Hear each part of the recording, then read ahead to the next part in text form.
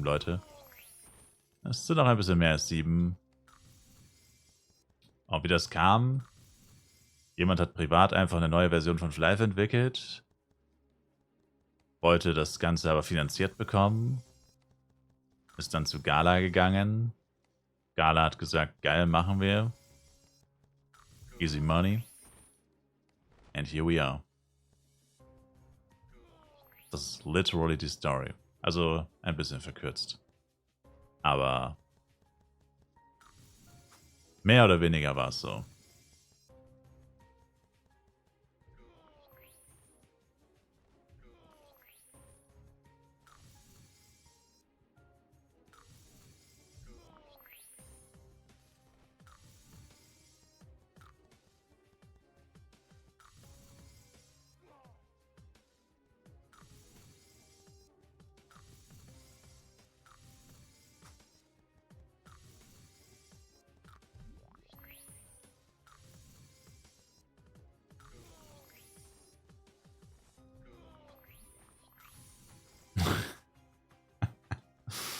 Und um Geld zu sparen, lassen wir die FEC-Server auf dem Toaster laufen. Well. Aber es gibt ein 110.000 $ Preisgeld bei einem Unternehmen, das nicht mal 10 Millionen Umsatz im Jahr macht. Pretty weird.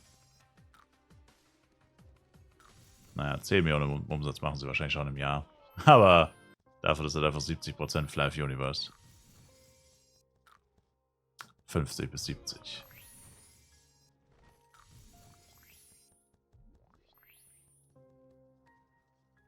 Nice, Waxot.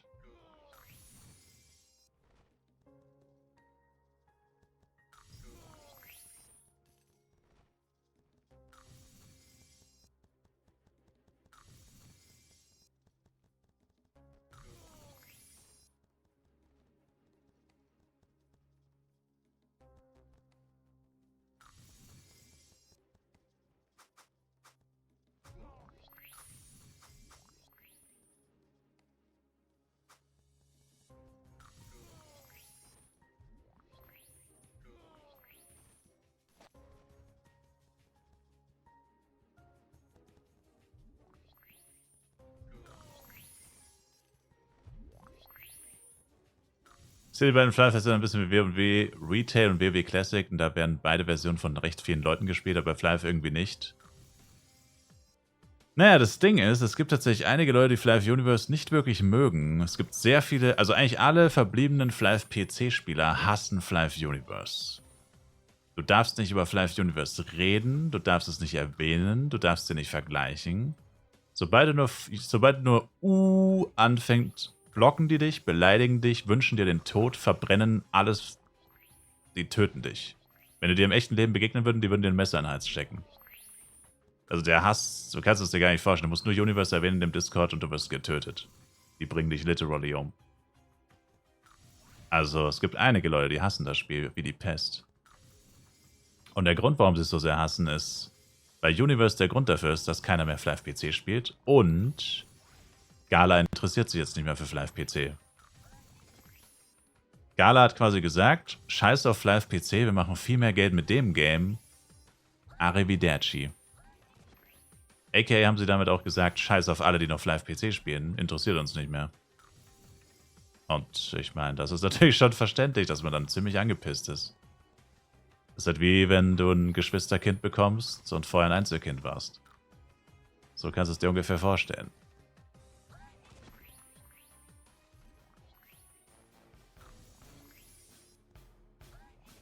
Und ich meine, es ist schon ein bisschen asozial von Gala. Vor allem, weil Flive PC eh nie die beste Liebe erfahren hat. In den letzten 12 Jahren lief es schon ziemlich schlecht.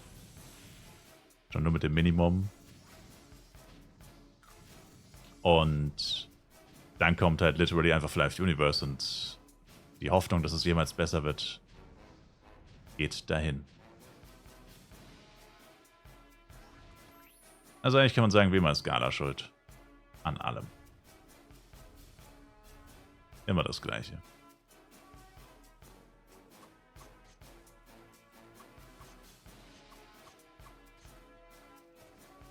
GZ-Bomber.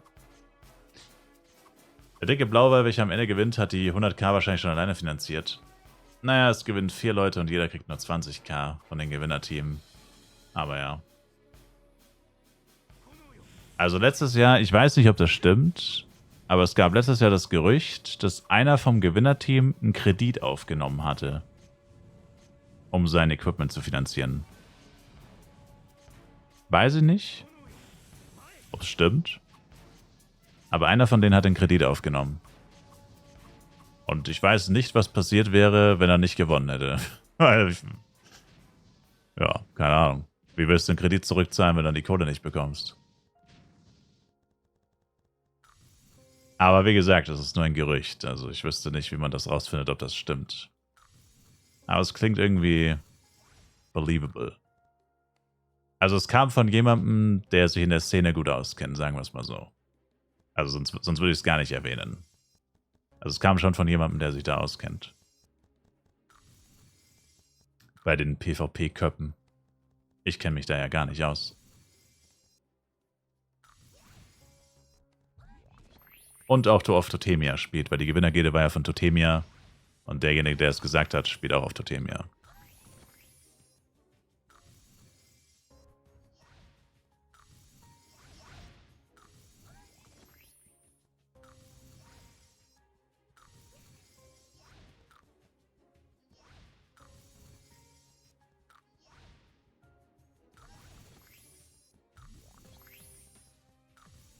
Das ist ein guter A-Pro-Kurs aktuell.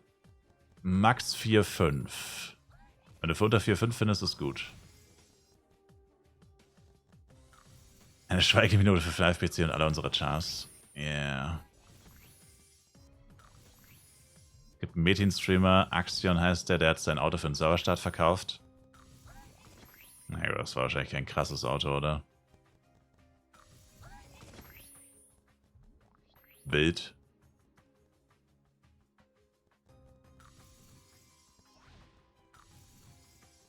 Will nicht wissen, wie viele gerade vierstellig auf ihrer Kreditkarte stehen haben. Tja. Keine Ahnung. Wie viel Kredit nimmt man für sowas? 10k? Ich weiß nicht, ob mir aber den Betrag gesagt hat. Ja, ich denke mal so 5 bis 10k wahrscheinlich, ja. So ein klassischer kurzfristiger Kredit halt. Halbes Jahr Laufzeit, niedrige Zinsen, wenn du es nach einem halben Jahr nicht zurückzahlen kannst, 13%. So ein richtiger Halsbrecherkredit. Wenn du ihn zurückzahlen kannst, alles easy, hast quasi das Geld nur kurz geliehen. Kaum Zinsen. Wenn du nicht zurückzahlen kannst, bricht es dir das Genick. Zerstört dein ganzes Leben. Mehr oder weniger. Classic Halsbrecherkredite.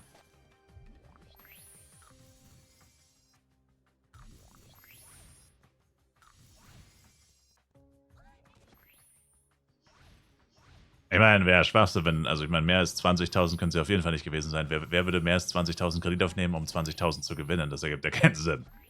Und 20.000 selbst wäre auch Schwachsinn, also ja, alles über 10 wäre irgendwie seltsam. Weil wenn du zum Beispiel, wenn er Zweiter geworden wäre, hätte er 5.000 bekommen. Was ja dann bei einem Kredit zwischen 5.000 und 10.000 auch noch nicht schlecht gewesen wäre. Not the end of the world zumindest. Also Erster oder Zweiter hätte halt werden müssen. Aber wie gesagt, 20.000 Kredit für, also für 20.000 ist viel zu viel. Also, literally, perfektes Pad. Also du kannst eigentlich für alles perfektes Pad, perfekte Waffe etc. Kannst halt ein paar Tausend rechnen. Also für 10k hast du eigentlich alles perfekt, ohne jemals wirklich gespielt zu haben. Das ist dann quasi nur Cash. Aber du kannst ja auch einfach ein bisschen zocken. Du hast ja Monate Zeit, du kannst jetzt ja einfach zocken. Du musst das Geld ja gar nicht ausgeben, du könntest auch einfach das Spiel spielen. Also natürlich, wenn man so perfekt, also wenn man alles perfekt machen will, dann reicht Spielen natürlich nicht zwingend. Aber wenn du beides machst, dann ist es ja eh. Also genauso wird man ja erfolgreich in einem Free-to-Play-Game. Sau viel spielen und cashen. Das ist die Erfolgsrezeptur von eigentlich so ziemlich jedem Free-to-Play-Game. Wäre natürlich irgendwie dämlich, dann überhaupt nicht zu spielen und nur zu cashen. Dann wird es natürlich richtig teuer. Aber ja, ist ja egal. Das sind die Probleme eines Blauwals. Die kann ich gar nicht nachvollziehen. Irgendwie. Tagtägliche Probleme eines riesigen Blauwals.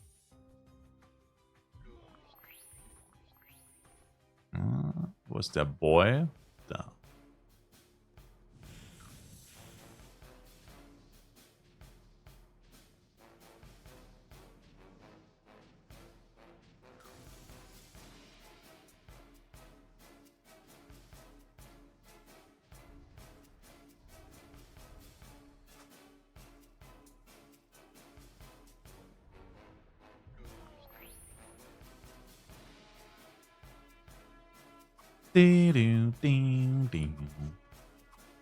Ich bin vor 1 Stunde und 19 Minuten auf Borodeng gegangen.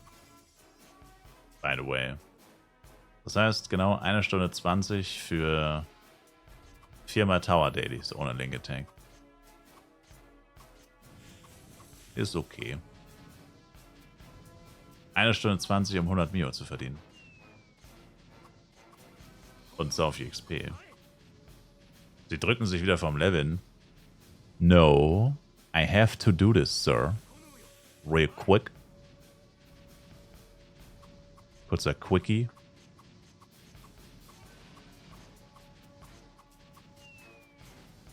Aber heute wieder angefangen und gerade 2 Quests bekommen. Android Box Event, was genau ist das? Drück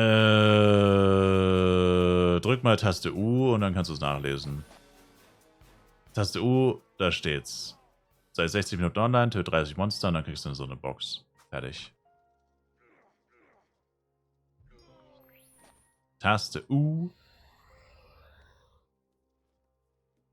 Spielzeit. Daily Reminder. Vergesst nicht eure Daily Spielzeitbelohnungen. Taste U Spielzeit. Daily Android Attendance Event. Einmal in der Android App einloggen. Daily Battle Pass Missionen. Taste V. Cheer. Vergesst nicht eure Cheer Nation. Android Box Event. Taste U. Android Level Reach, falls ihr es noch nicht abgeholt habt. Auch Taste U. Whatever. Hola, Algum BR. Only English, please. I don't speak Portuguese. No Portuguese, please. Damn, das reimt sich. No Portuguese.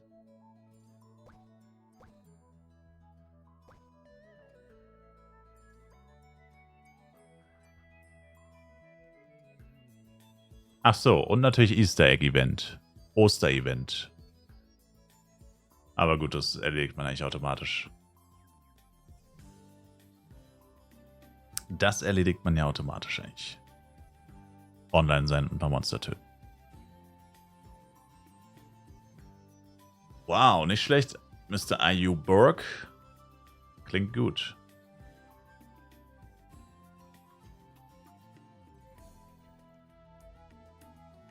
Gibt es ein Wachstum, welches ich drüber sein kann, um Geeks zu farmen?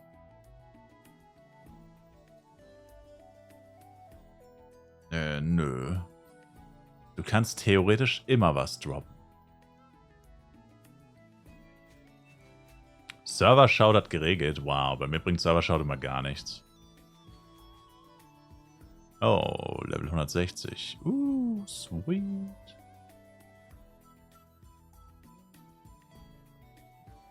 Easter Egg, ist das nicht das mit den Ärzten? Genau das ist es.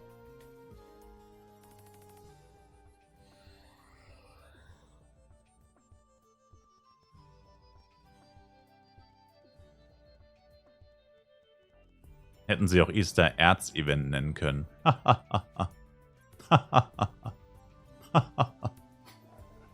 Ich alter Scherzkeks. Da habe ich mal wieder einen rausgehauen. Bruh.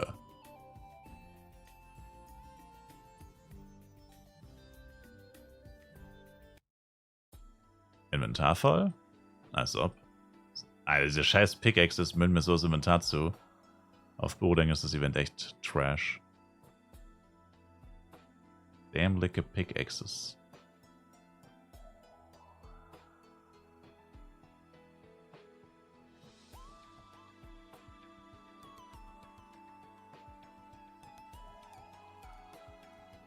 Ab wann droppt nochmal keine 2% mehr? Ich glaube 120. Ich glaube ab Astria oder so. Aber Giants droppen die immer. Giants und Bossmonster können immer 2% Karten droppen aus irgendeinem Grund. Das war in Flive-PC auch schon so. Das ist der gleiche verkackte Code. Also vielleicht ist es auch Absicht, aber es ergibt eigentlich überhaupt keinen Sinn. Aber Giants und Bossmonster droppen irgendwie immer 2% Karten noch. I don't know why. I wonder why. I wonder how. Andersrum, aber egal. So. Fertig mit der Burudeng-Action. One time.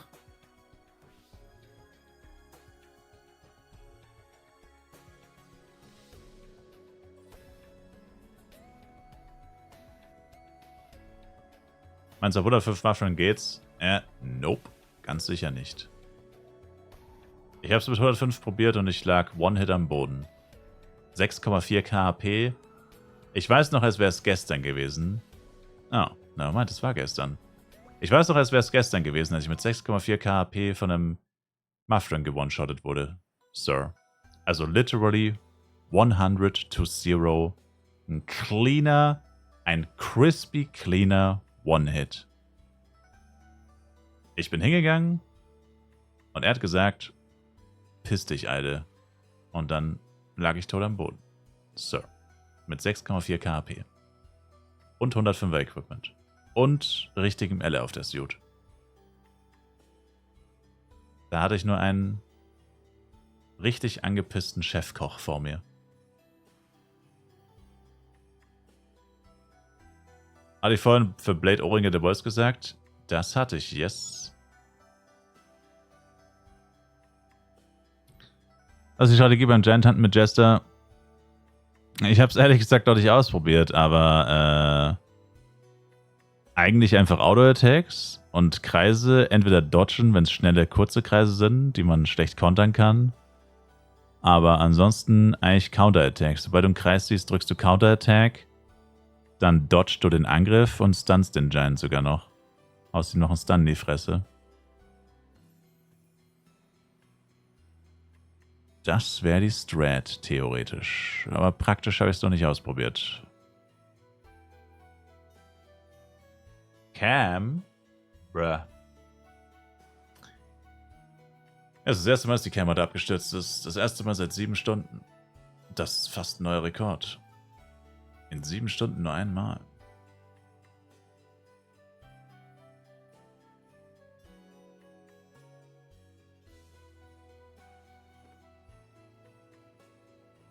Die verteilen gottlose Nackenklatscher. Die wollen, dass du ihre ekelhafte Suppe frisst. Kann ich die Violets in Garden of Rises auch für die Quests machen oder nur die Darkon Bios?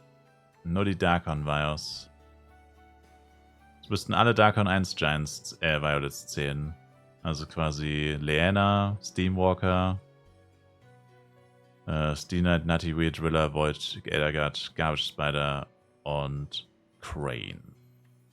Das ist Darkon 1.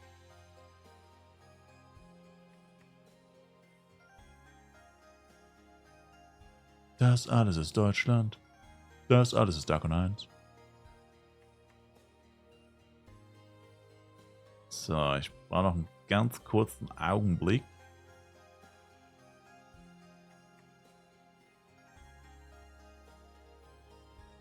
Ja, wenn man den ganzen Tag Flive spielt, ne, es ist, es ist crazy, ich sag's euch.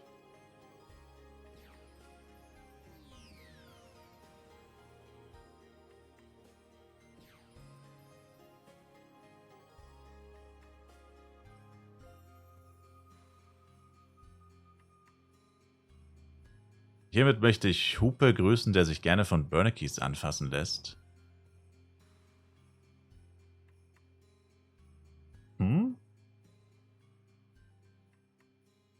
Muss Counter-Attack gemaxt sein? Boah, das weiß ich tatsächlich nicht. Das weiß ich tatsächlich nicht. Aber vermutlich schon. Meistens ist es besser, die Skills sind Max.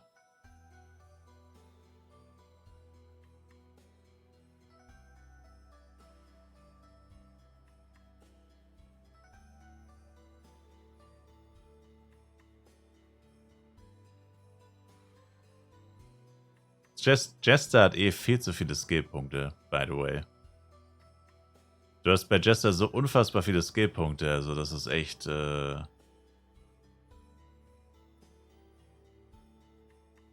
Das ist dein geringstes Problem. Du weißt eigentlich gar nicht, was du machen sollst mit so vielen Skillpunkten. Vor allem Dark Elo ist ultra useless. Fastwalker rein theoretisch auch. Also, keine Ahnung. Das ist so ungerecht, ne? Ich kann jetzt gleich nochmal gucken. Wenn dieses Game hier aufhören würde zu laggen.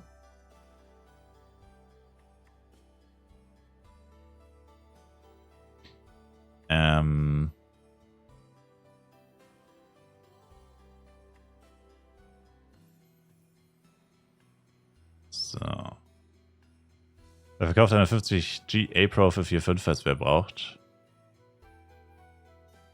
Also ich habe jetzt noch 57 Punkte. Ja. Das sieht mir doch nach einer fairen Geschichte aus. Also ich habe jetzt alle Jojo-Akrobat-Skills Max. Alle Jester-Skills bis auf Hop. Und bin einfach Level 112. Von 165. Mein Elementor ist 165 und hat immer noch nicht alle Mage-Skills Max.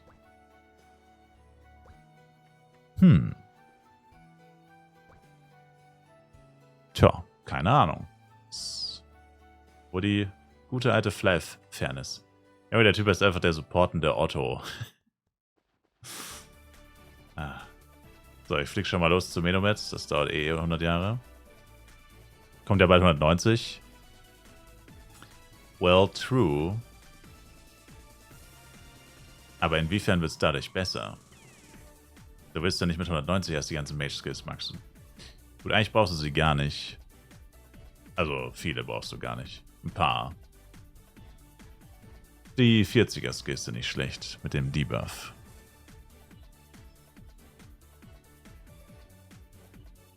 Ich wollte sagen, oder wenn sie so ungroßzügig sind oder Third Job halt wirklich schon mit 160 oder so ist, müsste man vielleicht sogar reskillen, weil man dann die neuen Skills nicht maxen kann.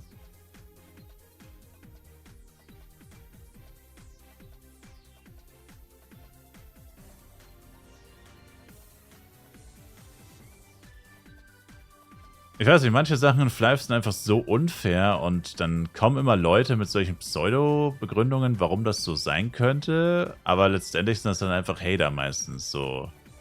Also dann kommen halt, keine Ahnung, irgendwelche Leute, die halt sagen, ach so, ja, darüber, also das ist jetzt so schlimm, aber sonst oder keine Ahnung. Also ich habe da eine Person, ich sage jetzt mal nicht den Namen, eine Person im Kopf, die schießt immer so geistesgestört gegen Elementoren. Aber ich denke mir halt so, warum? Also ich meine, ja, Elementor hat einige Vorteile, die andere Klassen nicht haben vielleicht. Also vor allem, was jetzt AOE angeht und so. Aber ich denke mir halt so, aber manche Sachen sind einfach ungerecht. Also objektiv ist einfach ungerecht, dass halt eine Klasse mal besseres, also wer hate, also ich meine, jeder hatet Blade dafür, dass er so viel Damage macht. Oder eigentlich wird er nicht gehatet, aber ich meine, jeder findet das unfair. Und keiner will jetzt ja eigentlich aktiv sagen, dass sich daran niemals was ändern soll. Er meint Tyler, by the way. Aber Tyler bin ich. So. Aber keine Ahnung, ich meine, ich denke mir halt so, ja, aber wenn du das so unfair findest, dann spiel doch einfach selber Elementor, oder? Also ich meine, check's halt nicht. Wenn du das wirklich so unfair findest, warum spielst du es dann nicht einfach selber? Und,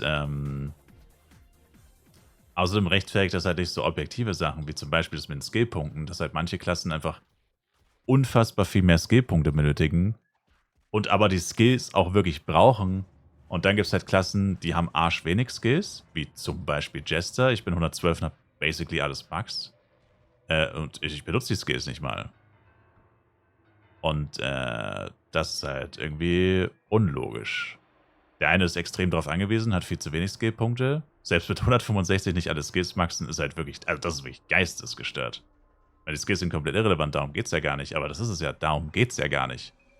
Was wäre, wenn sie relevant wären? Dann wäre es ja komplett crazy. Also muss man froh sein, dass sie irrelevant sind. Die meisten. Und, ja. Und ich meine, klar, okay, dann kann man natürlich sagen, ja, interessiert mich nicht oder so, aber auf der anderen Seite kann man halt nicht sagen, ja, das ist gut so, dass das so ist, weil Elementor ist sowieso viel zu stark.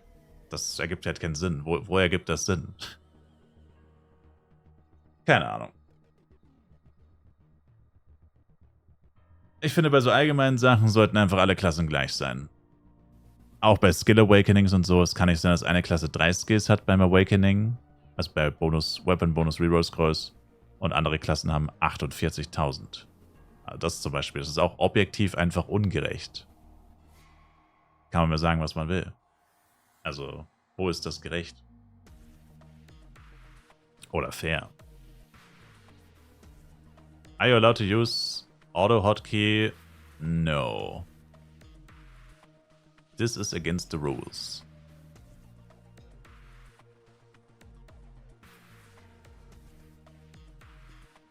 You're not allowed to use such things. So, ich hab's gleich.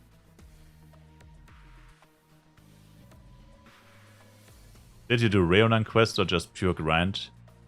Pure grind. 50 Bomb-Timer oder 55? 50. Damn, ist das hier die Speedrunde. Wie viele Fragen können wir Spielestyle in einer Minute stellen? Bis er einen Herzinfarkt bekommt. Bro. Dann auch noch in verschiedenen Sprachen. It's hurt the laugh. Also, Party, Channel 5. Neue Party, Channel 5. Let's go. Back to grind it is. Welche Catches am besten zu farmen geben am meisten Geld? Es waren Krasik und Guru bis gestern. Seit gestern sind alle Mets gesunken, beziehungsweise ist es eher so, dass halt Penya weniger wert ist und die Mets sind ungefähr gleich geblieben.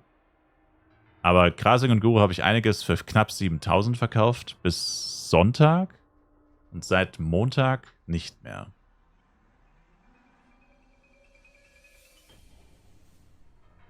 Okay, ich glaube, die Party ist voll. I'm sorry, Creature. Party ist schon wieder voll. Das ging schnell. I'm sorry.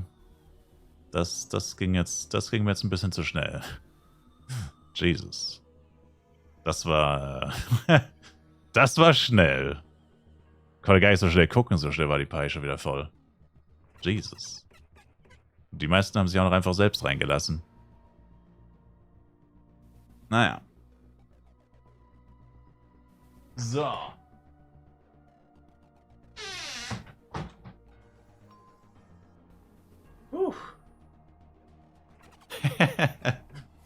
Sorry, Archive. Da warst du jetzt tatsächlich viel zu spät. Oh. Steht's mal auf, die müden Glieder strecken. Ah. Kannst du mein MNG hinzufügen? Name und Channel 5, please.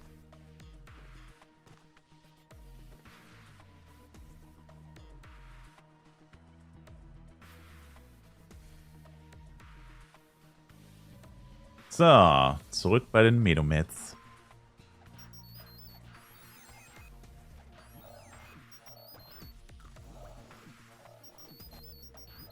Achso, wir haben gar keinen Link-Attack.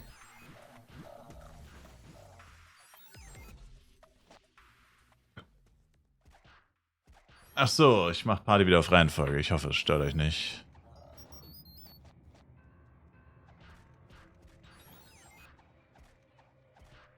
Elemente auf Waffe und Suit plus 4 ist sicher.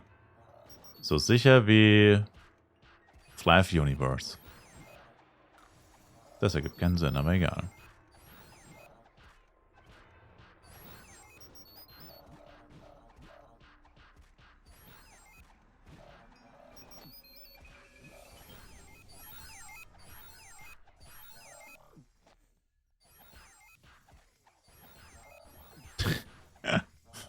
Kannst du meine MNG hinzufügen? Hielschwein 123. Das ist ein wilder Name.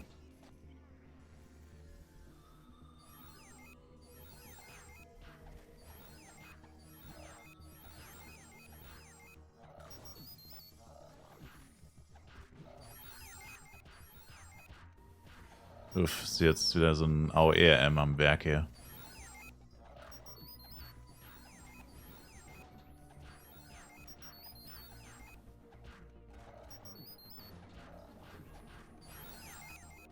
Soll ich Daystat am besten mit Low S oder mit S-Priority auf 6 machen? Low. Low, low, low, low, low. Definitiv low.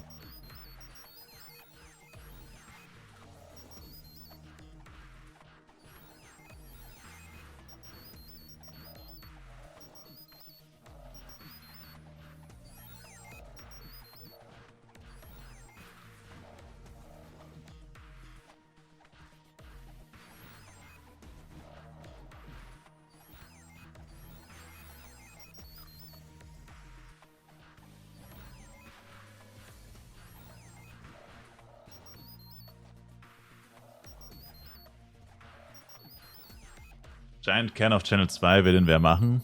Klingt so, als steht er im Weg. Classic.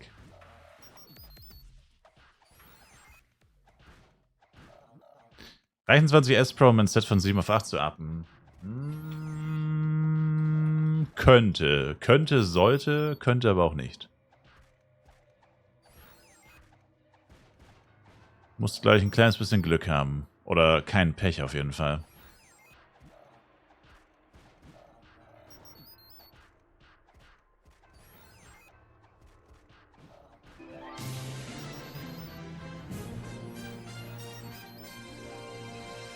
Ravioli, danke für den Follow.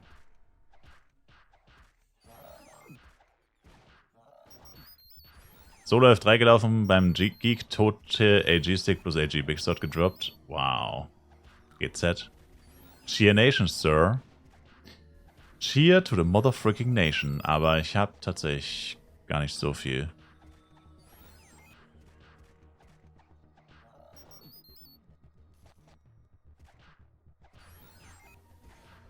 Plate Man 1, 2, 3.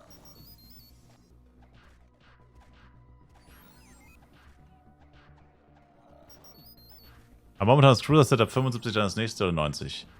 Das nächste ist leider erst ab 90. 75er Sets sind bei beiden Klassen AOE-Skill-Sets. Die geben Fähigkeitsschaden.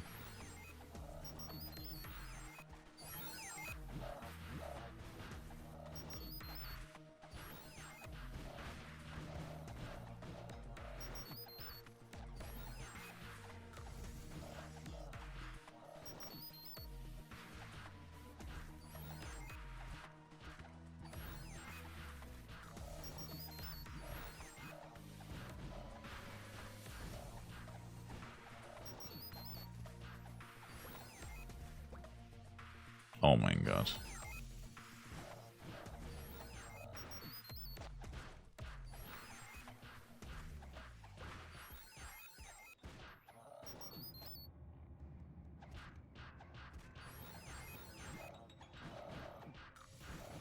Body Stab macht bei mir mehr Schaden als 1v1 momentan. Ja, das ist am Anfang normal eigentlich. Am besten ist noch, wenn du einen Multistab-Jojo findest. Kannst du nochmal 15% extra Schaden rausholen. Stab, ich sage immer Stab, aber keine Ahnung, irgendwie klingt das besser. Das auch nicht. Ich hab's einfach falsch gesagt, seitdem sage ich es immer so. I don't give a damn. Welcome back, Caesar. Welche Quest kann man machen auf 101, damit man schnell Wüste skippen kann? 101 ist noch zu früh zum Wüste skippen. Mit 101 geh einfach Klarfahren grinden, wenn du keinen Bock auf Wüste hast. Wüste skippen beginnt eigentlich erst so ab 105. Da musst du dir Gedanken machen, weil du mit 105 dann eigentlich für Klarfahren zu hoch bist. Manche machen auch mit 106 noch Klarfahren. Also bis 106. Captain Klarfahren zumindest. Aber an für sich ist das eigentlich tatsächlich zu früh um an Wüstenskip zu denken.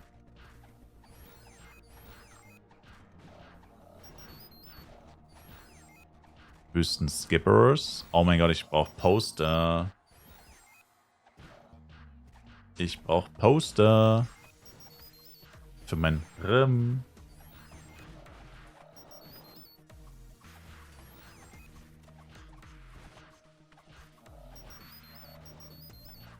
Was ist das erste, was man sich so kaufen sollte? Schmuckrüstung oder was zuerst? Bin Level 60 auch EBP und habe bisher einen SDR-Cloak und das Ancient Shield, ansonsten nur selbst gedropptes Non-Set.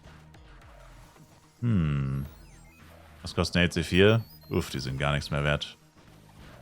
Ich habe heute welche für 4 gesehen. 4 bis 6, maybe.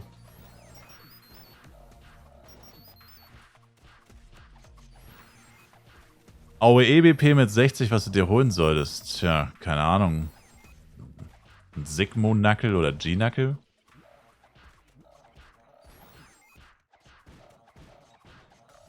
...57 mit STA oder der G-Knuckle. Ne, wobei G-Knuckle in Flash Universe gibt keine HP-Rate, ne? Hold up.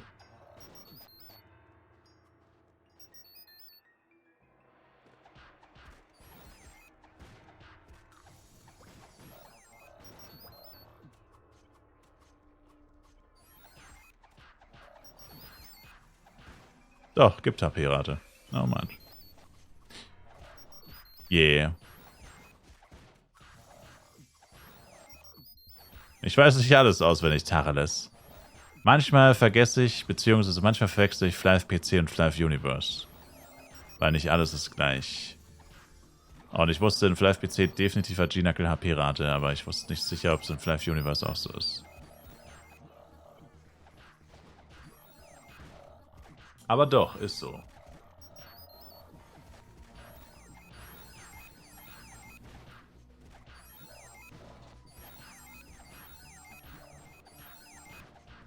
Manchmal verwechsel ich Flive Universe und das echte Leben. Same. Moment, das hier ist nicht echt.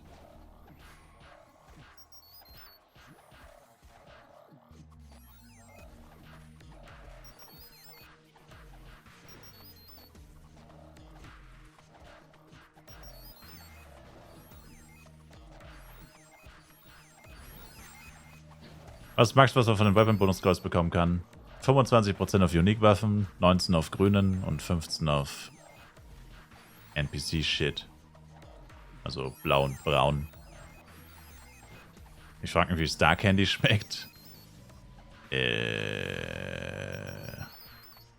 Probably einfach nur wie purer Zucker.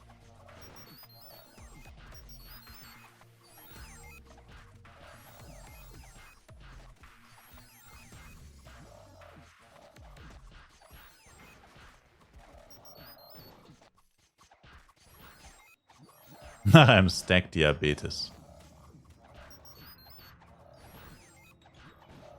Minimates bauen wäre so viel geiler, wenn der Astra-Musik laufen würde und die Minimates ihre Fresse halten würden. Yeah, true.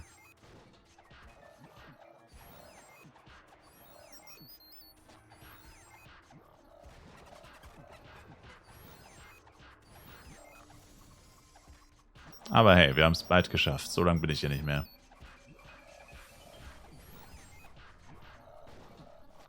Die haben die Knuckles damals im Flash-PC bearbeitet, das ist auch Money One Stats. True. Siehst du? Das ist schwer, das auseinanderzuhalten.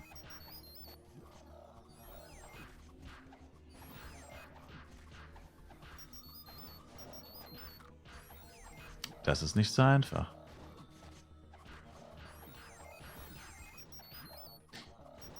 Ja, du für 90 Blade Set plus 5, 8 ATK, 26 A-Pros geben, ist das gut?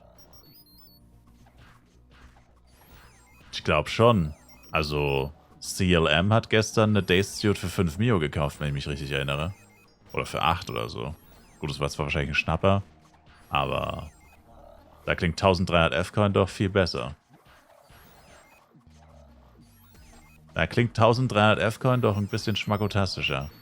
Und ich meine, Set plus 5 mit 8 ATK, das ist ja nix. Also da hast du ja kein Geld reingesteckt. Das ist ja nix. 2 Sockel ist nix. Plus 5 ist auch nix. Also das hast du ja keine Umkosten gehabt mit dem Ding. Take the money. Take it and leave it, würde ich sagen.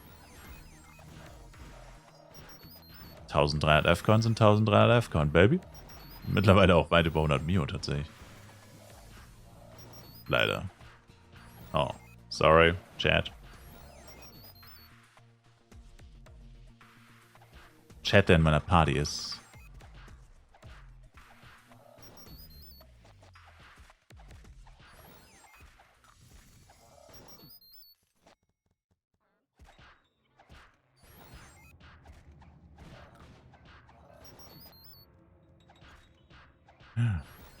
Mein Helm hat keine Buffs mehr, nice.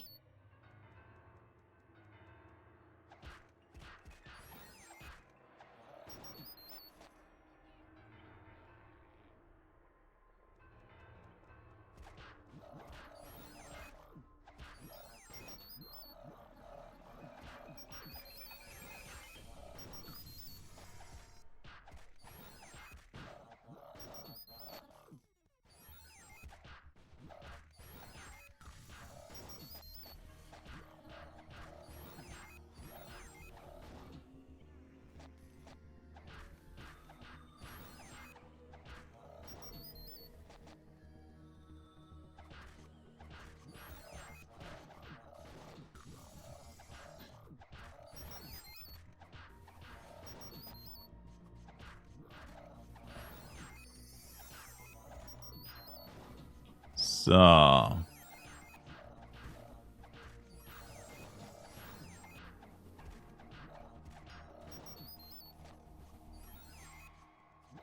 Party auf 40 und dann nur noch aufs Monster einklicken. Konzentrieren.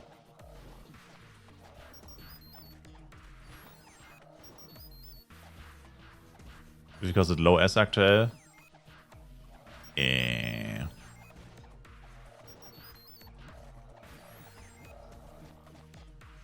Immer noch eine Mio, glaube ich, oder?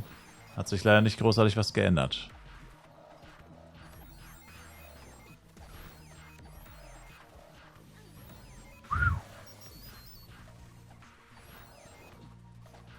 Jo, Blunt Rocks hau ich irgendwann mal rein. Wenn ich mal wieder in der City bin.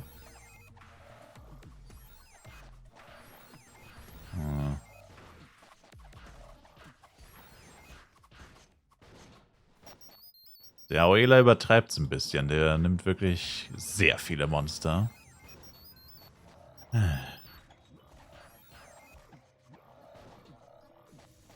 Nope, das nehme ich.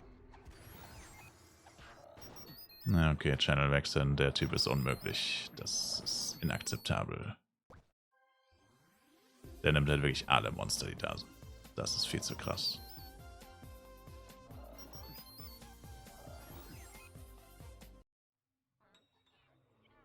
Na, sieht schon deutlich besser aus.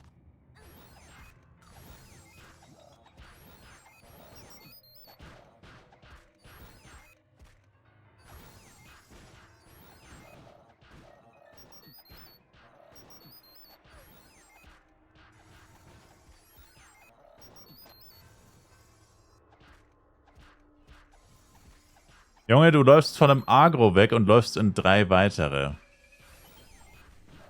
Tatsächlich etwas, was ich an Astra schon immer gehasst habe, dass hier viel zu viele Agros sind. Jesus, man.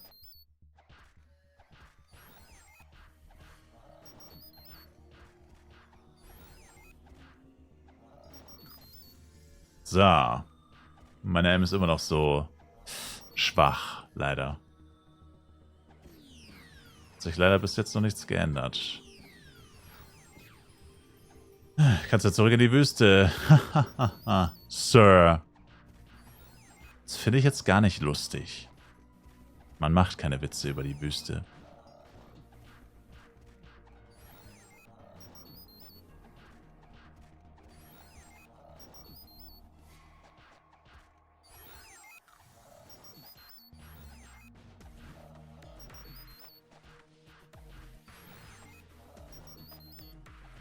Ja, also bis 114 werde ich hier wahrscheinlich bleiben. Frühestens dann, wenn ich zu Yetis gehen. Also zu Medomet bin ich mit 108. Das war viel zu früh grundsätzlich. Wenn ich 114 wäre, wären es 6 Level zu den Yetis. Das geht dann eigentlich. Aber 5 wäre auch nicht schlecht.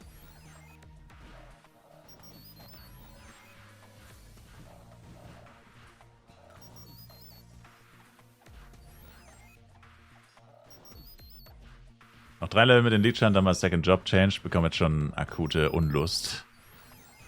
Ja, wenn du das mal geschafft hast, dann ist es eigentlich wirklich Autopilot. Also die Leecher zumindest. Das ist dann schon der schwere Teil eigentlich. Dann ist es nur noch Grinden. Also ich 108 bei mir gezogen. Yeah. Das hat gedauert. Ja, 9 Level unter dir. Also über dir, ja. Ich weiß nicht, was es in Prozent ist, aber das ist halt minus 70% Schaden ungefähr. Und das merkt man. Dass du da 70% weniger Schaden machst. Oder 60. Das merkst du auf jeden Fall.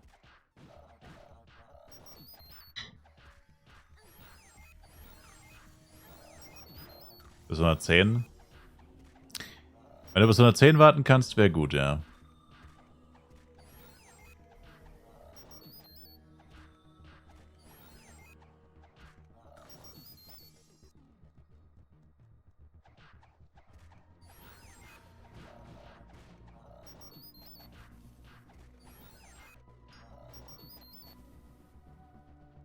Oh, sorry. Puh. Eine Popcring eigentlich recht entspannt, gerade keiner da. Ja. Weil alle viel zu früh in die Wüste gehen. Die geiern alle auf die Wüste. Ich und mein Fistbomber-Nackel, der gar nicht so heißt. Sagst du auch immer Fistbomber.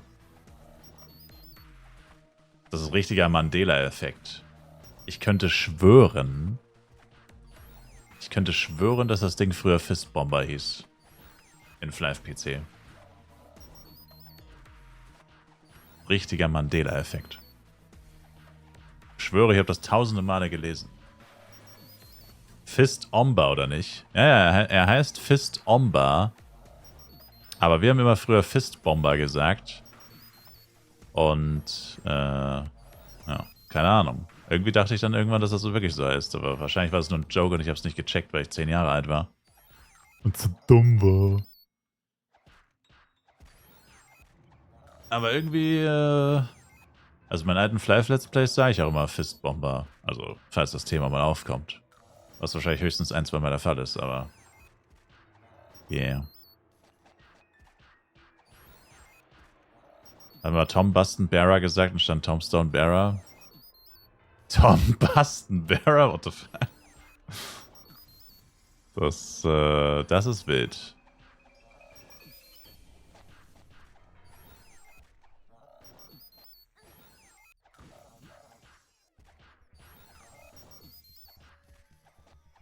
Wenn man vergessen hat, wo sein Vendor abgestellt hat, dann suchst du ein Item, was wahrscheinlich noch im Shop ist, über Search Shop.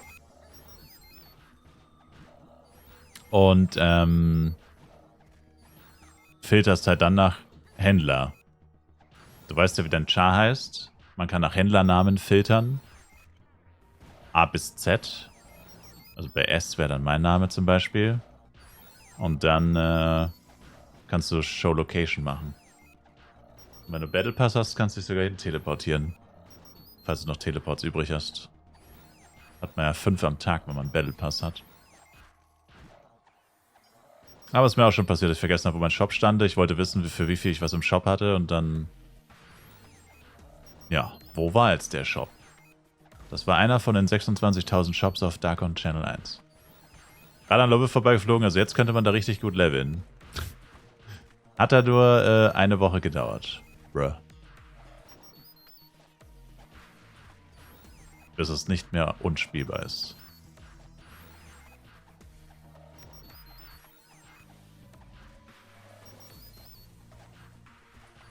(29 S Pro Bloody Bow 10). Nicht schlecht, Sir.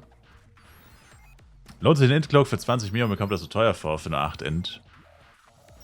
Ist es auch. Sollte maximal 18 Mio kosten oder so. Aber ja. Es ist teuer, aber es ist ja permanent. Es ist ein permanentes 8 Int Power-Up, kannst du sagen. Das sind einmalige 20 Mio und dann für immer plus 8 Int. Also von dem her ist es eigentlich günstig. Und es gibt keine besseren Cloaks. Also es gibt einen besseren Cloak, aber nicht auf diesem Server. Und so viel besser ist der gar nicht. Der gibt alle Stats plus 5 oder 7, glaube ich. Aber halt alle Stats. Das heißt, rein in-technisch wäre er sogar schlechter, glaube ich. Bin mir gerade nicht 100% sicher, ob es 7 sind. Aber ich glaube schon. Stars sein Cloak. Ich überlege tatsächlich nächstes Jahr eine Woche später anzufangen, dann sind die Levelgebiete deutlich angenehmer und vorne mitspielen kann ich eh nicht. Tja. Musst du wissen. Vielleicht machen sie es ja nächstes Jahr wirklich so, dass es Regionen sind. Oder noch mehr Channel. Aber so viel Channel können die gar nicht hinzufügen, wie wir bräuchten, zum Teil. So viele Channel werden sie ganz sicher nicht machen. Soccer plus 3 ist 100%, oder? No. No, no, no.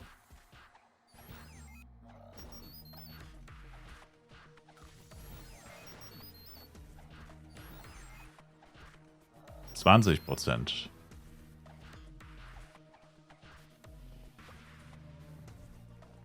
$20. Hallo? Fat Finger. The Fat Finger into the Fat Finger, Alter. Einfach Double Fat Finger. Wie viel ist 100%? Die ersten beiden. Also der erste ist 100, der zweite ist nur mit G-Product 100. Ohne G-Product 99,5.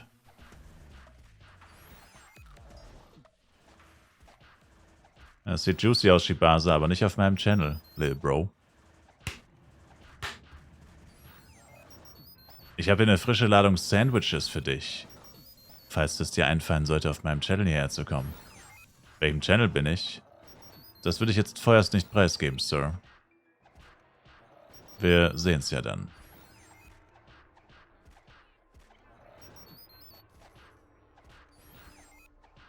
Cachito, was geht ab?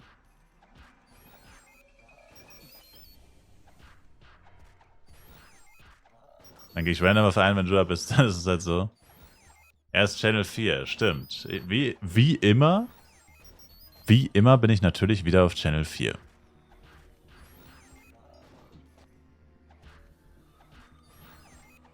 Das ist mein House-Channel. Der Channel und ich gehen Hand in Hand. Alle coolen Leute sind auf Channel 4.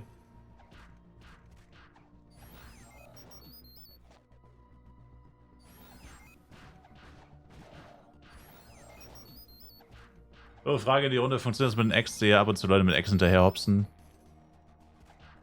Was soll daran funktionieren? Das ist einfach nur vor den Memes. Das bringt gar nichts, Kenji.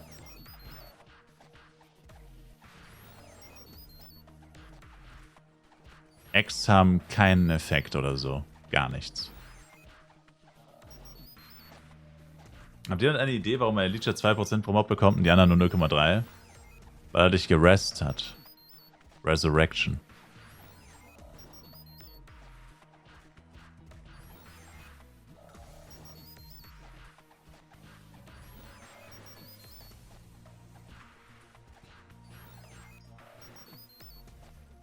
Ist eigentlich egal, ob Shining Power da ist 4 oder 6. Das ist egal, ja.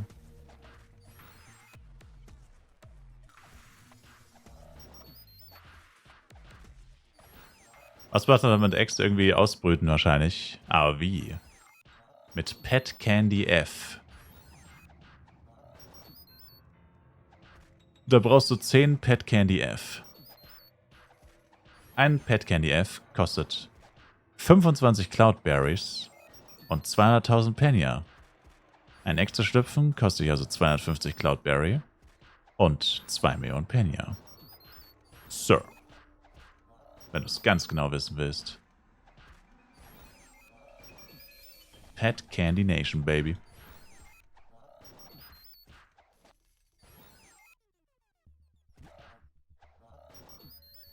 Wie lange hält die Kacke denn an?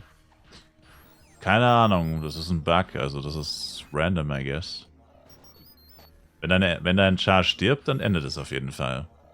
Wenn du das zwangsenden willst, dann musst du ihn nur umbringen. Dann kannst du es zwangsbeenden.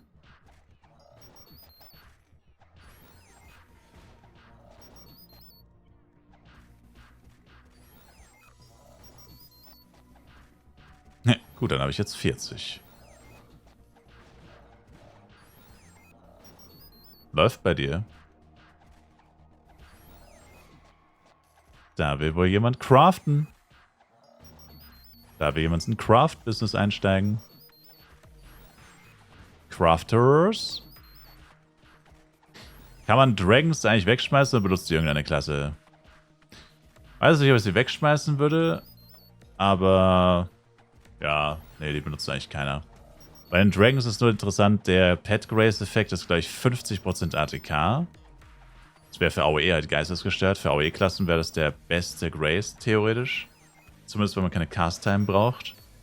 Also ein Elle, der 200% Cast-Time hat, würde für einen Grace, wenn man es nur auf Grace spielen würde, tatsächlich lieber einen Dragon nehmen als einen Fuchs.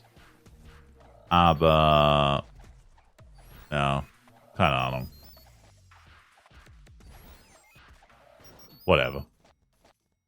Mal wieder ein Intelli gedroppt und mal wieder clean.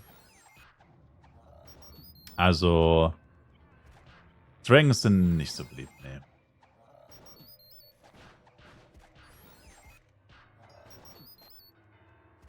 Du meinst Secret Room Kugis, kann man probieren, aber dafür ist doch gleich noch ein bisschen zu früh. Also theoretisch hat man ja immer bis Sonntag Zeit. Montag ist der Reset.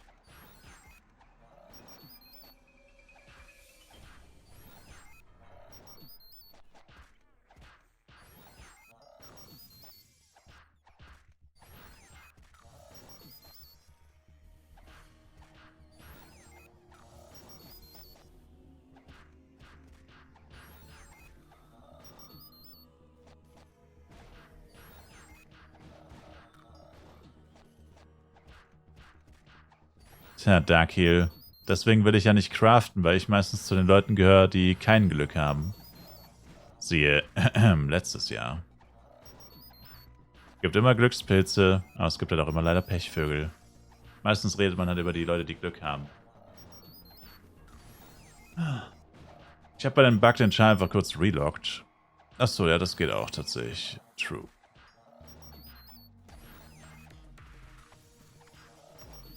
Ich muss 2 Äxte kaufen, für mich unmöglich. Ja, also so langsam zweifle ich irgendwie daran, was ich hier gerade mache, ehrlich gesagt. Ich dachte, Astria ist die Erlösung. Im Sinne von, ich habe jetzt endlich mal richtig fett Money. Ich habe noch nie so wenig Geld gehabt. Irgendwie. Und ich habe auch nur 6 Diamonds auf der Bank. Also so, daran liegt es jetzt auch nicht. Also, ich bin auch etwas verblüfft, wie wenig Kohle ich gerade mache. Schon wieder.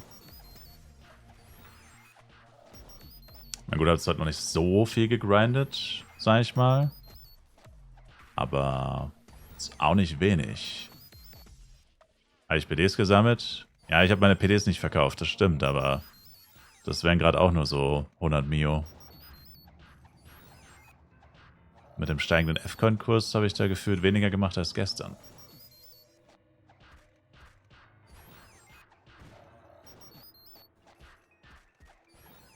Clockworks muss mich wieder boosten. Clockworks muss meinen Arsch boosten.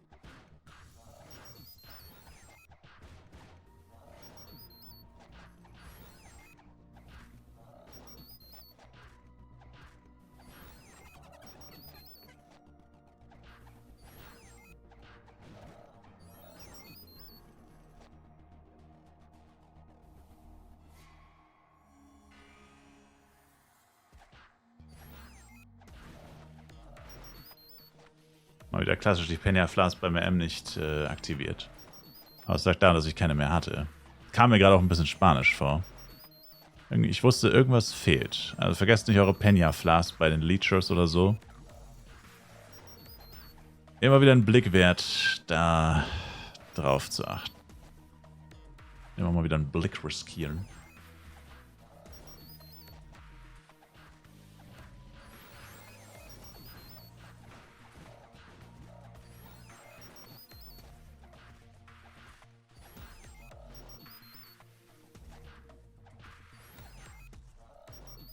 Wie viele Socken aufs Suit, ohne kaputt zu gehen? Einer im Inventar, 2 im Inventar ist nicht sicher, ist 99,5. Und wenn du ein G-Project benutzt, ist es aber sicher und das G-Project verlierst du auch nicht. Also falls du ein G-Project hast, machst du es lieber beim Schmied. Und vor allem, wenn die Suit teuer ist. Ich habe es bisher 3-mal riskiert und es hat 3-mal geklappt. Aber gut, bei 99%, 99, whatever. Könnte ich es jetzt noch 96 Mal probieren. Das könnte theoretisch auch noch 96 Mal, ja. Also, unwahrscheinlich, dass es nicht klappt. Und das Gute ist, die Jester-Suits sind alle wertlos, aber eigentlich ist es Schwachsinn, weil wir nur ein G-Project haben. Und das würde ja auch nicht verbraucht werden. Aber egal. Ich habe mittlerweile sogar 16% ATK auf der Suit. Ich als Rich Kid. Rich Kid. Casher. Cashers. Wo sind die Cashers im Chat?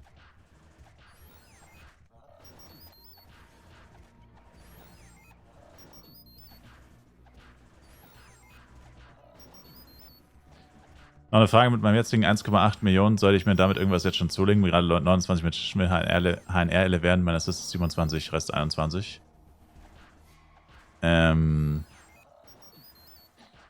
Hast du die Penya Flask laufen?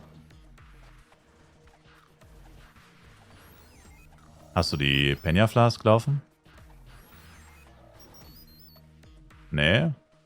Dann kauf dir die. Nur für den Mage. Nur für den Mage. Kostet 280.000 pro Stunde, also easy. Sonst würde ich jetzt eher nichts kaufen. Was du theoretisch machen könntest, wäre mal gucken, ob du das 30er-Set kriegst. 30er Magicians, so Rain, das gibt, glaube ich, 10% Cast-Time. Actually auch nicht schlecht. Aber nur, wenn es günstig ist. Also.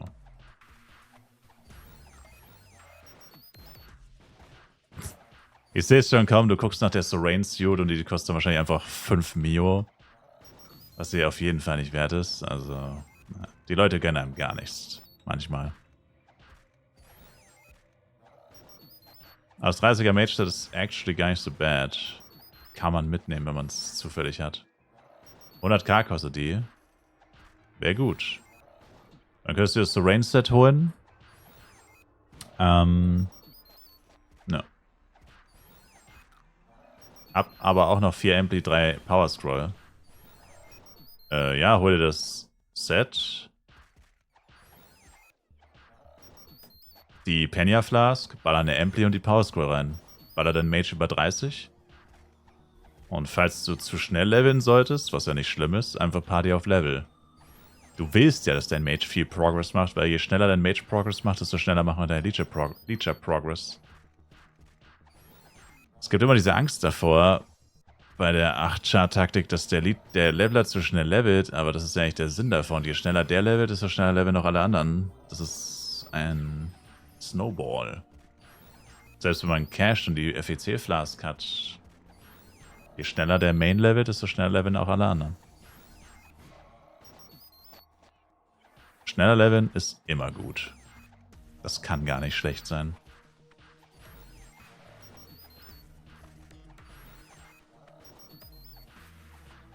Abenteuer Glück oder Kopfgeld? Abenteuer, Abenteuer. Guck dir Kopfgeld an, das ist Müll. Abenteuer gibt ja 50% XP und trotzdem 7% Schaden. PvE-Schaden, by the way, der beste Wert im Spiel. Und Abenteuer Glück ist, was ist das? Angriffskraft oder so ein Scheiß? Das ist halt komplett nutzlos dagegen. Das ist halt für PvP, weil die Penya Flask, also die Abenteuerglück, bringt halt im PvP nichts. Weil es ja PvE-Schaden ist und PvE-Schaden im PvP nichts bringt. Wie es der Name schon sagt, PvE-Schaden.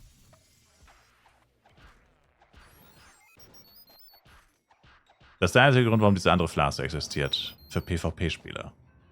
Also 99% kaufen sich die FEC-Flask, also den roten Potion, oder die Penya, den blauen. Und so gut wie niemand kauft das andere. Nur Leute, die PvP spielen.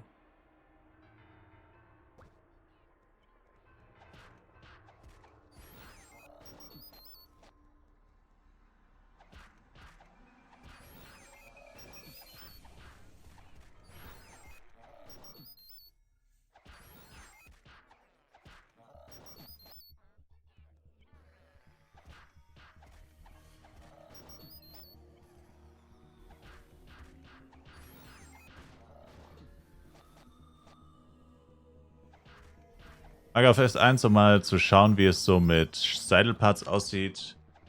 Shops angucken macht immer so gar keinen Spaß. Nope. Also ich finde Shops angucken macht niemals Spaß, aber auf dem FEC-Server macht es sogar Anti-Spaß. Da wird man richtig sauer. Aus den diversesten Gründen. Einerseits wegen der schieren Anzahl an Shops und andererseits auch wegen der Leute, wegen den Preisen und so weiter.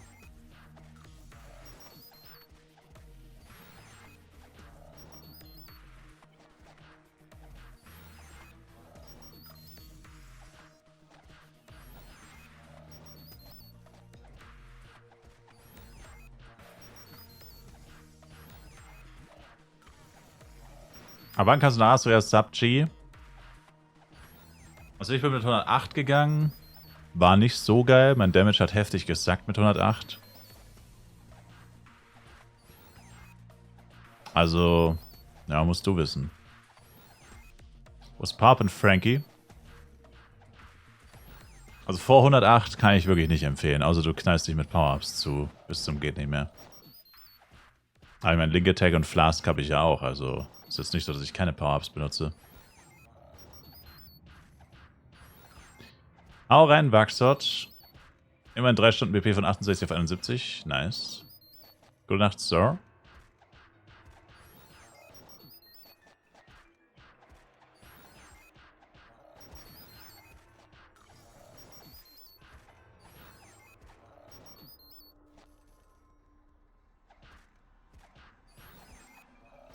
Ich sehe gerade hier, der Timer.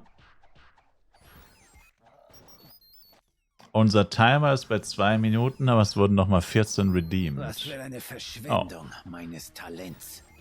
Well. Das waren jetzt plus 36.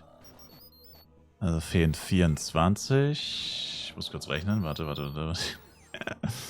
24 plus 14 ist 38. Yeah. Danke dir, Tenshi, mit den 5 giftet. Es will kein Ende nehmen hier. Das heißt, warte, was? 38 plus 38. 1,16.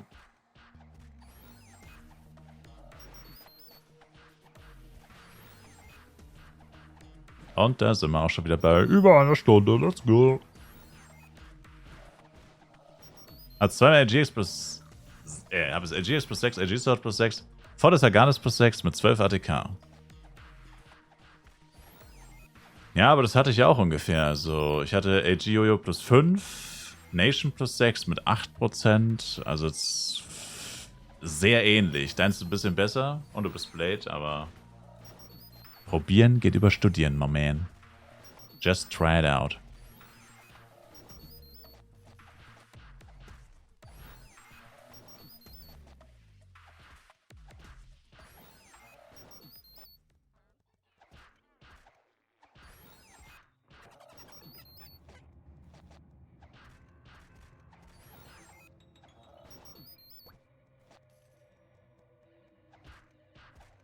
Und du hast kein Geld mehr. Oder Nieren.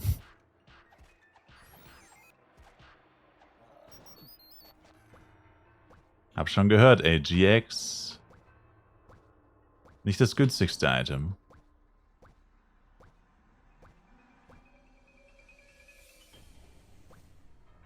Wer hätte das erwartet?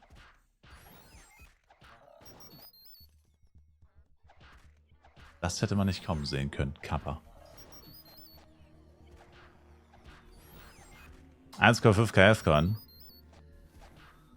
Ja. Das ist ordentlich. Mein erstes 105er-Teil Alice-Gowns. Ja, 105er-Teile sind Schmutz, weil es gibt ja 2 Sets für jede Klasse. Also 16 Sets, 2 Geschlechter, mal 4 Teile. Das müssten 128 verschiedene Set-Teile sein. Quick Math. 16 mal 2 mal 4. Yeah. Pretty crazy, man. Actually pretty crazy. Also da was Bestimmtes zu droppen, also bestimmtes Geschlecht und bestimmtes Setter, ist nahezu unmöglich. Also die Wahrscheinlichkeit ist so gering, zum Beispiel wenn du jetzt einen Rimeth-Suit, eine Necklace-Suit willst, ist halt, ja, also wenn die Setter jetzt mal angenommen, und das haben sie ja nicht mal, alle die gleiche Chance hätten, wäre es halt 1 zu 128. Und da es ja nicht viele Set-Teile gibt, die wirklich viel wert sind, also eigentlich nur die Suits und meistens auch nur von einem Set, hast du so 8 zu 128, I guess. Das was Krasses kommt. Aber halt effektiv nicht, weil die Suits ja seltener sind, also es ist noch weniger, also es ist pretty bad, pretty bad, pretty bad. Also erstmal muss die Chance hinten, dass das Set-Teil kommt und dann hast du noch das, was ich gerade gesagt habe. Ziemlich unwahrscheinlich also und deswegen passiert das auch so gut wie nie. Also ich habe 205er Suits bis jetzt gedroppt. Und beide innerhalb von 1 oder 2 Stunden bei Klarfahren. Seitdem nichts mehr.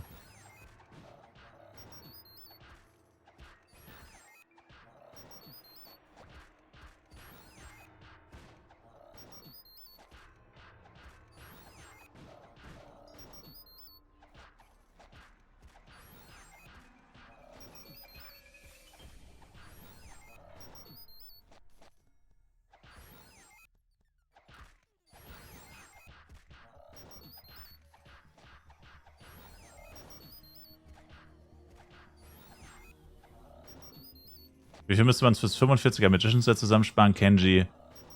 Nicht viel. Und vor allem sollst du nicht sparen. Also kauf dir auf jeden Fall immer die Penya Flask ab jetzt. An der End. Und es ist nicht schlimm, wenn du das 45er Set nicht instant hast, aber das ist eigentlich ziemlich günstig. Ja. Du hast jetzt ja schon das 30er Set, das bringt nur 5% Cast Time weniger.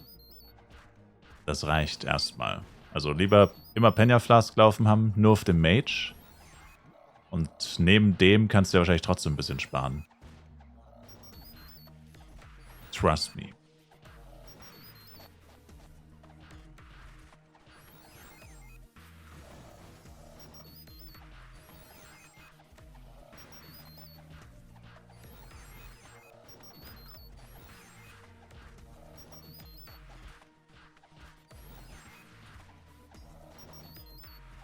Es wird vorhin für 500k verkauft, die ging von der Mio weg, nett weg, also ist echt nicht teuer. Eben. Also die Mio, die du fürs gesamte Set brauchst, wahrscheinlich weniger. Hast du easy mit 45 und wenn nicht, dann halt mit 46, also. Bloß nicht zu sehr sparen. Auf FEC gilt eigentlich eher das Prinzip, wirklich sein Geld immer wieder rauszuhauen. Vor allem auch wegen der Inflation. Hier sollte man eher nicht so viel sparen. Auch nicht im Low-Level.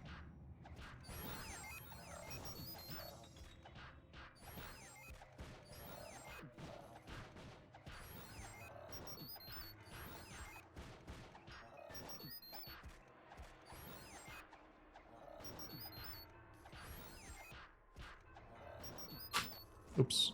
Fettfinger. Im Nichtsparen bin ich gut. Yeah. That's the spirit.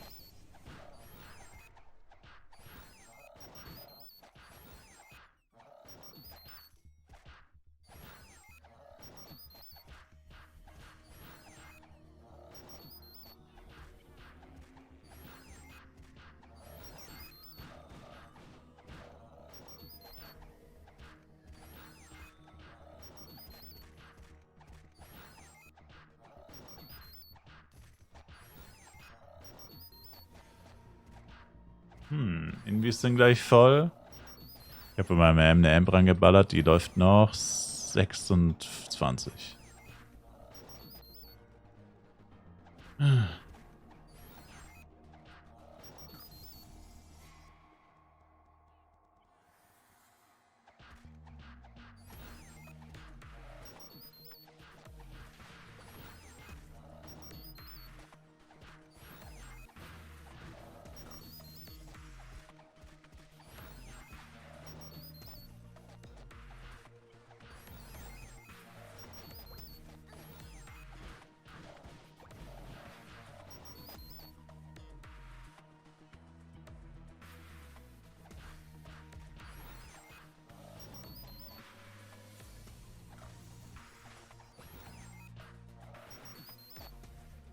Ist da noch 4.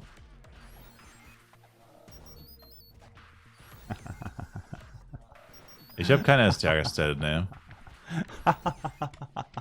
So rum. Danke für den Sub. Appreciated. Hat er wieder nichts gemacht, oder? Unser Timer. Der Timer Boy.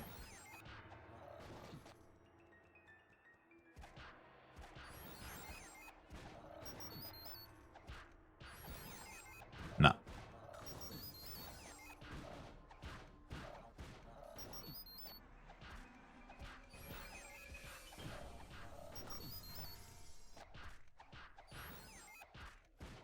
Aber jetzt. Wait a minute.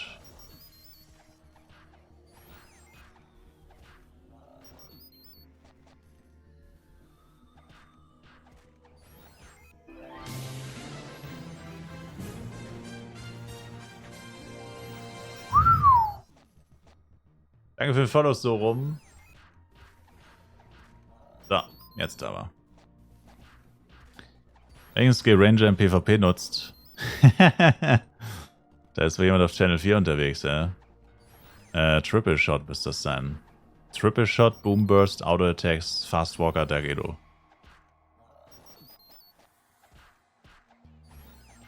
Triple Shot, sau viel Damage plus Stun. Boom Burst, wirft die Gegner um. Dark Elo selbsterklärend. Er ist der Triple Shot. Triple Shot startet man den Fight und danach lebt dein Gegner in der Regel nicht mehr. Nachdem du ihn getriple shottet hast. Den Bloody Boy weg mit Triple Shot plus 19? Oh. Ja, aber Bloody Bow benutzt man für PvP nicht. Ist kein PvP-Bogen.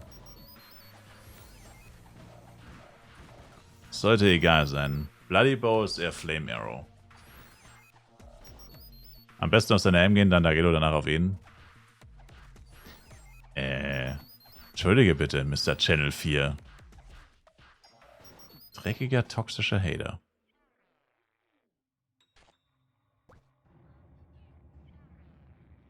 So, 2 Items noch. Also Triple Shot, Bloody Boy Erweckung, denke ich nicht, dass die was wert ist. Großartig. Doubt ich. Doubt it, doubt it, doubt it, doubt it, doubt it. Doubt. Würde gerne aber Leute töten, gibt keine XP oder Pinatas. Das stimmt, ja.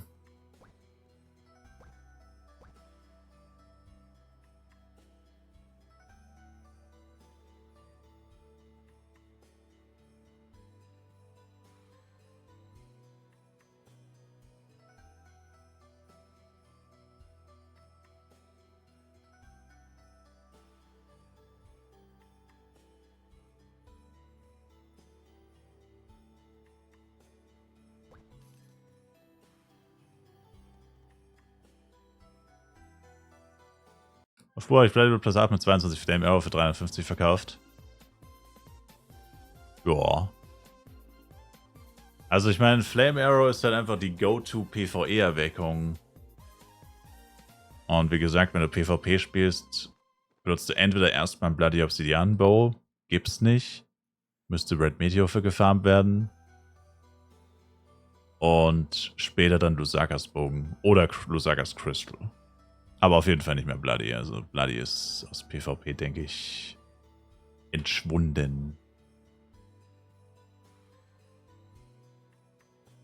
In die Irrelevanz verbannt worden. So, das ist jetzt eines der letzten Male, dass ich mit diesem Gammelbesen fliegen muss. Noch 1 Stunde 46. 1 Stunde 46, dann Premium Board. Dann hat dieser Geringverdiener Schwachsinn endlich ein Ende.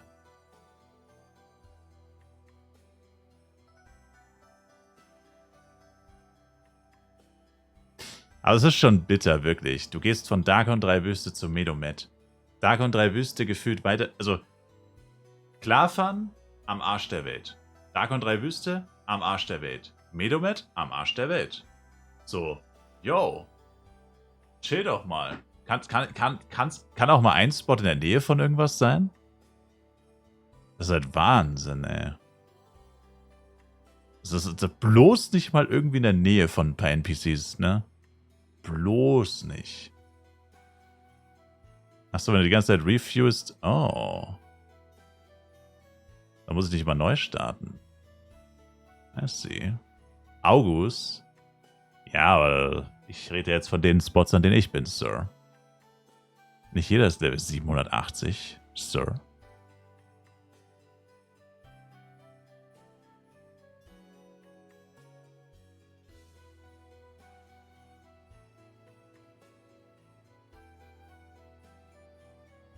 Nur 117. Verzeihung.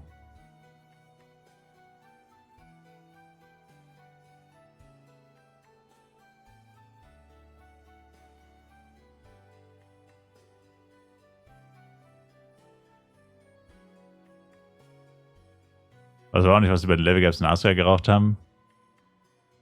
Wieso?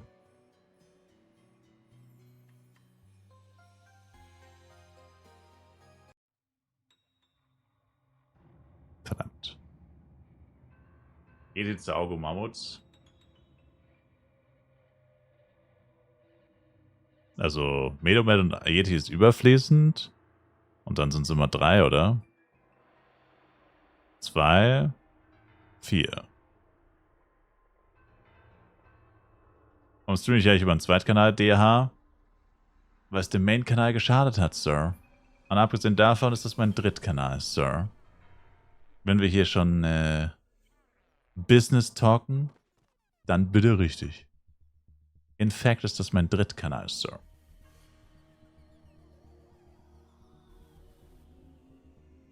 Aber ja, that's why.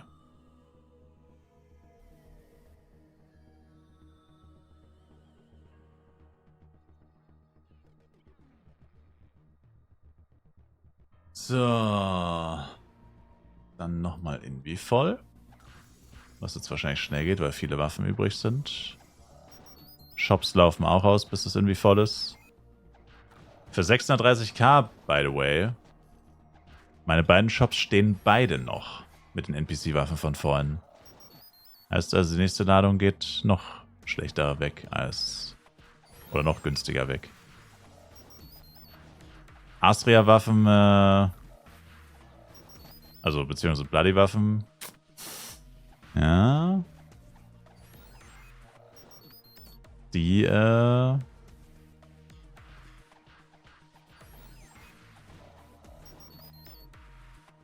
sind schon überfarmt. Wo bekommst du das Board denn her?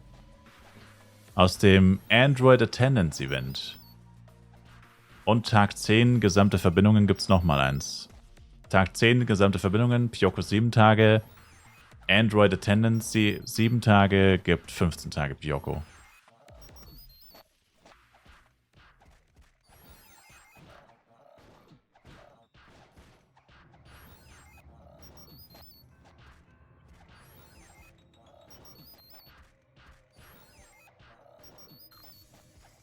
Ach, ich habe die Poster wieder vergessen. Verdammt nochmal. Meine Amber hat nur noch 200 Poster. Danach kann er keine Ambuffs mehr machen. Sind die überfarmt oder ist die Nachfrage einfach nicht hoch genug? Beides wahrscheinlich. Aber wie gesagt, also wir sind jetzt locker schon 10 Leute begegnet, die literally nur Waffen aufheben. Die lassen schon den gesamten NPC-Kram liegen, damit sie noch mehr Waffen kriegen, beziehungsweise halt nur auf Waffen gehen. Also. Und ich meine, wenn die alle den ganzen Tag leveln. Ne? Also, ich meine, die Preise sind literally gesunken, seit ich hier bin. Und das sind noch nicht mal 10 Stunden. Also 8 Stunden oder so. Habe ich jetzt schon einen merkbaren, spürbaren Preisverfall erlebt. Also.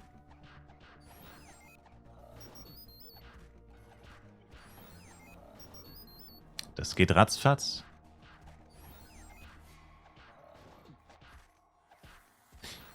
Und ich meine, realistisch, die Leute, die halt jetzt schon in Astria sind, ich meine, gut, Wüste droppt ja auch schon 120er Waffen, davon mal abgesehen.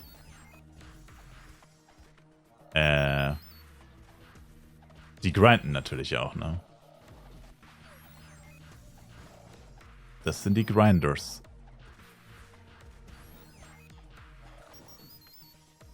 Bei den Augustus Now E-Ranger lässt auch alles liegen außer Waffen, manchmal aber auch Waffen, mein Geldbeutel freut sich. Ja, also ich meine, ganz ehrlich, ey, da fliege ich halt einmal mehr, ne? Aber die NPC-Items geben ja trotzdem auch noch Fettkohle. Ist ja nicht so, dass die nichts wert sind. Gut, jetzt gerade ist natürlich ein bisschen nervig mit Medomet, maximale Distanz, immer noch dieses Low-Level-Board. Aber wie gesagt, erstens hat sich das jetzt gleich erledigt. Oder bald. Und zweitens, naja, ich fliege für den Mio gern einmal kurz. Ich meine, so lange dauert es nicht. 2,5 Minuten oder so. Für 2,5 Minuten fliege ich gern mal irgendwo hin. Finde ich jetzt nicht so schlimm. Sehe ich jetzt nicht so eng. Für ein halbes A-Product. Ostjo.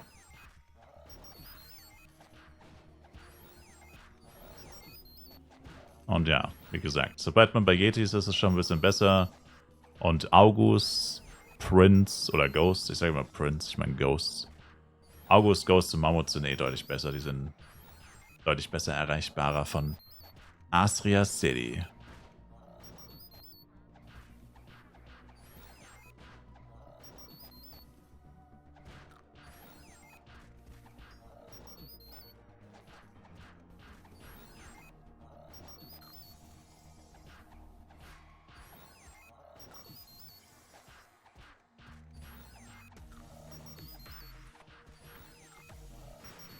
Noch einiges gerade auf Food Shops, geht gerne 2, 3 ab.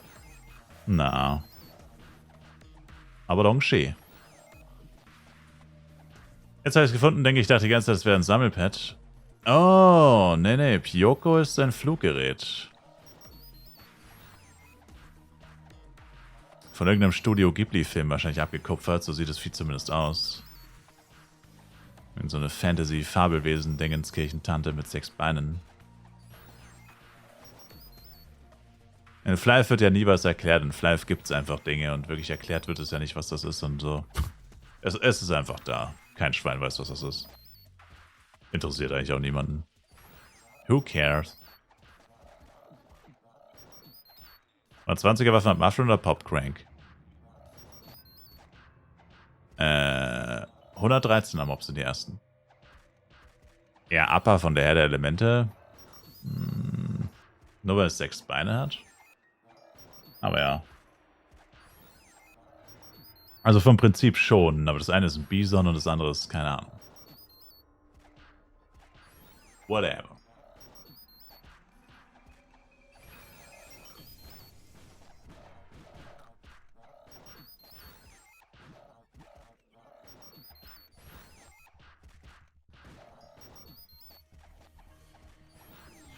Vergesst nicht euer Cheer. Immer schön cheeren.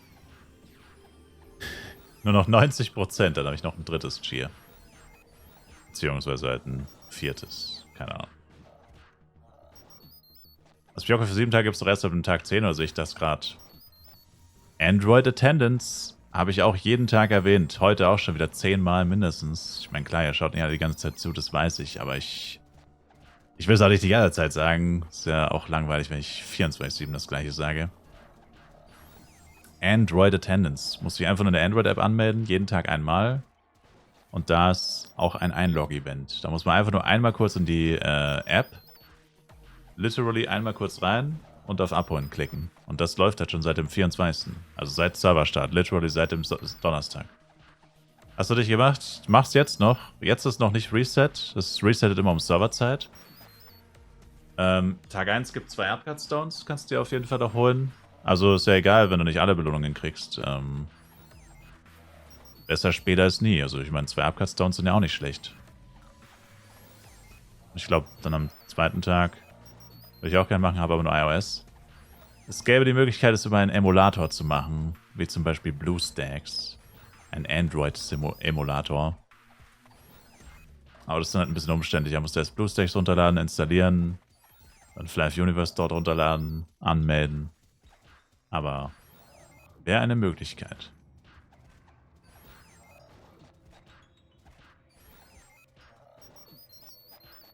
Während der Arbeit einfach. Where to best level up? I'm level 105. 105, I would go to Chimeradon, probably. Probably Chimeradon. Maybe Captain Clarfan, at least until 106. But I would go Chimeradon. I was Chimeradon with 105.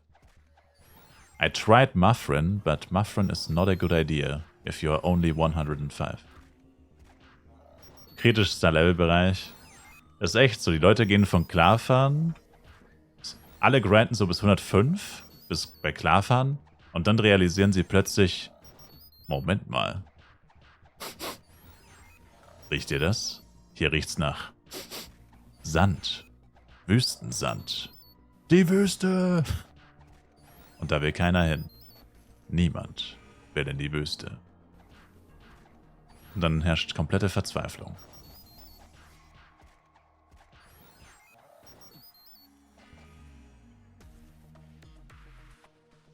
Verwirrung, Verzweiflung und pure Angst. Bin auch Muffin mit 105, macht 22k Schaden und es geht ganz gut. Okay, Mr. Entschuldigung, bestes Equipment auf dem Server. Sorry, du Model. Du DPS-Role-Model. Und dann merkt man sich, Tower Dailies bis 108 und realisiert, ach, dass das auch nicht geht.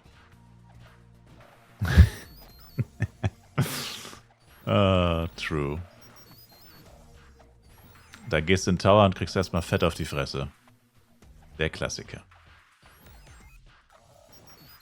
Was ein Hissnackel so wert ist, so 90, 100 Mio, maybe. Ich weiß es leider nicht. Ich weiß nur, dass er schweineteuer ist, weil irgendwie extrem viel Nachfrage und zu wenig Angebot. Aber was der jetzt im genauen Wert ist, weiß ich nicht.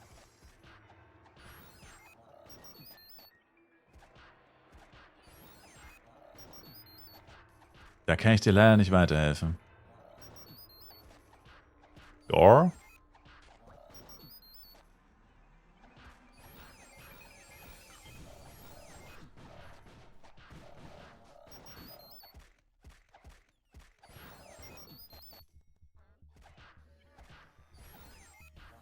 $125 für Snacke gesehen. Und plus 5, 225. Okay, das plus 5 sollte ihn jetzt... Hä? Ich weiß nicht, was der mit dem plus 5er Nackel geraucht hat. Warum der dann plötzlich 100 Millionen wert sein sollte, weil er plus 5 ist. Aber okay. Wilde Preise auf jeden Fall. Du verkaufst deinen Hissnackel für 125? Also meiner ist plus 5. Der ist mindestens 225 wert. Da kannst du ja auch gleich einen Bloody Knuckle kaufen, ey. What the fuck? Naja, kannst du nicht. Bloody Knuckle ist schon deutlich teurer, aber... Das ist crazy.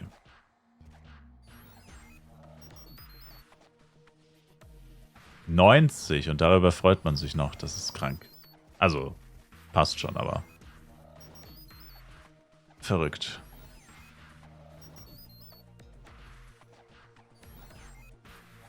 Wäre mal interessant zu wissen, wie viele gibt es? Wie viele Ranger, Jester, Billposter, Blades gibt es gerade? Dann könnte man das ein bisschen besser nachvollziehen. Und mit solchen Infos rückt Gala nicht so gerne raus, meistens. Ist Ancient Spiele was wert? Ancient Shield wahrscheinlich, oder? Nee, nicht wirklich. Unter 500k. Ich habe meins vorhin beim NPC verkauft. Ich war so faul, ich hatte gar keine Lust, das überhaupt in den Shop zu packen.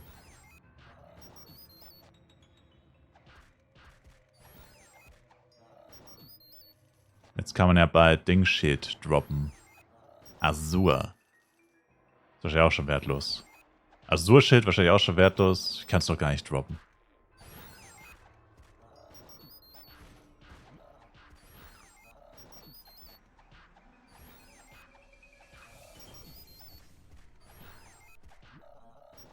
Man kann es ganz grob tracken mit der Ranking-Class-Liste. Ja, aber das ist ja High-Level.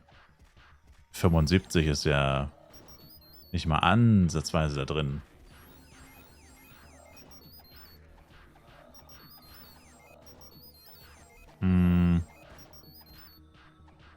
Bei den Eggs würde ich dir empfehlen, Läuse, heb sie gar nicht mehr auf. Mach im Petfilter Begleiter aus. Ich habe sie am Anfang auch aufgehoben. Vor allem noch im so 60er-Bereich hatte ich jetzt kein Problem damit. Da war ich so broke. Da habe ich mich auch über die 5000 gefreut. Und Darkon 1 war man direkt beim Händler. Das war auch chillig. Aber nee, wenn irgendwann alle deine NPC-Items so 30, 40k wert sind, dann lohnt sich die Eier nicht mehr mitzunehmen. Das müsste so im 80er-Bereich irgendwann allerspätestens sein. Also so ab 70 vielleicht oder so ist eigentlich Eier wirklich... Eine Umfrage, welche Klasse die Zuschauer sind.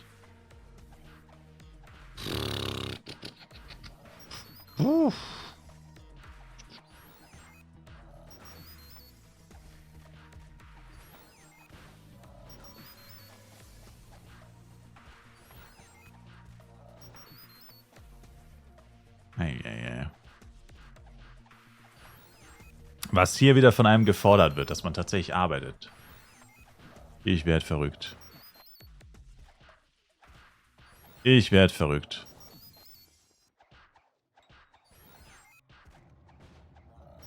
Muss ich jetzt hier tatsächlich für mein Geld was machen, ne? Jo, man kann nur 5 machen. LMAO. Twitch-Abstimmungen sind garbage. Man kann nur 5 machen. Wow. Das ist mal wieder... Alter, Twitch, willst du mich verarschen? Twitch ist so ein Troll, du kannst nicht mehr als 5 Optionen machen. Dann halt First Jobs, aber das sagt halt nicht viel aus, ne? Geht nur mit First Jobs, wenn dann. Trash. Jester und Elle rauslassen. Hater. 2 Umfragen, das wird zu kompliziert. Das wird zu kompliziert. Strawpole und Link schicken.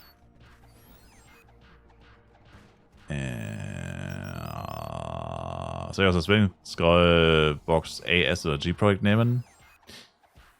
Also eigentlich keine S, weil da verlierst du 20 F-Coin, technisch gesehen. Technisch gesehen verlierst du da 20 S-Project. 20 S-Project. 20 F-Coin.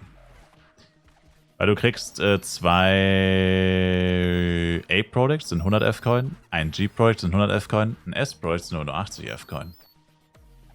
Deswegen sind S-Product eigentlich immer das schlechteste aus Mailing-Boxen. Aber G-Product wird auch zum Teil unter F-Coin-Preis gehandelt. Also jetzt nicht, aber bald wird das wahrscheinlich wie immer so sein, wenn man G-Product am wenigsten braucht. Einfach in der schieren Menge braucht man am wenigsten G-Product im Spiel. Am meisten braucht man A-Products, aber A-Products werden irgendwann auch tatsächlich leicht unter F-Coin-Preis gehandelt. Das dauert aber lange. Also das werden wir die nächsten 4, 6, 8 Wochen nicht erleben, dass A-Products unter F-Coin-Preis gehandelt werden. Und S-Products sind tatsächlich fast immer F-Coin-Preis, aber wie gesagt, Also S-Projects sind tatsächlich die wertstabilsten, würde ich fast sagen. Aber dafür halt nur 80. E-Project geht auch noch. E-Project passt auch. E-Project ist auch meistens F-Coin-Preis. Also eigentlich immer. Stimmt, E-Project, die vergesse ich immer. E-Project ist halt für 7% Karten-Gamble. Du kannst halt 10, Lightning 4% probieren zu gamblen in Lightning 7. Die E-Projects sind für die Gamblers. Für unsere Gambling Nation. Ja, wie gesagt, also BP dafür einen zweiten Ammo, um schneller alle Buffs auf 20 zu haben. Ringmaster kann man eigentlich nicht so viele haben. Da machst du nichts großartig falsch. Also, du machst generell nichts falsch. Man kann gar nichts falsch machen in Flav. Nicht wirklich.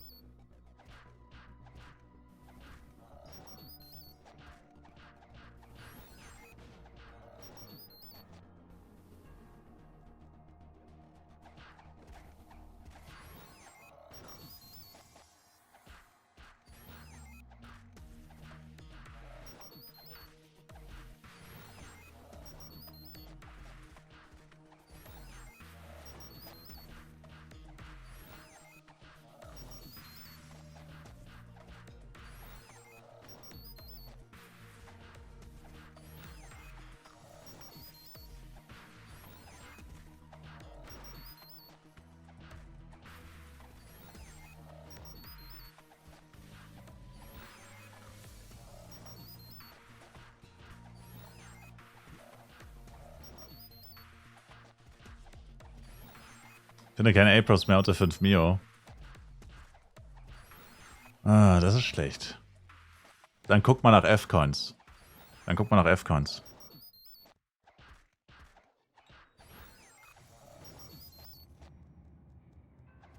Dazed Set sieht so sexy aus. Oh. Was fürs Auge, ha? Dazed Set sieht einfach nach Oldschool basically aus. Dazed Set ist fast schon die Personifikation von Oldschool.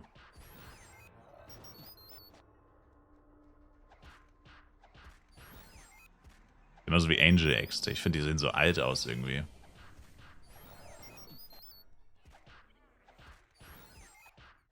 Also nicht im schlechten Sinne, sondern nostalgisch alt.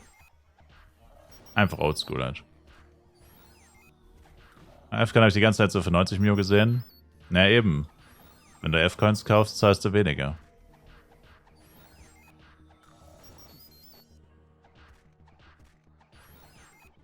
Wenn die Shops nichts mehr hergeben, dann muss man halt direkt zur Quelle. An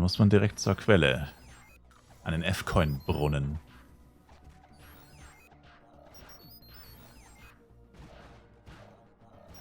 Der göttliche Nektar. F-Coin-Saft. Frag nicht, was für ein Saft. Einfach F-Coin-Saft.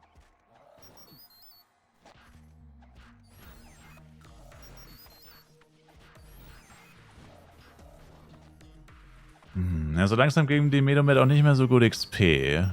So langsam...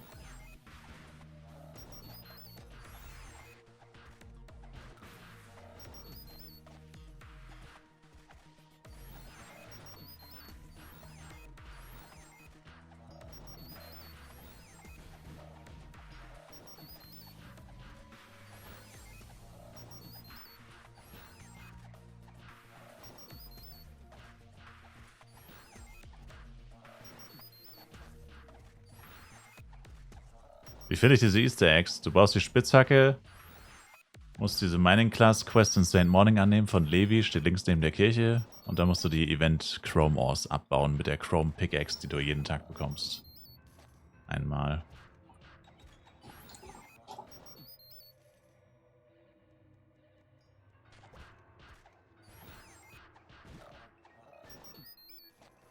Ich kriege in 2 Minuten meine Items aus dem Shop wieder. Mal gucken, wie viele Waffen nicht verkauft wurden. Ich fürchte einige, weil... Erstens habe ich kaum Geld also kaum mehr Geld. Und zweitens waren es die ganzen Trash-Waffen. Lohnt sich das? Finde ich schon, ja. Viele sagen, es lohnt sich nicht. Aber ich finde, das Free-to-Play, finde ich schon, lohnt sich schon. Kommt da wohl nochmal ein XP-Event? Wie kommst du darauf?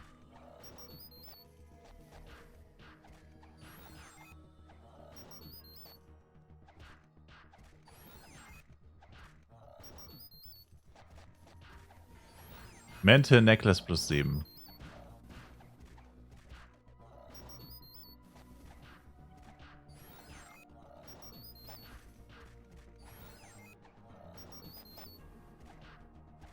Also XP-Event denke ich eher nicht. Ich denke, es kommt ein Upgrade-Event am Wochenende.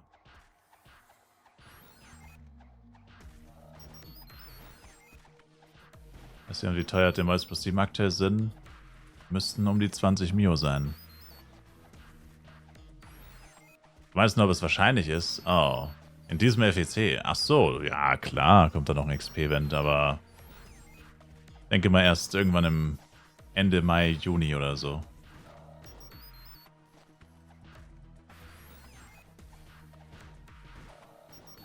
Also so bald kommt da erstmal nichts mehr, leider. Zwischen zweimal im gleichen Event vergehen Minimum 4 Wochen eigentlich. Also 4 bis 8 Wochen, würde ich aus meiner Beobachtung sagen, normalerweise. Also XP-Events haben sie auch schon öfter gemacht. Auch schon mal mehrmals im Monat. Aber es ist ja nicht das Einzige, was hier gebraucht wird. Also klar, FEC wollen alle schnell leveln und schnell hochkommen. Wow, ich habe fast gar nichts verkauft? Ach du Scheiße. No way. Okay, der Shop lief richtig beschissen. Die Waffen waren viel zu teuer. Uff, die Waffen waren viel zu teuer. No way. Das ist schlecht. Das heißt, sie sind wirklich viel weniger wert. Damn. Ich meine, es sind die Waffen, die keiner craftet, I guess, aber trotzdem. Jo, 120er Waffen. Damn. Ich sag ja, ich mache hier nicht das Business, was ich dachte, was ich machen würde heute. Kommt eben alles immer anders.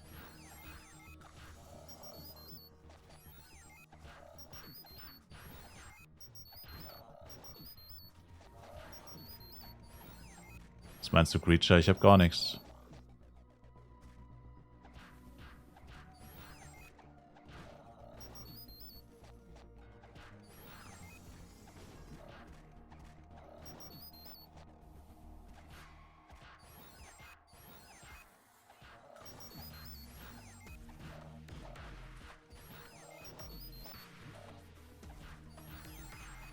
Quests zu verkaufen lohnt sich das eher nicht. Nicht mehr. Am Anfang war es nicht schlecht, aber jetzt, also ab Darkon 3 gibt es alle Quest-Items in jedem Shop und die Leute unterbieten sich in einer Tour, also da... Also du kannst es probieren, also ich meine... Beim lohnt sich, beim NPC lohnt sich, oh. Ja. Also wenn du in der Gilde bist, kannst du einen Teil deiner Gilde spenden und, wenn du in der Gilde bist, kannst du einen Teil deiner Gilde spenden, einen Teil beim NPC verkaufen. Gut, schnell Quests, wo ich schnell von 108 auf 110 komme. Die Guardian Sanctuary Quest. Theoretisch. Startet bei Laola. Großmagierin Laola. Darkon 3.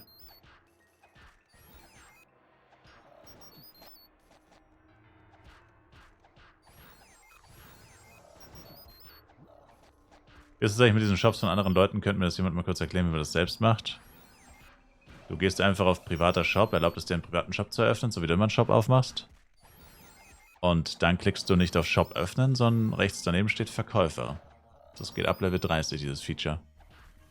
Das Verkäufer auf Englisch Vendor Feature. Also stellt eine Kopie deines Charakters und der steht dann rum und verkauft für dich und du kannst weiterspielen. Während der in der Stadt steht und für dich verkauft.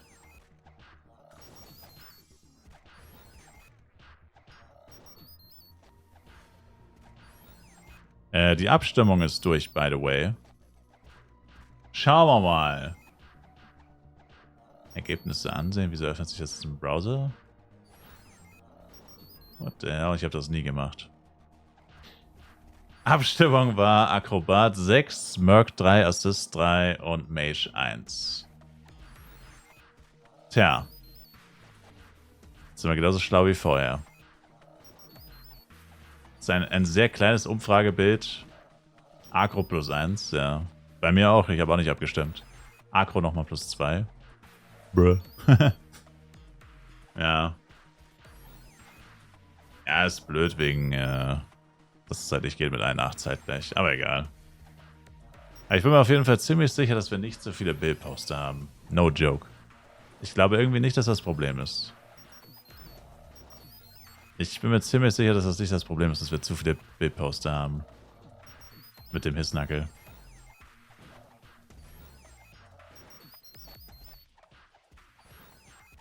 Oh.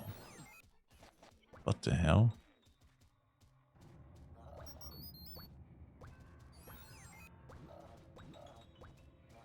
Da ist ein Bildposter tatsächlich.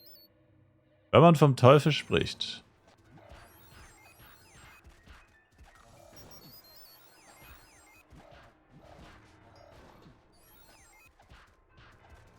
Viermal M, dreimal Blät, einmal Night. Uff.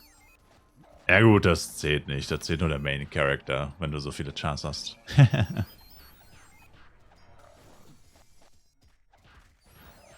Das würde nicht zählen.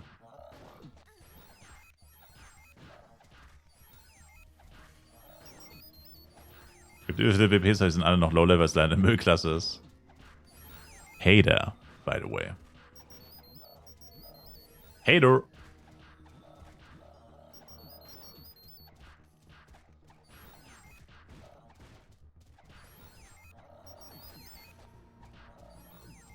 Hä? Ich wollte schon sagen, bin ich eigentlich bescheuert? Puh.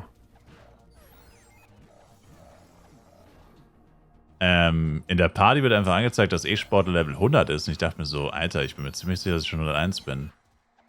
Und der ist halt einfach 101. Aber in der Party wird einfach 100 angezeigt bei mir.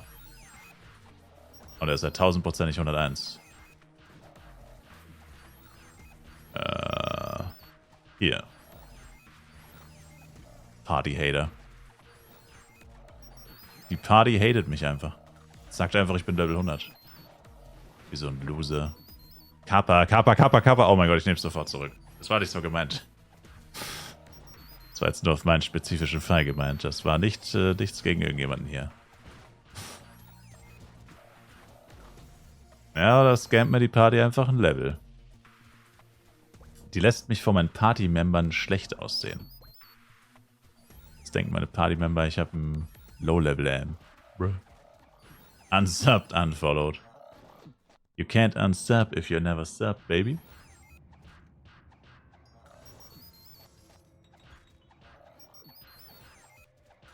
Bei der Quest steht Mining 0 von 1, aber ich baue die ganze Zeit die Ore ab.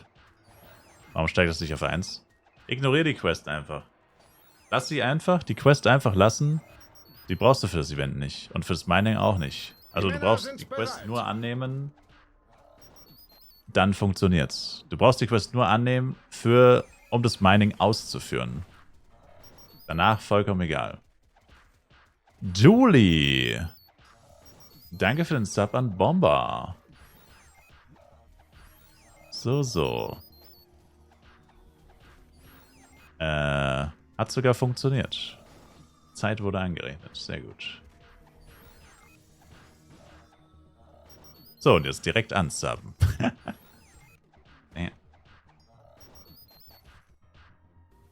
Schaffst du aber Mitte Mai locker Endgame mit deiner Geschwindigkeit, Gina? Ja, also ich muss mir hier jeden Vorteil erspielen, den ich kann. Sage ich mal. Aber ich weiß nicht, also jetzt gerade, ich weiß nicht. Es ist jetzt Jammern auf hohem Niveau, ich weiß. Ich will es auch gar nicht aussprechen. Aber heute fühlt sich mein Progress irgendwie nicht gut an.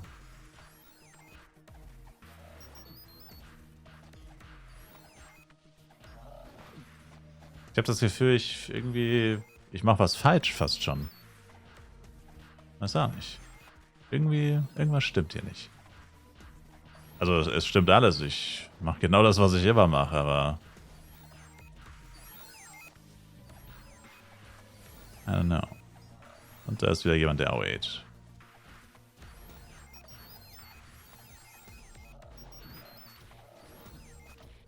XP-Event fehlt. Yeah. Das ist safe. Junge, das ist der absolute Albtraum. Wo kommt die denn plötzlich her? Albtraum Nation. Hier war es so schön ruhig mal für eine kurze Zeit. So, dann geht's nach Flarissimo.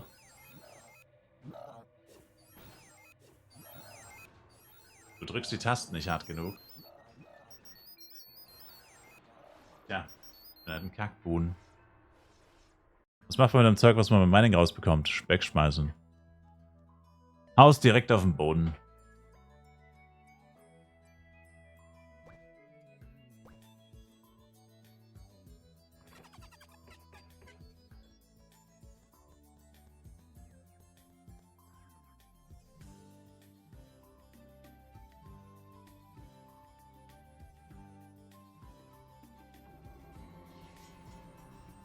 Okay, also jetzt müsste ich 2 Shops hoffentlich öffnen können, wo nur gute Waffen drin sind.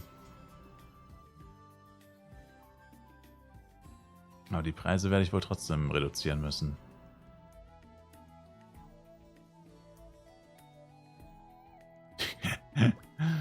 Das ist fast nur scheiß Waffen im Inventar.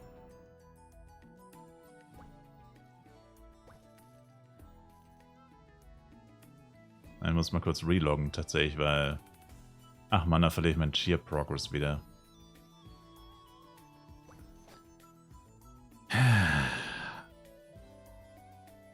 Ja, es hilft nichts. Ich brauche die Waffen. Was möchte ich für die Mental plus 7? Oh. Hat da jemand Preise? Ich hätte sie bei mir tatsächlich auf die Bank geschmissen und gewartet, bis Schmuck-Upgrade-Event kommt. Ah, was hat Mental 7 für einen Wert, leider? Oh, es waren nur noch 2 Waffen, die gefehlt haben. Leute.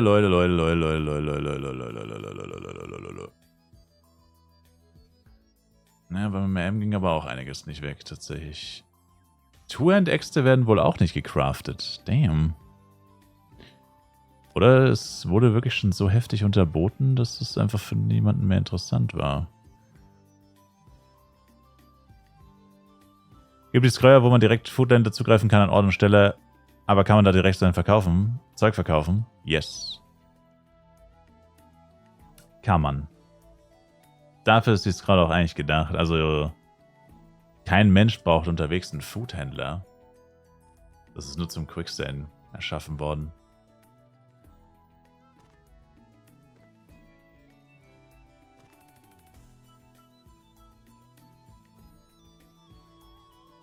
Gestern habe ich für 5 Video gesehen. Keine Ahnung, gib mir 1,5. Wenn keiner sagt, dass das ein Scam ist, 1,5.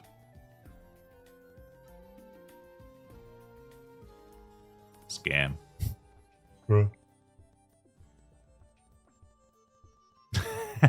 Ist doch so klar. Ich habe einfach die Zukunft vorhergesehen. Ich wusste, dass das Scam kommt.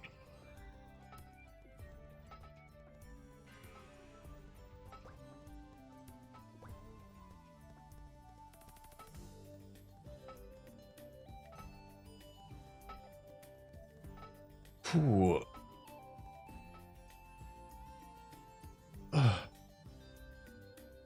Du hast die weggehauen, die ist Mental plus 7. Nee, also Schmuck plus 7 am besten aufheben.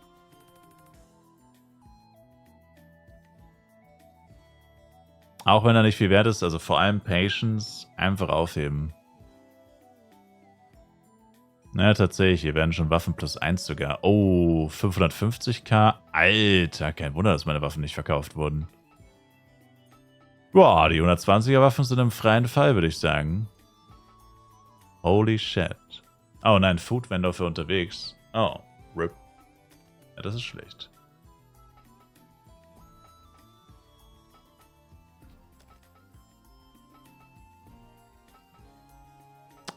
Das ist nicht so gut. Schauen wir mal, was wir so haben hier.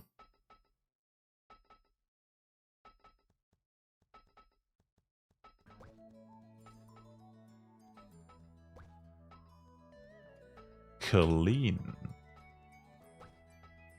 Sollte echt kein Sword reinpacken. Keiner crafted Swords.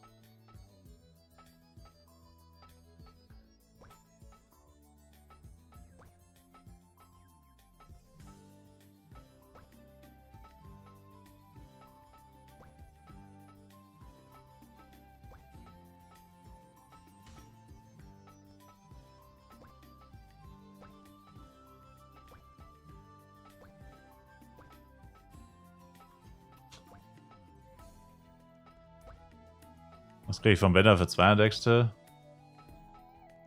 Alle Waffen sind unter 150.000 clean. Unter 150.000. Beim Vendor.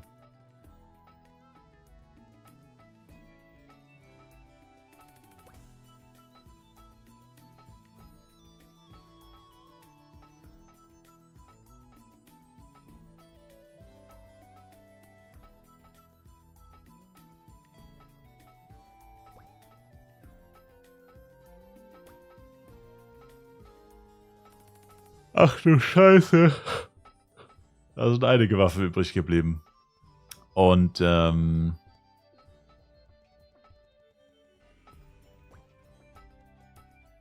E-Sportler, hat der genug für den ganzen Shop? Na, vielleicht ein paar Stuffs noch rübertauen.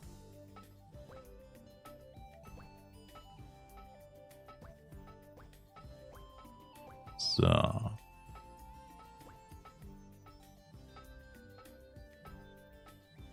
Okay.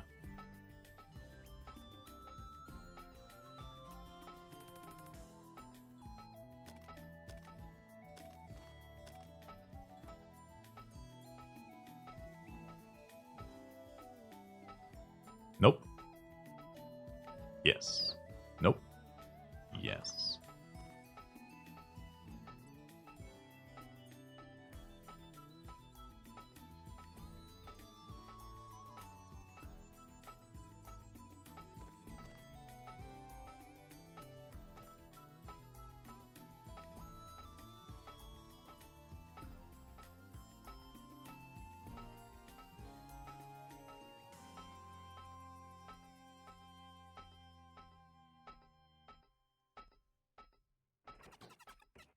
Okay. Burger und Blind. Glaube ich, beim Blind gibt es beim Meteoritel in SM keine Anfängerhilfe da unten. Puh.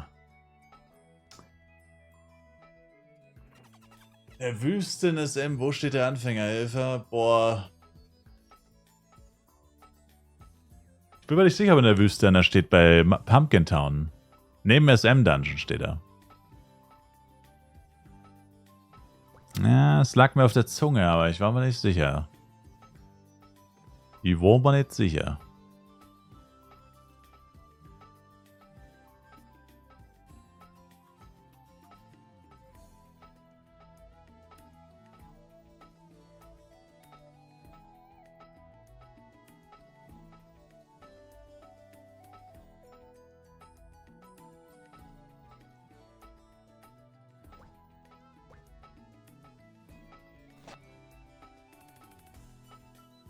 Okay.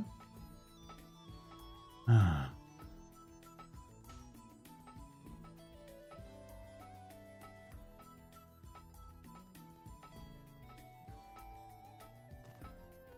Channel 1 leckt so heftig, ist so nervig. Einfach nur hier rumstehen leckt.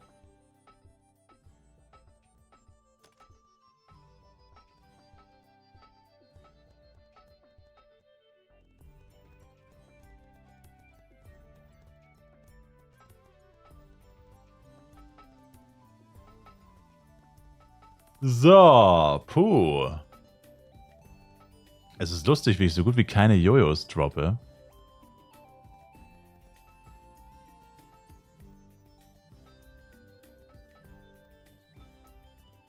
Oh, Vorsicht, oder? Nee. Okay, wow. Die Shops liefen leider sehr schlecht. Dann schauen wir mal. Dann tut es jetzt nicht mehr so sehr weh, wenn das das Diamond herstellen nicht so gut funktioniert. Mit cleanen Waffen mache ich das eigentlich nicht so gerne. Ja. Aua! Au! Au! Au! Au! Au! What? Jo, ich habe gerade 40.000 Millionen Penya verloren. Alter, ich habe gerade 25 Waffen in a Row. Es ist so lächerlich. Warum habe ich so viel Pech in diesem Drecksgame, Mann? Junge, das war schon wieder One in a Million fucking Scheiße. Was ist denn das mit mir, Mann? Warum habe ich so viel Pech bei diesem Dreck?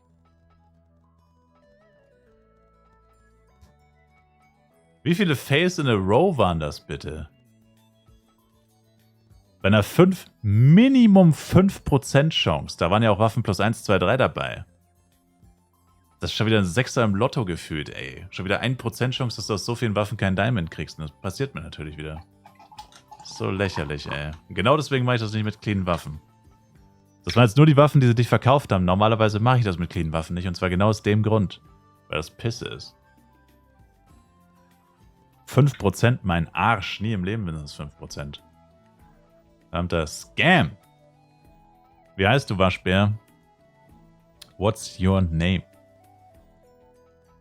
Ich sag ja, irgendwas läuft heute falsch und das war definitiv ein Teil davon. Wo braucht man die Diamonds? Fürs Craften.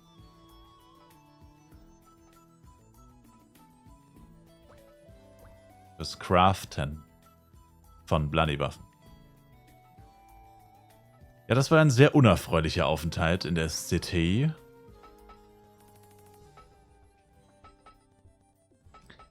Das war ein höchst unerfreulicher Aufenthalt in the City. Naja.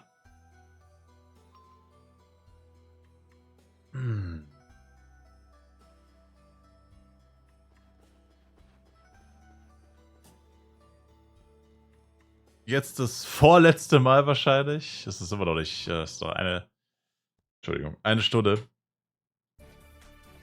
Noch eine Stunde. Ich habe gerade schon Probleme für 95 Mio pro 1000 F-Coins zu bekommen. Wie schnell steigt das? Ich habe dir doch gesagt, JG, es ist unerfreulich, diese Inflation.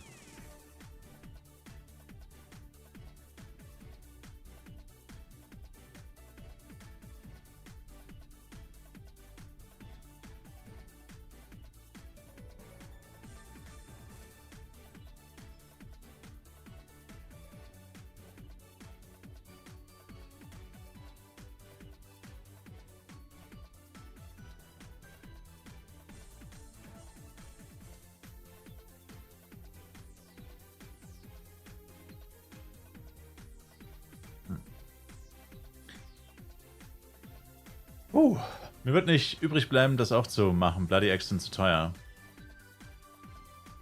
Ja, ich fühle mich gerade schon wieder so gescammt, ey. Das ist... Junge, es regt mich so auf.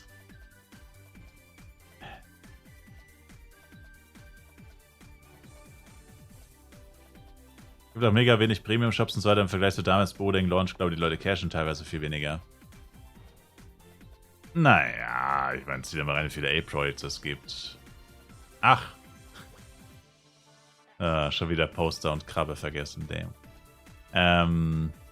Ja, aber zieh das mal rein. A-Product.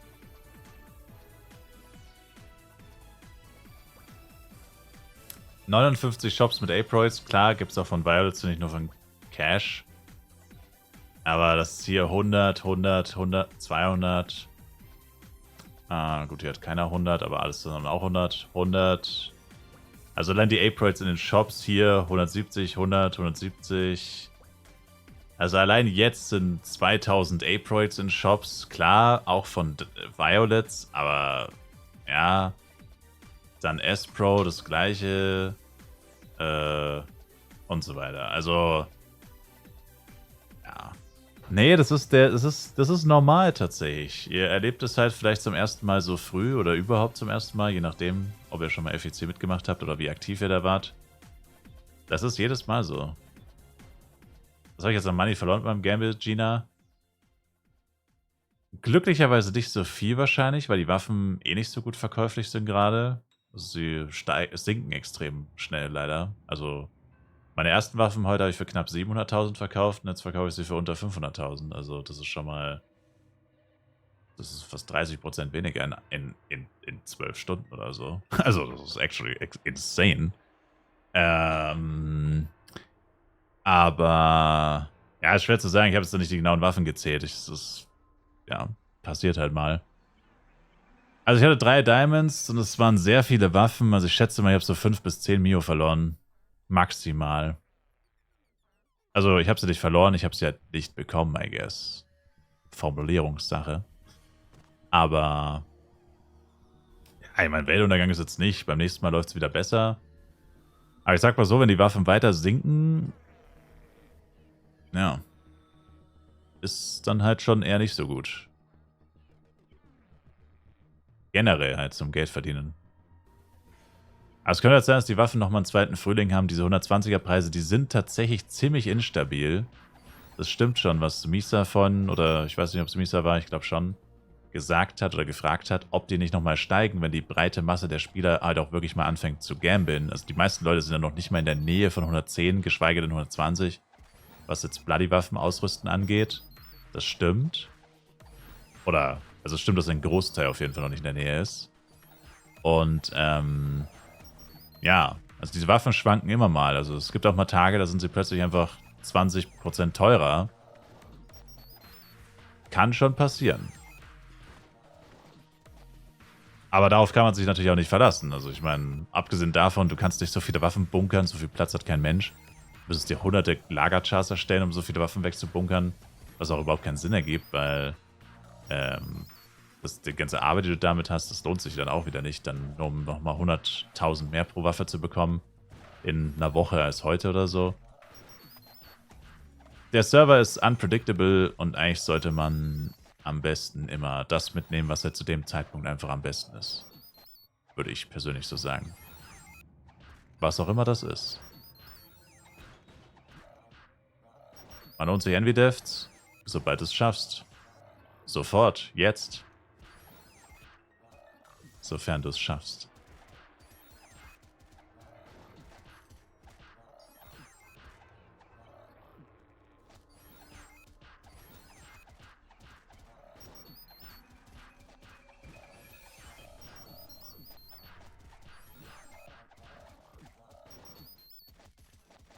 Schaffe ich auf 87 die Tower Daily?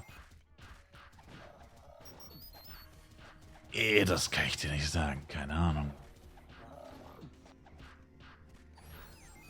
Also die eine auf jeden Fall, weil mit 87 musst du nur 50 Monster töten. Interessant wäre der erste Giant. Aber was spielst du nochmal als Teaser für eine Main-Klasse? Fernkämpfer schaffen auf jeden Fall auch den ersten Giant mit 87. Psy, Elle, Ranger. Easy. Ringmaster auch. Bist zwar kein Fernkämpfer, aber schaffst auch. 1v1 BP. Oh, okay. Dann weiß ich es nicht. Dann musst du einfach probieren gehen.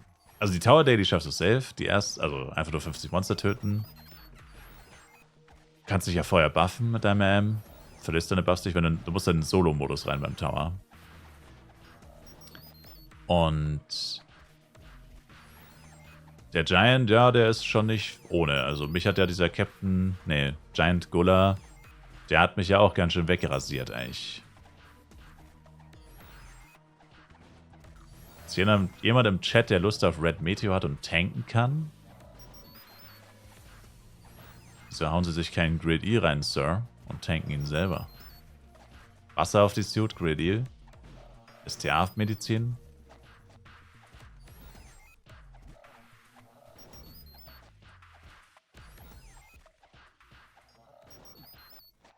Oder zweites Dead Page.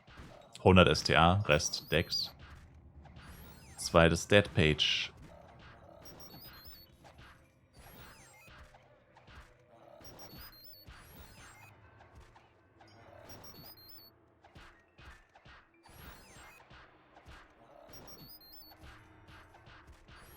Aber Wasser auf der Suit ist sehr wichtig bei Red Meteor. Also das macht wirklich einen riesen Unterschied. Du hast ja wahrscheinlich schon 135er Set, oder? Da kann man ja auch mal Elle plus 8 oder 10 machen, theoretisch.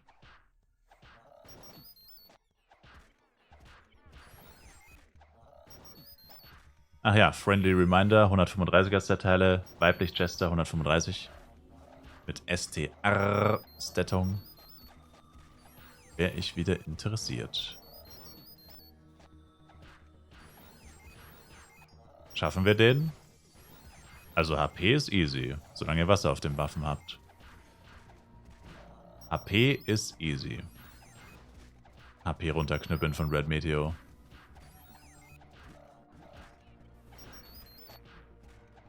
Das ist der leichte Teil bei Red Meteor tatsächlich. Dass man selbst nicht zum, dass der Jäger nicht zum Gejagten wird, das ist da die Schwierigkeit.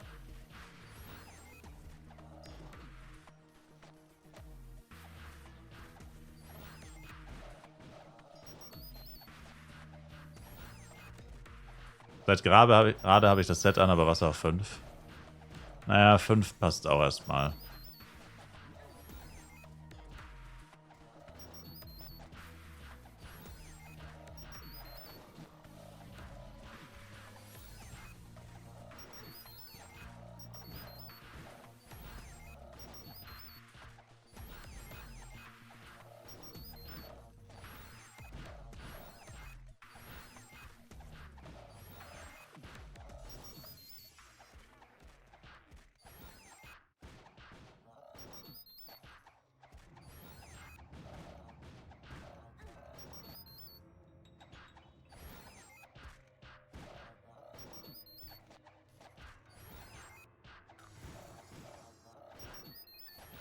Der Shop von meinem RM ist einfach ausverkauft und der von meinem Ranger nicht, obwohl ich eigentlich genau die gleichen Items für genau den gleichen Preis drin habe.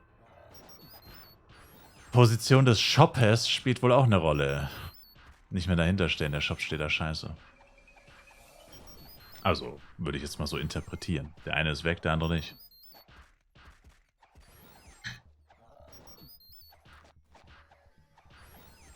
Selber Inhalt. Mostly.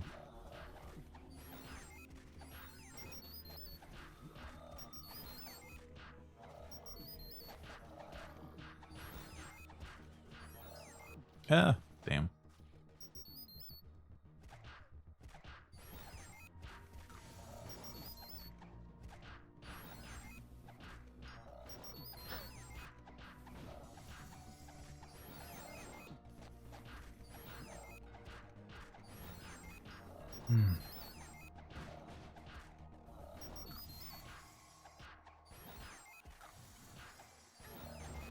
Wie rebuff ich im Tower? Einfach nochmal kurz rausgehen. Einfach nochmal kurz rausgehen. Ich level und fühle mich wie auf Buru mit Ampli und Flask. Ja, ich mich gerade auch tatsächlich. Ich dachte, heute wird besser als gestern, aber irgendwie ist es eine Wiederholung fast.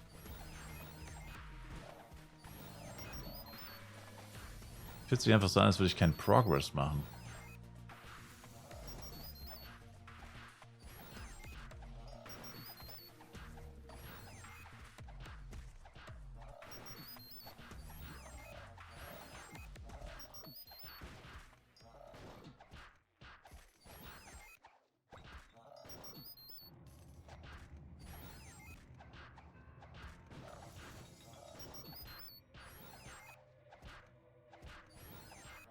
Er sind 10 Minuten weg, du hast dann 2 Plätze in der Party frei.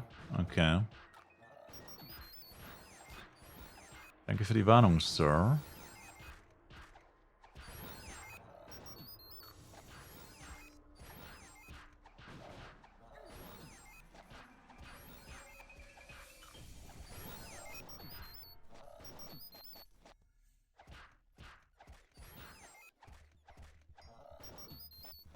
Du suchst immer noch? Echt?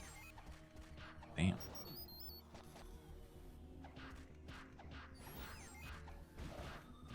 Sieht schlecht aus am Partymarkt. I guess.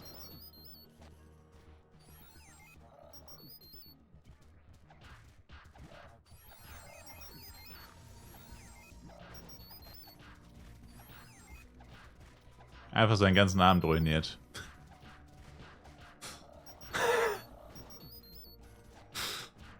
Chill, Bro, chill.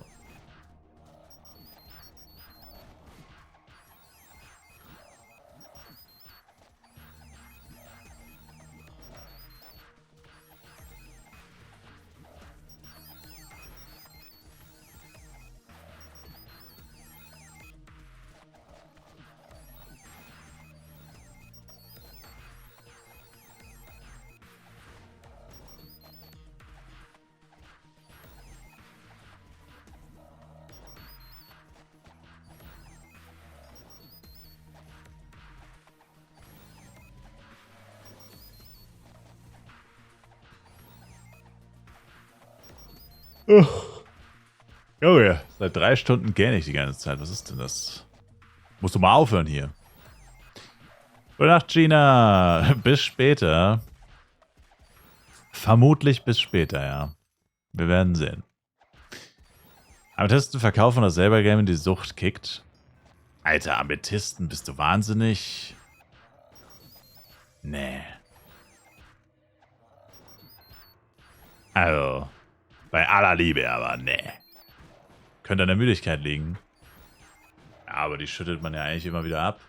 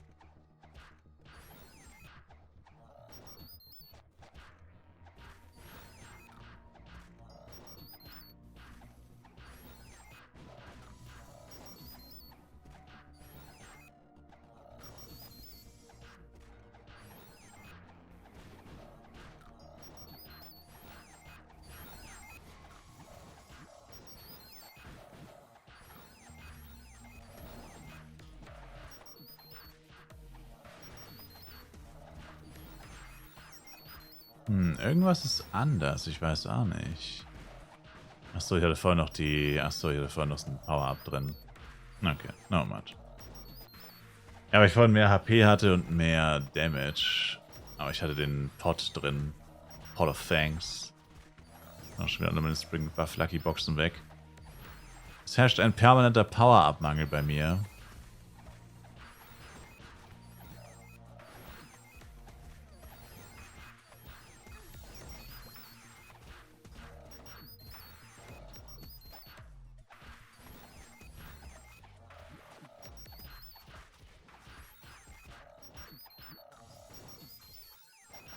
Low-Up-Cuts schon gekauft?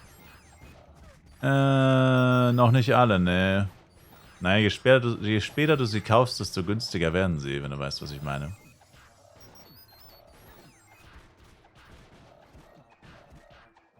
Daher habe ich bis jetzt noch nicht zugeschlagen.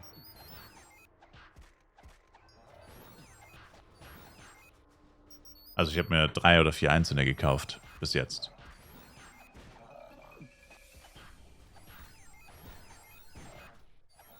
Noch nicht mehr.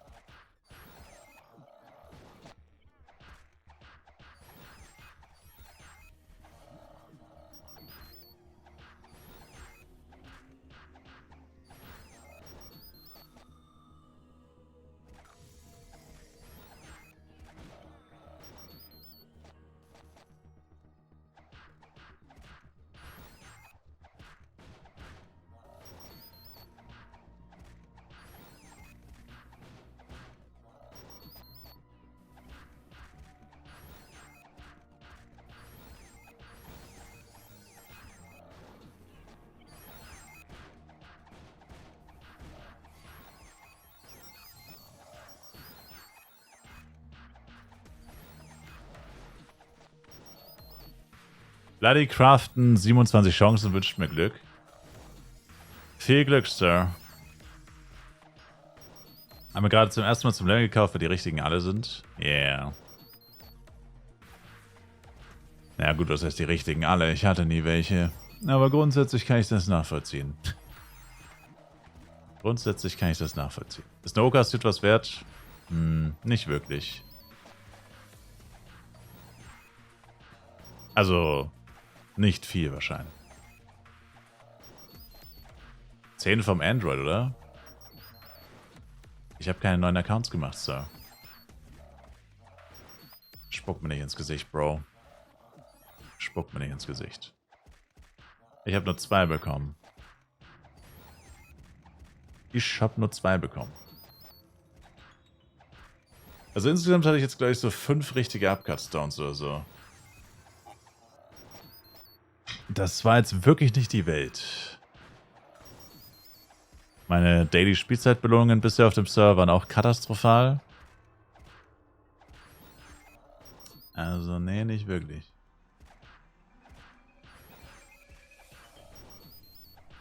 Was wird das ein Pack-Suit kostet?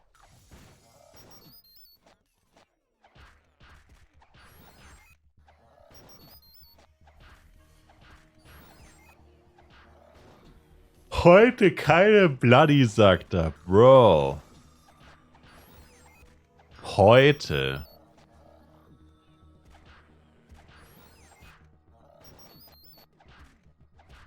Das ist crazy. Abgehoben und crazy.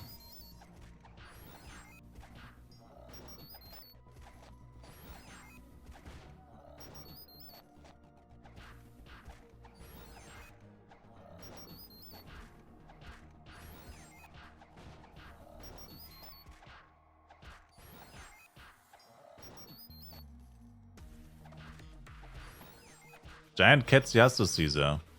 Harpy wird unmöglich. Ja, lass, wenn du... Das lohnt sich nicht. Gar nicht riskieren. Aber, Catzy ist auch nicht schlecht. Droppt zwar leider das einzige Giant Angel Waffe im Tower, aber mal so eine Angel Axe schmeckt schon auch. Angel Axe, Angel Bow, Angel Stick. Wäre schon auch schmackotastisch. Morgen dann vielleicht. Oder in 39 Minuten. Da ist nämlich Reset. Kein Drop, nur ein P10. Ich habe auch einen P10 gehabt beim ersten Tower Run. Habe ich für 2,5 Mio verkauft. Nicht schlecht. Erstmal Level 30 erreicht, die Level 30 Quests. Muss aber noch abwarten, bis mein Leecher 30 sind. Bis dahin werde ich den Level 30er Award wahrscheinlich nicht mehr brauchen.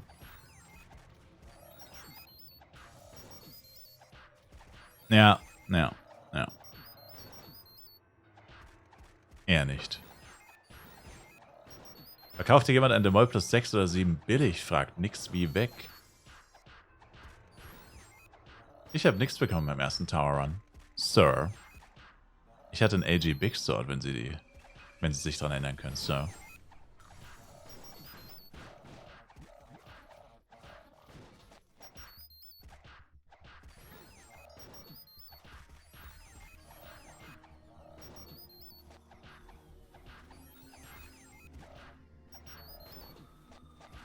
Verdient? Hater.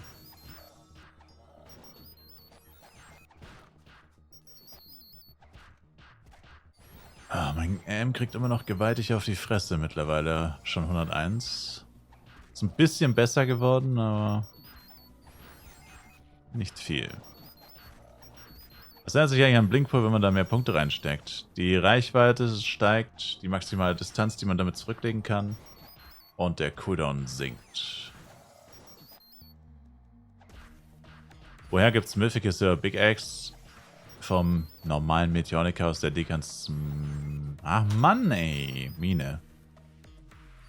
Ich habe jetzt ohne Scheiß 50 Clean und 50 Entities plus 3, keinen einzigen plus 4 oder höher. Das ist Wahnsinn.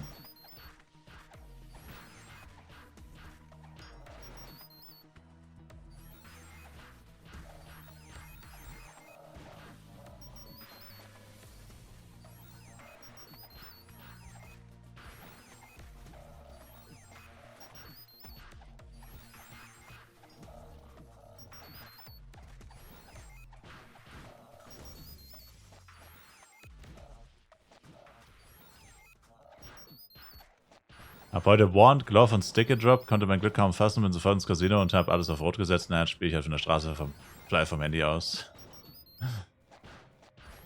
Damn.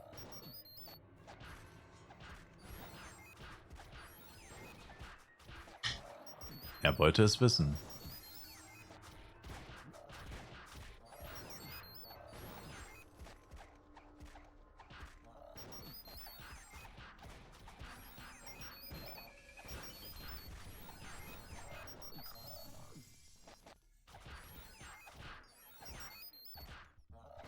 Bloody Jojo, Chicolina. Hola, chicos.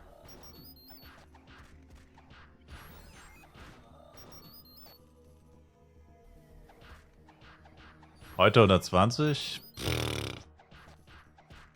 Bin zu geizig für Amplis und ich meine, solange ich kein Bloody Jojo habe, habe ich auch keinen wirklichen Grund, 120 zu erreichen. Die Drops ändern sich nicht wirklich. 135er Set-Teile sind auch nicht sehr viel besser als 105er.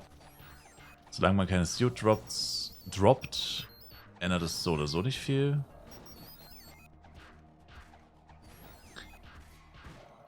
Ich weiß nicht.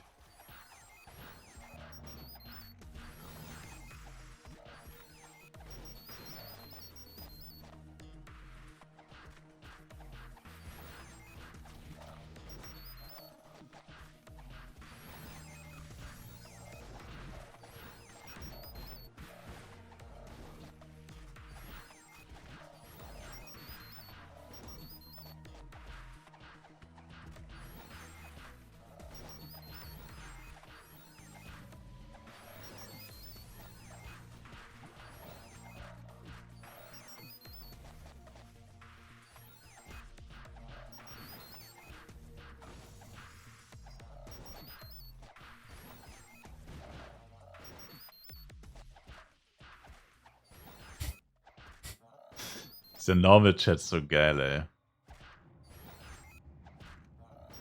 Das ist echt crazy.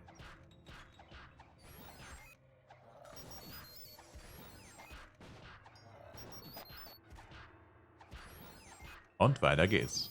Man könnte echt meinen, das ist Upgrade-Event, aber die Leute haben jetzt einfach nur alle 120 erreicht. Beziehungsweise 110. Hier bei Small Medomit habe ich schon einige mit Bloody-Waffe rumlaufen sehen. 2 WPs mit Bloody Knuckle, Jojo-Jester mit Bloody Jojo. Die Leute kennen gar keine Geduld mehr. Oh. Alles muss aber instant sein.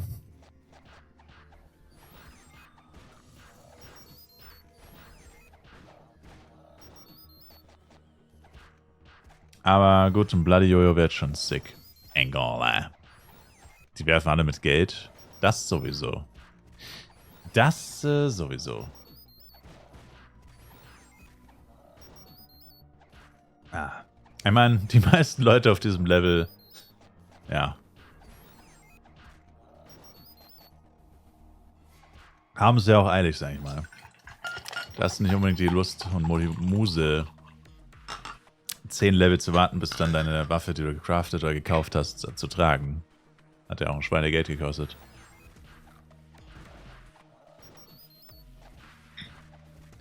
Paar Level-Ups, Grid-E, paar Power-Ups, dann kriege ich auch Harpy hin. Ja, die Tower Giants sind schon machbar, wenn man halt den Charakter wirklich ausgerüstet hat. Also wenn man nicht mit absolutem Staubsaugerverkäufer-Equipment rumläuft, dann geht das schon.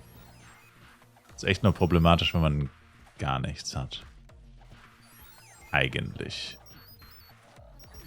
Das 4 hat jetzt 4,2k Crits. Ja, ist halt ein starkes Monster. Generell die Viecher im Tower machen sehr viel Schaden. Das ist die Downside am Tower. Warte mal, bis du F5 siehst. Dann reden wir nochmal drüber. F5, das wird heavy. Sag nichts gegen meine Sparkling Sword Collection. So. Staubsaugerverkäufer-Equipment. Red Scroll und Flask, du bist ja Pay-to-Win unterwegs. Ja, yeah, du kennst mich, Olaf. Ich kann einfach nicht widerstehen. F-Coin ist quasi mein zweiter Vorname.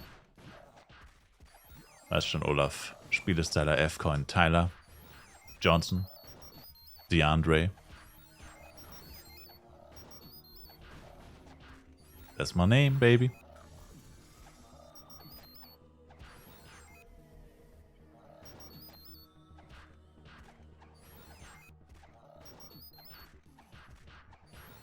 Meine Flask läuft auch in knapp 2 Stunden aus. Ich habe die zu einer ziemlich seltsamen Uhrzeit aktiviert. Da sieht man, wie abgefuckt es ist. Ich habe einfach bei der fucking Flask um 3:30 Uhr aktiviert. Also einfach mitten in der Nacht am Freitag. Also Samstag war es dann quasi schon. Wunderbar. Wo war nochmal der Unterschied zwischen Red und Pink Scroll? Pink Scroll sind alle Party-Scrolls, einschließlich Stapeln und so weiter. Red Scroll ist nur Reichweite der Party-Skills. Dass jeder deine Party-Skills bekommt und sieht und hat. Also so Global Attack und Drop Skills quasi. Und du maximalen Link Attack Schaden machen kannst. Kannst aber nichts stärken, bekommst keine doppelten Party-Punkte, bekommst keine zusätzliche Party-XP.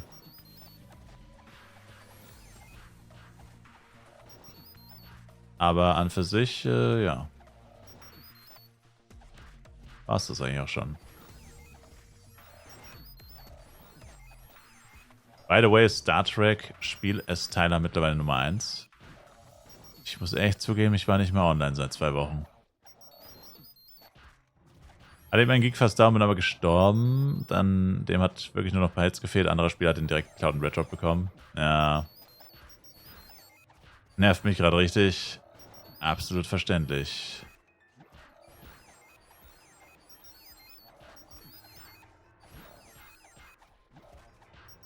Das ist auch ätzend. Wie die Hyänen.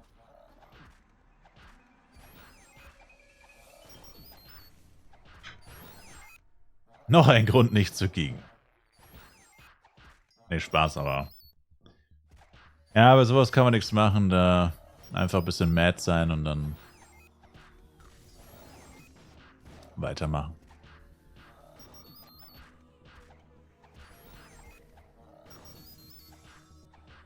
Ich meine, das wird dich jetzt nicht trösten, Nico Strike.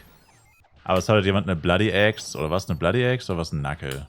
Ich glaube, es war eine Axe. Es hat halt jemand eine Bloody Axe für 15 Mio verkauft.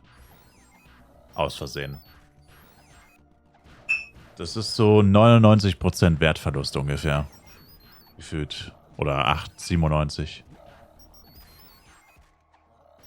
Also, sie ist positiv, Mann. Das wäre wesentlich schlimmer gewesen.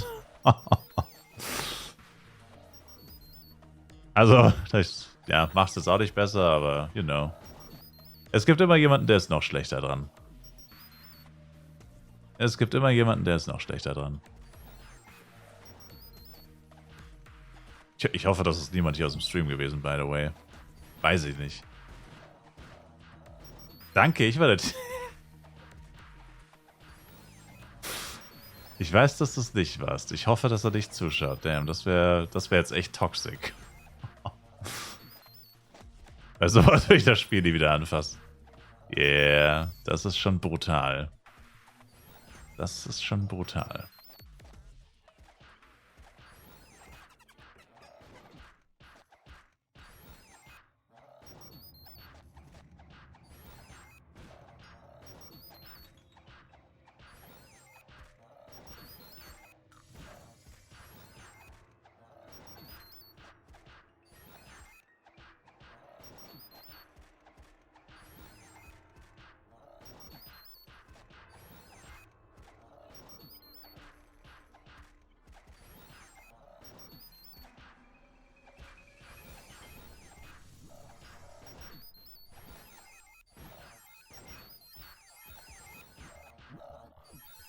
Wie muss ich denn noch killen?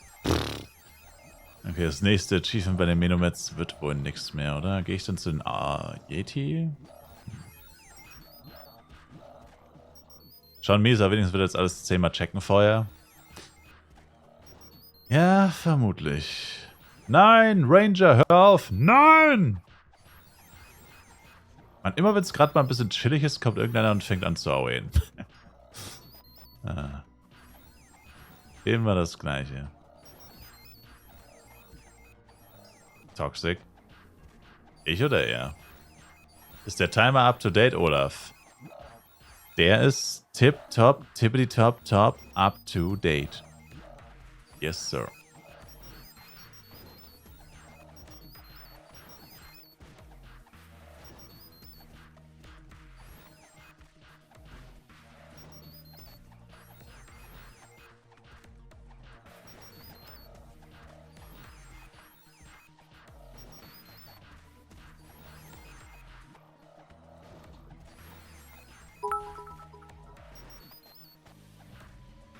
Share Nation Baby. Share Nation Baby. Vielen Dank, Forever Iron 4. I do appreciate it.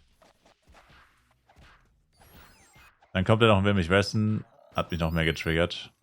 Uff. Understandable.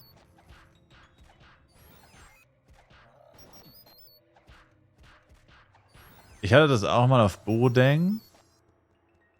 Habe ich ja mal eine Weile Herneos Giants gefarmt. Hatte ich es auch. Bin gestorben. Genau in dem Moment kommt einer geschissen. Da war die ganze Zeit niemand. Da war nicht so viel los. Das war ja auch während dem letzten FEC. Da ich ja die Chance genutzt, auf Bodeng ein paar Giants zu killen, weil dann weniger Leute gespielt haben. Und genau dann kommt der natürlich geschissen. Klaut sich den Giant. Also, was heißt klaut ihn sich? Ich bin ja gestorben. Ja, aber fängt instant an, den Giant zu machen. Und, stirbt halt auch, weil der Giant war in Rage-Face. Wird instant gewone-shottet. Ist auch gestorben. In der Zeit habe ich wieder gelebt, habe ihn mir wieder zurückgeholt. Und dann habe ich halt Karma geschrieben, ne? Ich meine, er wollte mir den Giant klauen. Schreibe ich halt Karma. So. Also eigentlich bin ich nicht so, aber da dachte ich mir so, geschieht dir genau recht, du Affe. Ich meine, es war Bodeng zu der Zeit, der hätte einfach auch jeden anderen. Also da waren alle Giants, 2 oder 2 waren da eigentlich da. Es war eine chillige Zeit zum Giegen. Da hatte man es eigentlich echt nicht nötig zu klauen. Also in Anführungszeichen klauen. Gehört mir nicht, der Giant. Aber ich habe nur Karma geschrieben. Also ich habe ihn nicht beleidigt oder so. Ich habe einfach nur Karma geschrieben. Und ja, der Typ ist jetzt einer meiner größten Hater. Also der ist mir dann wochenlang gefolgt, hat mich mehrfach angeschrieben. Richtig penetrant im Discord beleidigt. Ich hatte jeden meiner Verkaufsbeiträge auf Bodeng kommentiert. Also ist richtig reingegangen. Ich habe Karma geschrieben. Und er ist komplett ausgerastet. Also das sind die größten Schwachköpfe, diese Leute leider. Die haben so eine infragile Persönlichkeit. Das ist teilweise echt geistesgestört. Komplett ausgerastet. Er ist so hart ausgerastet, dass er sogar aus seiner Gilde rausgeflogen ist. Also er ist mir so heftig auf die Eier gegangen, dass ich seiner Gilde gesagt habe, yo, der soll mal chillen. Und anscheinend hat er nicht gechillt und haben sie ihn rausgeschmissen. Dann haben sie ihn aus der Gilde geschmissen. Weil er nicht gechillt hat. Und dann ist er natürlich in eine Gilde gegangen, die mich noch mehr hasst. Dann ist er noch in eine Hater-Gilde gejoint. Der Typ, ey. Wirklich crazy.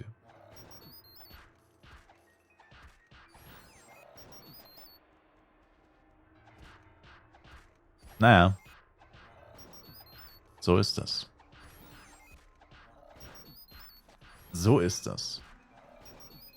Das war vor einem Jahr ungefähr. Naja, nicht ganz. Er war nur wütend, dass ein Giant nicht mit F-Coins stehen konnte. Tja.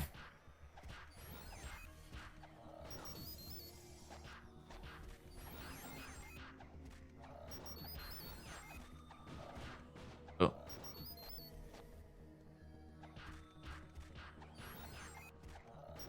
Ach ja. Greacher. Brauchst du ein... brauchst du noch eine Party?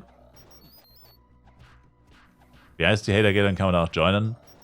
Naja, Hater-Gilde war jetzt übertrieben gesagt. Ich weiß nicht, ob jeder in der Gilde mich hatet, aber das sind, sag ich mal so, es sind meine größten Hater in der Gilde. Soweit ich weiß. Heißt nicht, dass jeder in der Gilde ein Hater ist, aber es sind die Typen, die mich am meisten haten. Sagen wir es so. Ich sag mal so, jeder, der in der Gilde ist, wird es wissen, welche Gilde das ist. Aber ich werde es nicht sagen, so. Auf Bodeng. Channel? Warum Hate? Weiß ich nicht. Den meisten meiner Hatern bin ich weder jemals begegnet, noch habe ich denen jemals irgendwas persönlich getan. Aber trotzdem hassen sie mich.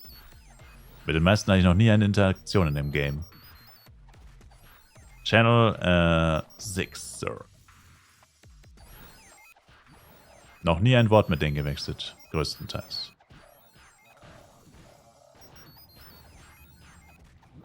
Moment mal. Es ist ein Random gejoint. Warum? Oh, ich hatte nicht Anführerbestätigung. Scheiße. Ach, da ist ein Random gejoint, leider. Oh Mann, ich fühle mich dann immer so schlecht, wenn ich die Leute rausschmeiße. Ach, verdammt. Ich dachte, ich hätte noch Anführerbestätigung drin. Channel 6 AA1 Duo only, Sir. AA1 Duo only.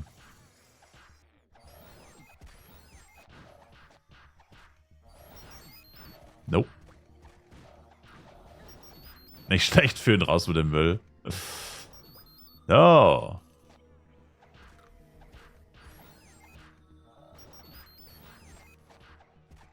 So. Ja, es muss immer schnell gehen, der Partywechsel, weil die Leute... Aber eigentlich wundert es mich, weil gab es nicht am Anfang arsch viele? Ich war ja die ersten paar Tage auch in Random Partys, oder was heißt Random Partys, bei euch oder bei anderen Leuten. So generierst du Hater, indem du sie aus der Gruppe kickst. Ja, also ich meine, wenn man so kleinlich ist und wegen sowas zum Hater wird, dann ist man sowieso irgendwie ein bisschen mental daneben, glaube ich. Also ich meine, für den Moment, ja klar, für den Moment hasst man dann jemanden vielleicht. Aber da eine monatelange Fehde draus zu machen, ist halt geistesgestört. Irgendwann ist auch mal wieder gut. Ich bin gerade 30 geworden, das ist mir alles zu schnell. Tja, das muss hier zack, zack gehen, Sir. Das muss hier zack, zack gehen, Sir. Bei mir gar nicht, beim Heftigen am, ich gar nicht, beim Heftigen am Tag 600 Leute raus, alle die nicht paar sind oder zu lange AFK sind raus. Ja. Gute Nacht, Syntax. Danke fürs Zuschauen, Sir. Und, naja,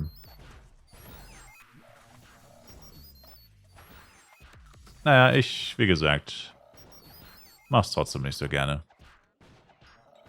Und wieder eine Vakuum 4.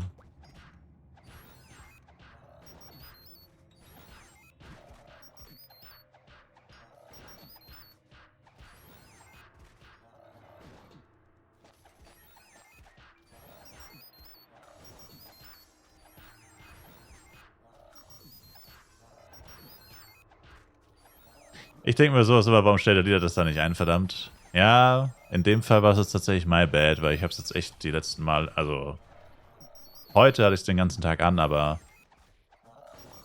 da das ja leider nicht übernommen wird, wenn du eine neue Party erstellst, was ja auch irgendwie blöd ist, dass solche Einstellungen nicht, na gut, es geht halt nicht, weil du nicht, ja, wenn du eine neue Party erstellst, ist es ja keine ADV und bei einer Nicht-ADV kann man sowas ja gar nicht einstellen.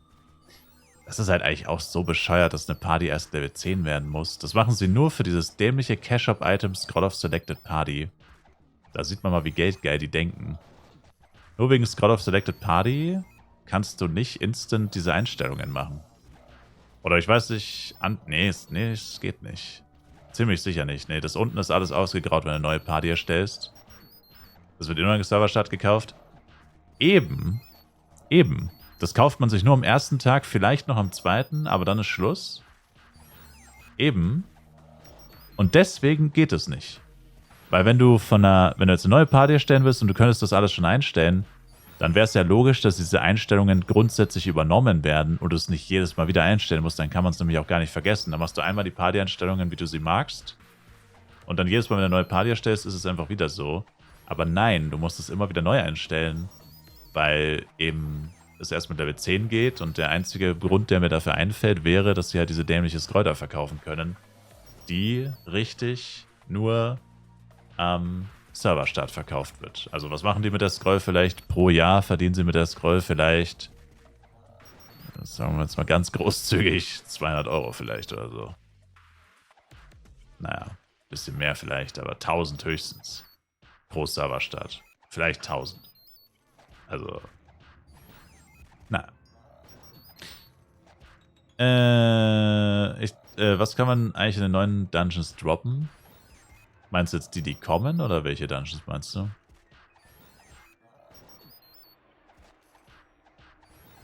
Welche neuen genau? Weil für mich sind die nicht mehr neu. Aktuell gibt es keine neuen Dungeons. Alles mindestens 1,5 Jahre alt, bis auf Kriton. Der ist nur ein halbes Jahr alt. Tiefen, Steliaka. Oh. Diese Dungeons farmst du für Karten, Waffen, Sockel, Karten. Man kann da Waffen aussockeln und die Karten dafür droppst du nur in Dungeons. In solchen Dungeons. Skins. Pets. Reroll Pets. Und das war's tatsächlich auch schon. Und die Endgame-Dungeons halt dann noch für Lusaka Crystal und das Wild-Set, diese 150 1v1-Sets, aber das ist halt Wilds-spezifisch. Das droppt literally nur in einem einzigen Dungeon. Alle anderen Dungeons haben echt nur die Karten, Pets und Skins. Das ist eigentlich so der Hauptloot. Eigentlich ziemlich langweilig, muss man sagen. Das ist eigentlich ziemlich langweilig tatsächlich.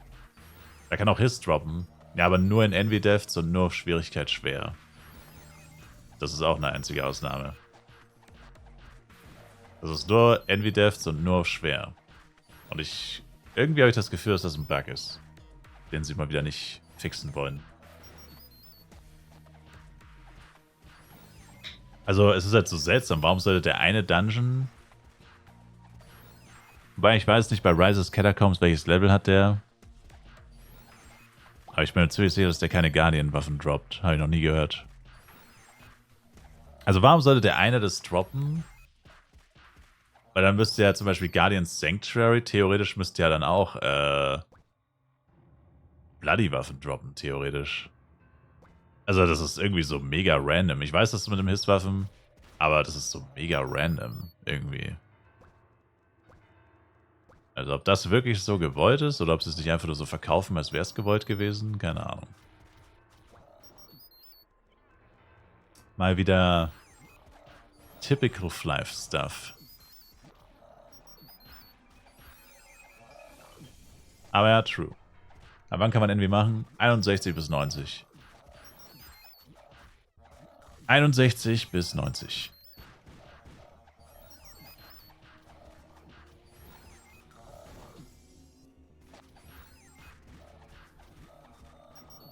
Und schwer ist aber auch echt schwer, also lohnt nicht. Man braucht ja das richtige Equipment. Im besten Fall Clockworks Rüstungsset mit Fett-Element auf der Suit. Also Clockworks Rüstungsset plus 7 mit Element plus 7.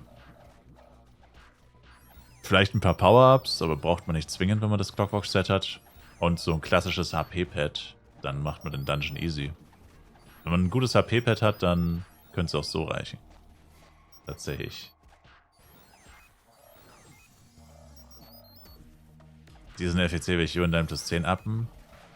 Greedy ass. Greedy ass.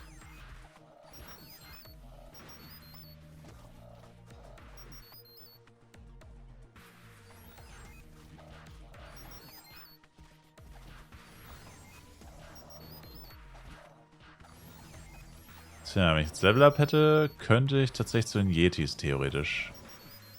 Also rein vom Killspeed und Items looten, so wäre es wahrscheinlich besser. Ich bleibe noch ein bisschen hier, bis 116. 115. Läusel, gute Nacht. Danke dir fürs Zuschauen.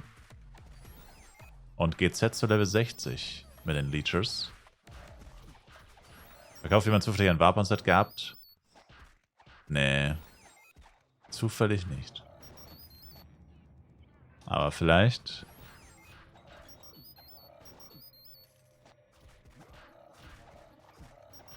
Ist auf jeden Fall mein erster und letzter FEC, viel zu stressig. Meine Psyche macht das nicht mit. Tja. Ja, es ist schon was Spezielles.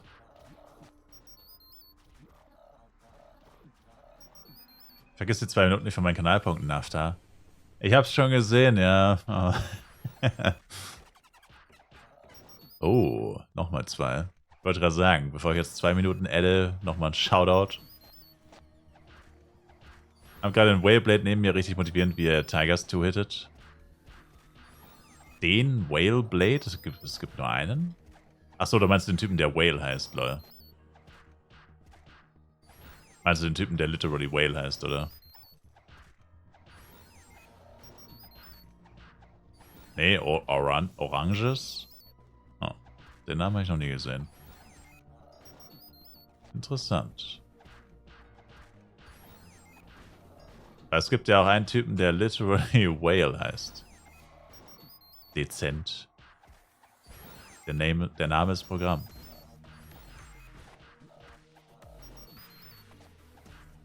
Der Whale heißt war doch BP. Ich habe seinen Namen nur im Upgrade-Ding gesehen. Ich habe den Spieler selbst halt noch nie gesehen.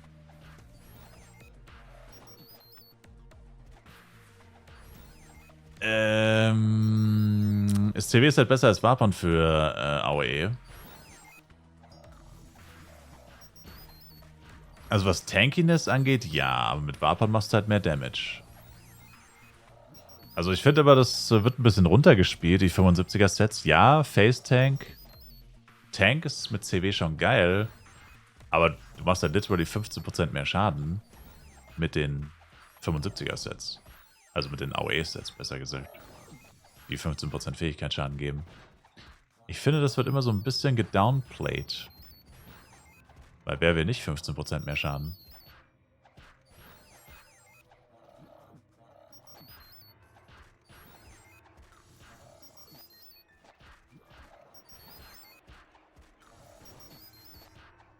Ich nehme die Tankiness.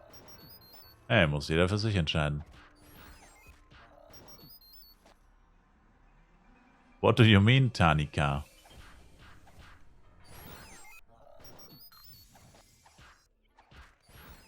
Hoppla. Ups. 6 Minutos. Dank Kanalpunkten von Nafta und Waschbär. Möchte jemand das Ghoul-Set F kaufen? Hat mich verklickt beim Kaufen. Was wolltest du kaufen? Damn. Ärgerlich.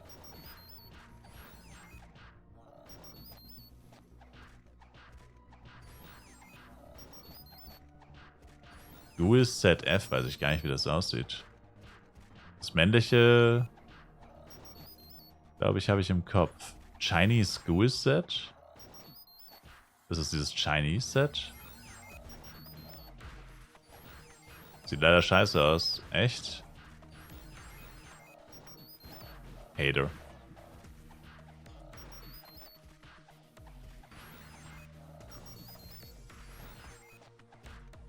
Eine 6,6 KP reicht für CW auf Mittel.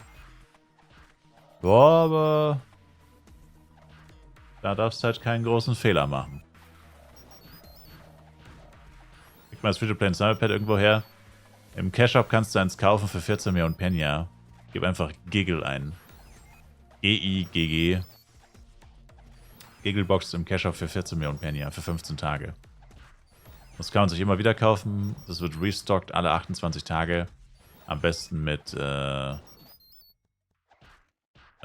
mehreren Charakteren aufteilen, also abwechselnd kaufen.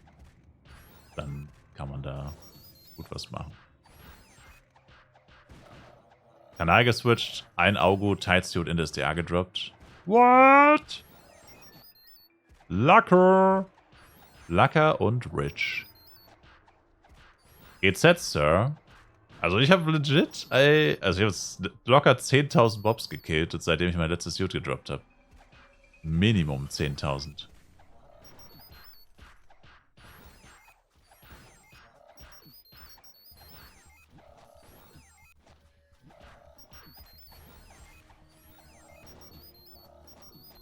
Ich bleib mal auf Channel 1. Channel 1 am Gönnen.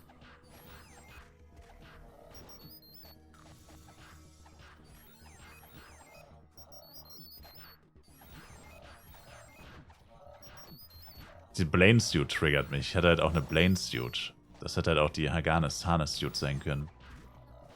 Oh, naja. Für wie viel kann ich meine Level 62 Party verkaufen? Level ist eigentlich egal, geht nur um Punkte bei Partys. Der Wert einer Party bestimmt sich durch die Punkte.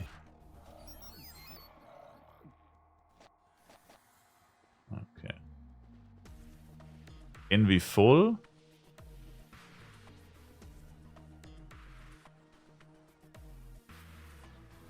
$1400. Oh. Weiß ich, 1 bis 5 Mio. Also 5 wird wahrscheinlich keiner zahlen. Ich denke mal so 1 bis 3 Mio pro Party. Achso, Ghastly Ghoul Set. Wie sieht das aus? Ah ja, Ghastly Ghoul ist das, was ich meinte. Oh no, meinst du es nicht? Hä, das ist das Zombie-Set, the fuck? Das ist actually in FlivePC extrem beliebt. Vor allem die Suit. Ne, die Suit ist cool, der Rest nicht. Das ist ein cooler Skin.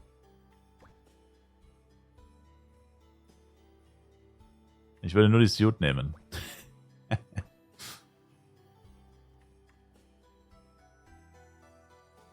Was ist das Item? Battle Pass Stufe 21, was bringt das? Das ist diese Uhr, oder? Steht auch da. Cooldown kannst du damit verringern. Das ist ein Pay-to-Win Dungeon Farm Item. Allerdings ist es Trash, weil das nur auf deinen eigenen Charakter wirkt. Steht da, glaube ich, auch dabei. Das wirkt nur für deinen eigenen Charakter und du farmst ja eigentlich immer zusammen mit anderen Leuten. Man farmt keine Solo-Dungeons, außer Envy-Dev. Das ist die einzige Ausnahme. Und dann kann man ja auch anscheinend nur 3 Stück pro Tag benutzen. Das ist schon wieder so ein absolutes Schwachsinns-Item. Kannst du natürlich auch im Cash-Shop kaufen. Es ist im Battle Pass wahrscheinlich, um Werbung zu machen, sozusagen. Für das Cash-Shop, für die Cash-Shop-Variante. Aber es ist schon wieder so ein schlechtes Item. Check's nicht. So ein Garbage. Manchmal fragt man sich echt, wer sich das überhaupt ausdenkt. Die könnten halt so gute Sachen in den Cash-Shop packen, die auch actually so viel Geld einbringen würden und nicht mal zwingend Pay-to-Win sein müssten. Aber ja. Haben noch Platz auf Channel 1 Fupa, sagt Pragus. Wie mache ich das eigentlich, wenn ich später mein Gear upgraden möchte? Was soll man so an Scrolls ansparen, zum Beispiel später Rüstungen einzutauschen zu können? Also sag mal so, für ein Set plus 10 musst du rechnen 200 bis 250 S-Product. Das reicht in der Regel. Manche würden vielleicht sagen, es ist zu viel, aber ich gehe ja immer vom Worst Case aus. Und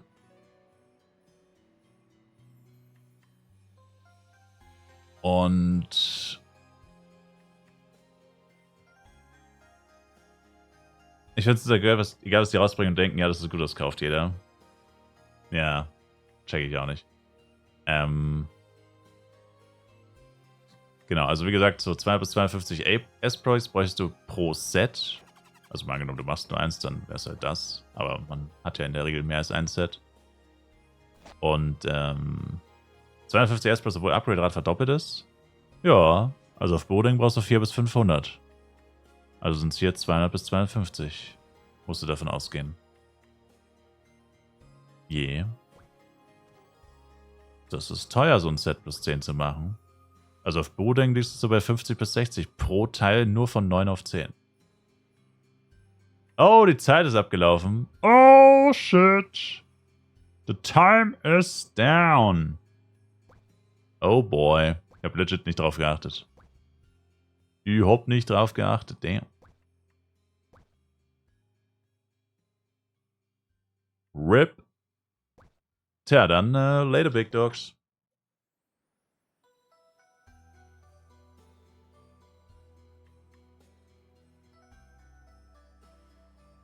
Das war's dann wohl mit Flive Universe. Bruh. Na, actually, glaube ich, gar nicht so schlecht.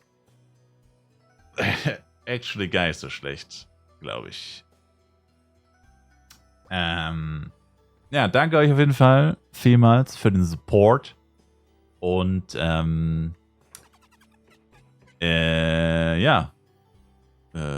war nice auf jeden Fall. Also es hat zwar ein bisschen mein Gehirn kaputt gemacht, habe ich das Gefühl. Also hoffentlich keine nachhaltigen Schäden davon getragen. Aber war schon mal cool. Also ich habe noch nie sowas Extremes gemacht eigentlich. Hat dir gerade jemand live gesagt? Ich meine, extrem könnte man auch schon nennen, dass ich literally jeden Tag streame, bis auf wenige Ausnahmen, seit locker ein paar Jahren. Das ist an für sich eigentlich auch schon ziemlich extrem. Aber das war jetzt schon nochmal eine Schippe drauf, sozusagen. Also ja, danke euch auf jeden Fall vielmals. Und heißt ja aber nicht, habe ich erwartet, dass es so lange geht. Nächste Woche wieder. Bro. Heißt ja aber auch nicht, dass jetzt die FEC-Zeit ist ja damit jetzt auch nicht vorbei. Also ich habe ja schon gesagt, ich werde trotzdem viel mehr streamen als sonst. Ich habe ja Urlaub und so. Plus ist es immer noch Serverstart. Aber ja. PC mal wieder ausschalten. Mein PC läuft literally seit Donnerstag durchgehend. Seit Donnerstag 6:30 Uhr läuft der PC. Yeah. Und mach einfach genauso weiter. Einfach ohne Timer. Einfach ohne Timer. Und,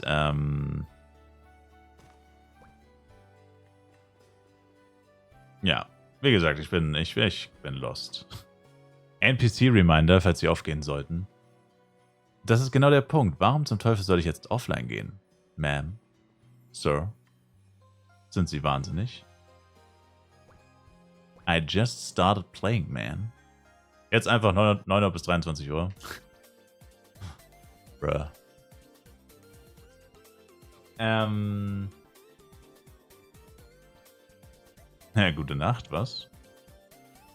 Also, dann blende ich mal den Timer aus. Times up. Ach, das funktioniert, ne? Times up. Aus Respekt 24er.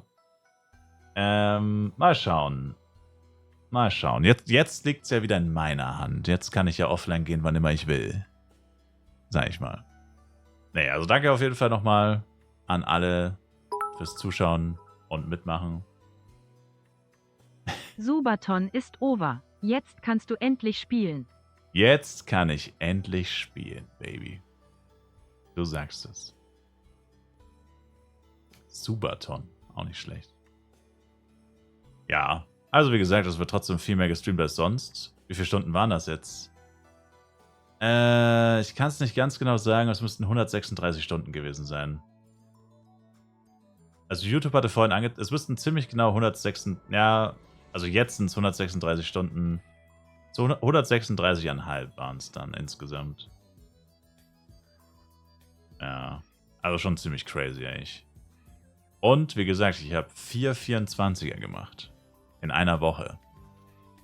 4 mal 24 Stunden wach in einer Woche. Das war schon auch geisteskrank. Literally physisch anspruchsvoll, tatsächlich. Also mein Körper ist schon, also ich fühle mich wie, als hätte ich irgendwie eine Woche Trainingscamp. Also mein Nacken und meine Schultern vor allem. Aber ist ja klar, weil viel weniger geschlafen und so. Also ja, sehr klar. Also vor allem der Bereich hier hinten. Der fühlt sich nicht so gut an. Ein bisschen, keine Ahnung, wie sagt man, sore auf Englisch, weiß gar nicht. Wund. Aber ja, auf jeden Fall. Ne? Und auf dem Boden gepennt. Ja, gut, nach dem Bodenpennen hatte ich übelst drücken, aber es ist dann tatsächlich relativ schnell wieder weggegangen, zum Glück. Das das war echt keine gute Idee. Aber es war auch echt dämlich, ich hätte einfach die Gartenliege nehmen können. Also das war sowieso so eine Furz-Idee. Das war nicht meine beste Idee. Die verdammte Gartenliege. Wo ist der Timer hin? Ist der Sabaton over? Der ist over. Die Time is officially outgerun, sir. Die Time is up. Du fandest es witzig, das auf dem Boden pennen?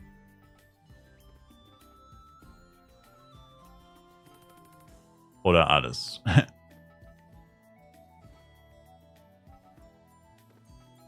Alles.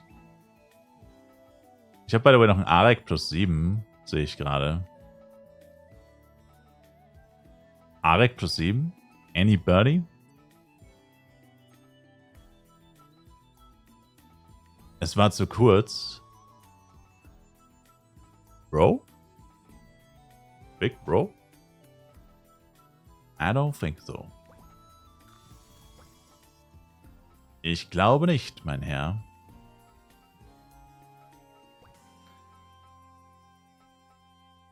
Ja, Also nächstes Jahr das gleiche nochmal. Ja, sowas kann man leider nicht so oft machen, ne? Also was heißt leider, aber ja. Hast mir Nation Helm geschickt? So was aussieht, hast du nicht gebraucht? Nee. Ich wollte eigentlich Gestattete haben. Ich habe ihn dir deswegen zurückgeschickt, weil ich da noch nicht mal in der Nähe von 105 war. Die ganzen NPCs kann ich mal aktivieren. Die nehmen ja nur Platz weg. Ich war da noch nicht 105. Und wollte dann noch nach so gestatteten Settern suchen. Hab leider keine gefunden. Leider, leider, leider.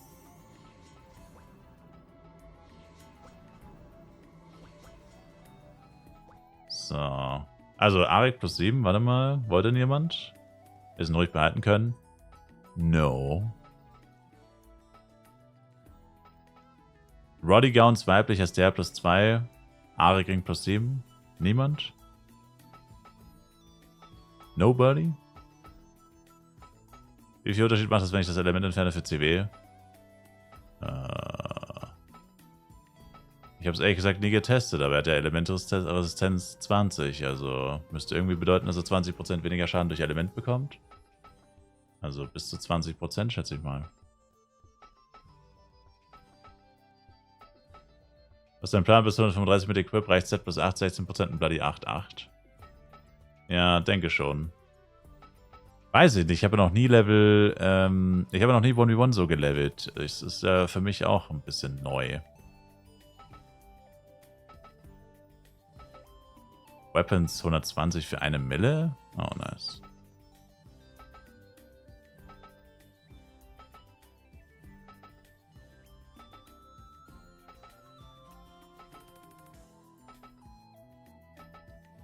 Z plus 10, Waffe plus 10 muss. Nope. Also bis jetzt läuft es ziemlich gut. Medomet und die Monster in Astra sind eigentlich alle ungefähr gleich stark. Also da sollte sich eigentlich literally nichts mehr verändern. Wenn du bei Medomet chillig leveln kannst, kannst du auch bei August chillig leveln. Natürlich haben August ein bisschen einen höheren Anforderungsgrad, klar. Aber ich meine, jetzt habe ich ja noch eine AG-Waffe. Bei Medomet hast du ja noch eine AG-Waffe in der Regel. Und dann hast du ja bei... Also dann hast du ja wahrscheinlich eine Bloody-Waffe. Also hast du da nochmal ein Upgrade. Und, ja gut, okay, ich meine, Mammut ist jetzt vielleicht tatsächlich ein bisschen hochgestochen. Das ist dann wahrscheinlich auch schon das 135er Set schon. Also sollte dann eigentlich schon passen. So. Ein weiterer Scam-Shop. Let's go. Dann wird zuerst mal 20.000 Mal Clockworks gemacht. Und dann hier noch den Shop zumachen. Jetzt bin ich mal gespannt. Es war genau der gleiche Shop. What? Es war genau der gleiche Shop wie der von meinem RM. Der von meinem RM war komplett leer gekauft und der von meinem Ranger, Jester überhaupt nicht. Also 3 Items oder so vielleicht. Ah, man. CW dauert und dauert. Leider, ja. Ich mache jetzt erst Tower Dailies, weil ich dann Level Up habe. Und dann erst CW.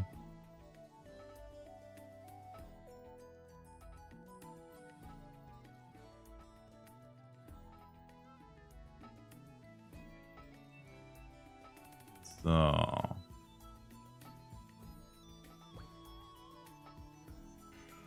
Also jetzt das Scrollen in meinem Inventory, sogar das laggt. Ist überhaupt möglich?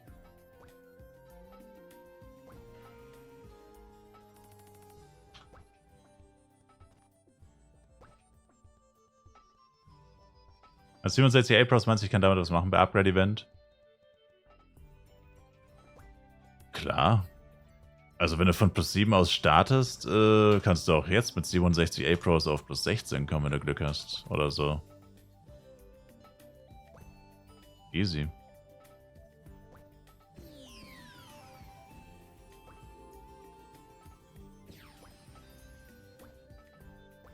Ei, Karamba, es ist auch wirklich alles clean, ne?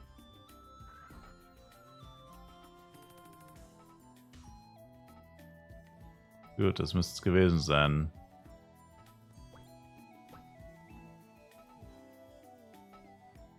Screwster trägt jetzt erstmal meine M. Tja.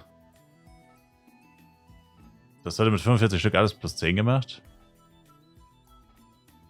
Alles was? Alles wer?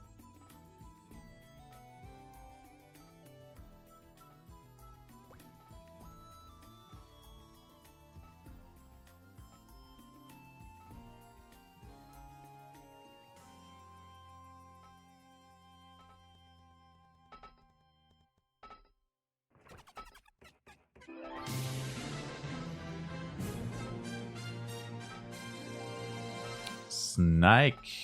Danke für den Follow. Ah, ich muss die auf Channel 6. Das ist unerträglich hier.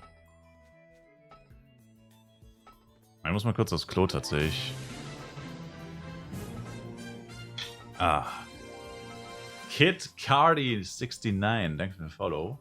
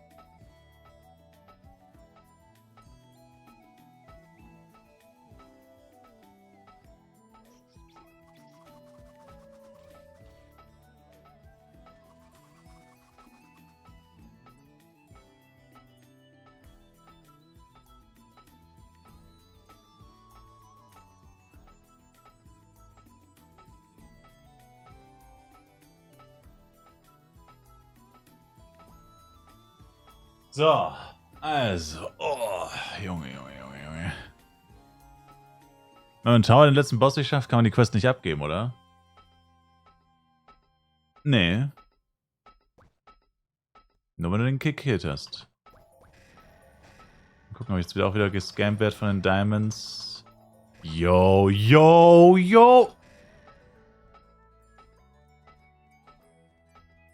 What the fuck? Ey, zweimal in der Row mein ganzes Zeug verpulvert für nichts. Also das ist ein sehr schlechtes Omen, würde ich sagen. Das sagt mir förmlich, renn. Bloß nicht Bloody craften. Renn. Renn. Holy shit. Also. I don't know, man. Der Jester-Debuff. Ja, letztes Jahr war ich Elemente, da hat es genauso schlecht funktioniert. Danke, Gabriel Henry, für den Follow. Appreciate it. Buff, please. Meine Güte. Flachs darf man sich nicht echt nicht 1 Millimeter bewegen. Level 16. Oh, jetzt rennt er weg, lol. Ich wollte den legit gerade buffen, jetzt rennt er weg. Oh, es ist jetzt eine neue Tower Stage, ne? Believe in First Try Magic. Last Pack Magic, First Pack Magic. Nee. Das gibt's bei mir nicht. Schau mal. Tower F3. Ah, fuck, vom Element her ist, glaube ich, schlecht sogar. Die sind Wind. Scheiße. Oh. Gut, der Giant hat kein Element zum Glück. Und die Tote haben auch kein Element, ne? Ne. Na gut, dann ist nicht so schlimm. Naja, doch. Wird es halt Zero Damage machen. Ah. Na, geht noch. Was sollte man in die CW RM Suit reinzocken?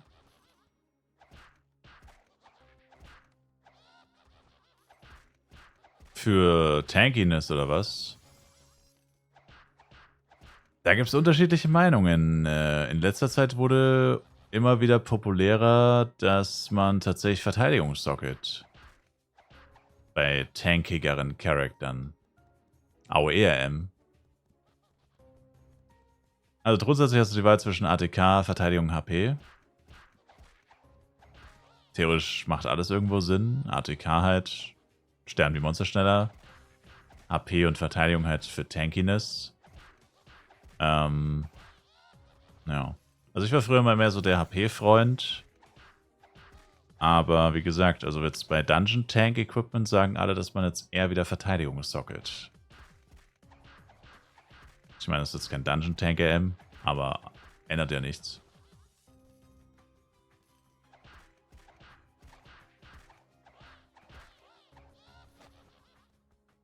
Also, ich will dir jetzt nicht sagen, was du tun sollst, aber ich denke mal, Verteidigung, dachte halt ATK, dass das schon recht tanky ist. Am besten ausprobieren, wenn du das Set wirklich komplett hast, musst du es halt einfach mal testen, am besten. Das findest du am besten raus, indem du es testest. Wenn du sagst, oder wenn du testest und du merkst, okay, du hast genug Tankiness, dann passt's ja, dann kannst du auf ATK gehen. Und wenn du merkst, okay, nee, bin ich tanky genug, dann doch lieber Verteidigung oder HP. Wie resettet sich CW nochmal, Kid Cardi? 2 Tage warten. Du musst zweimal 0 Uhr abwarten. Zweimal 0 Uhr abwarten. Wollte jetzt eigentlich jemand den Anik plus 7? Ich hab schon 10-mal gefragt, aber ich glaube nicht, oder? RIP. RIP. R.I.P. R.I.P.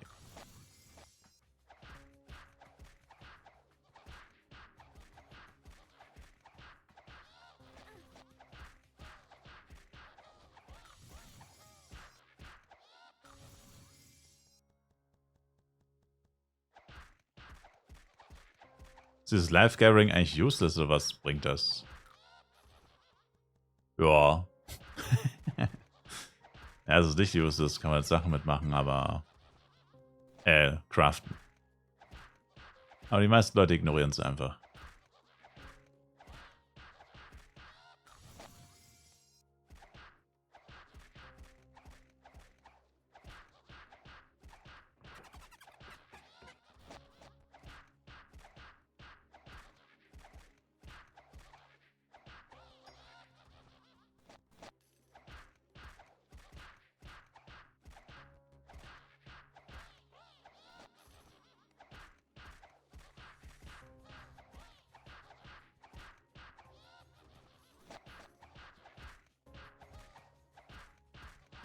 Aber aus der Eventbox nur Zeug dafür bekommen? Ja, ich weiß. Das ist übelst der Müll. Die erste Eventbox ist mega nice. Mega ätzend. Die zweite ist mega nice. Da gibt es 5 Amplis, 10 Upcuts, 10 Flaskboxen und 30 Goldpin. Gut, 30 Goldpin sind auch nicht so nice, aber ja. Die Spannung steigt. Ich bin im CW. Mal sehen, ob das der Server verkraftet. Also jetzt ist wahrscheinlich die beste Uhrzeit dafür. Und geht jinxed. Ich will eigentlich selber gleich machen. Also dann will ich mich selber jinxen.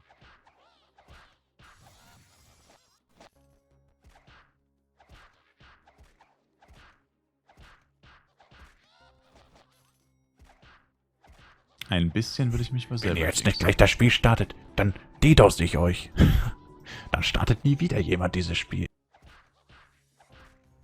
Okay, die Buffs reichen auf jeden Fall noch für den ersten Giant.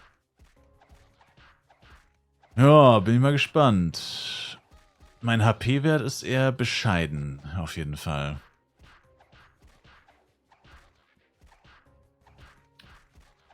Der ist jetzt nicht so gut.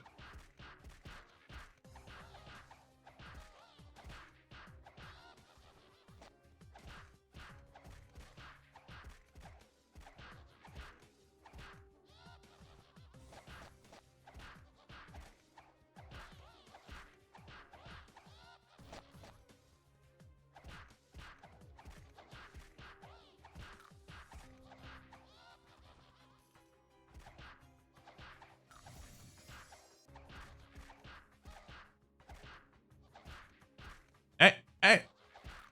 Meine Güte.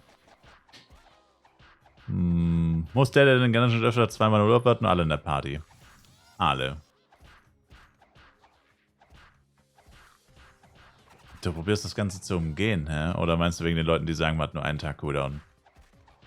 Anscheinend ist es wohl so, dass es nur funktioniert, wenn du es sonntags machst. Frag mich nicht wie, weshalb, warum. Das geht wohl nur von Sonntag auf Montag. Das ist die neue Theorie, die ich gehört habe. Hast du schon von mehreren Leuten gehört, dass die haben nur einen Tag Cooldown gehabt? Hatten sie Glück? Gestern ging bei dir auch? Ja, aber gestern war ja Montag. Du hast ihn Sonntag, oder du hast ihn auf jeden Fall vor Montag gemacht, dann konntest du Montag wieder rein, weil die Woche geresettet ist. Gestern war doch Montag. Uff. Wow. Okay.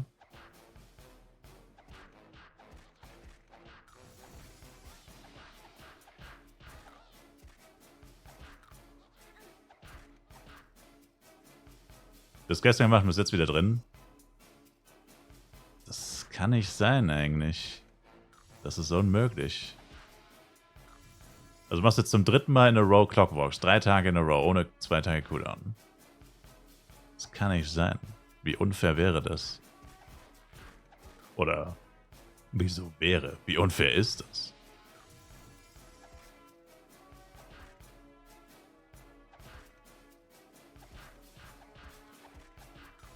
Geile Sau, was geht ab? Meine Blockrate ist mal wieder on point. Ich habe einmal geblockt. Du bist auch 3 Tage in a row ins CW rangegangen, oder was? Nix wie weg.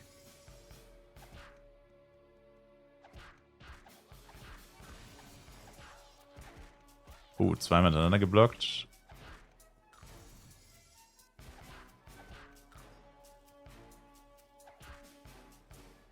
Hab gehört, heute bis 6 Uhr. Mal schauen. Tatsächlich läuft meine FWC Adventurers Flask noch 58 Minuten. Ich schätze mal, das wäre ein guter Zeitpunkt, um aufzugehen. Nach Server Restart immer. Ja, aber bei mir war es doch auch so. Ich habe Clockworks auf Cooldown gehabt, Server Restart, bei mir geht's nicht. Wieso sollte es bei manchen Leuten gehen, bei manchen nicht?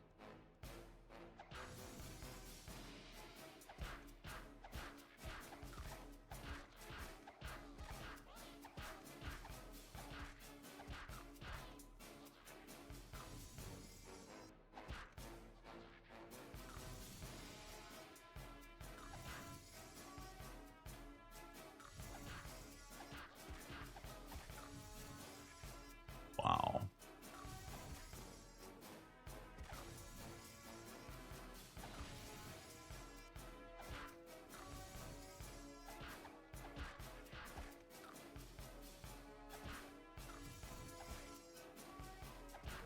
Oh, ich darf nicht so weit weg vom Spawn laufen.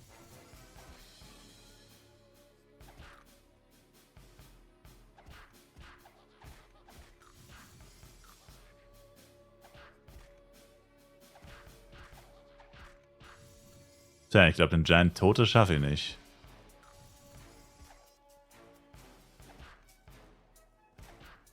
Wenn mir die Alte hier schon so einheizt.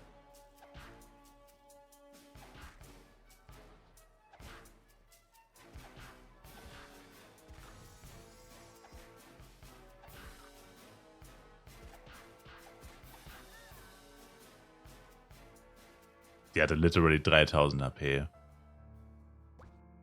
Ach, ist das ein Piss-Game, ey. Ich hasse es manchmal so sehr. Die hatte halt literally 3000 HP gehabt. 3000. Das soll doch wohl ein schlechter Witz sein. Die hat kein einziges Mal gecrittet. Junge, ich hasse dieses Spiel manchmal so sehr. Wirklich. Power of Bow, please? Ah.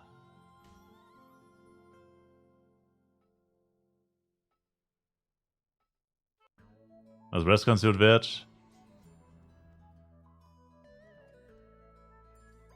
Keine Ahnung.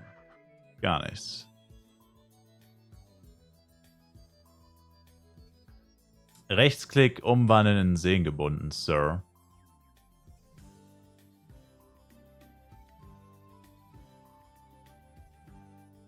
Also manche Leute machen 3 Tage in a row Clockworks und ich schaffe nicht mal Giant Hargul. Läuft bei mir. Das Leben ist manchmal echt unfair.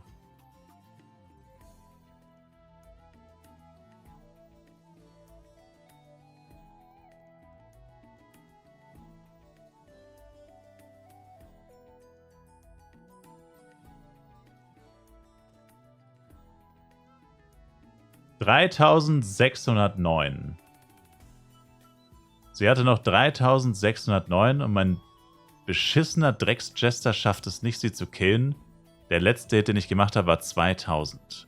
Ich habe die ganze Zeit 10k-Hits gemacht. Und hätte halt einmal nicht... Was für ein fucking Loser, Mann. 100% Crit-Rate. Wie macht er denn nur 2000 Schaden? Was ist das für eine Pissklasse einfach? Ey, der hätte einmal hitten müssen und verkackt ist, dieser fucking Loser. Zum Kotzen. Ah, jetzt direkt die richtige Stimmung für Clockworks, wo ich safe auch verkacken werde. Super.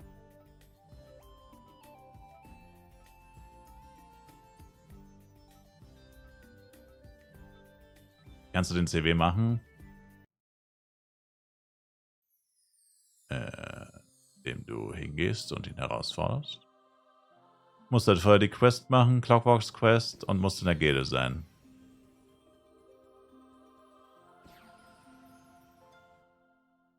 Wo ist das? Hier. Einfach da geradeaus laufen. Wenn du dich nach Darkon teleportierst, einfach durch das Tor da laufen. Einfach durch das Tor latschen. Da steht ein NPC. Aber du musst erst die Quest abschließen.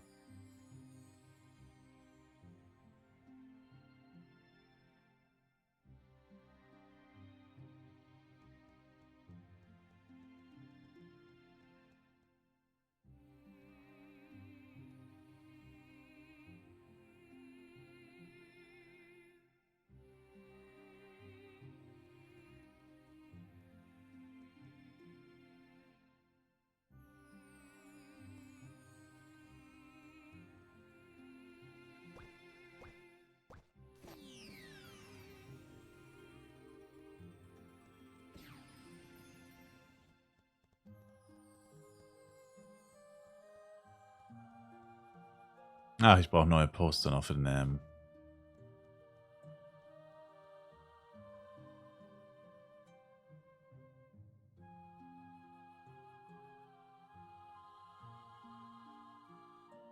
Na gut, kann ich noch wegen der Krabbe gucken.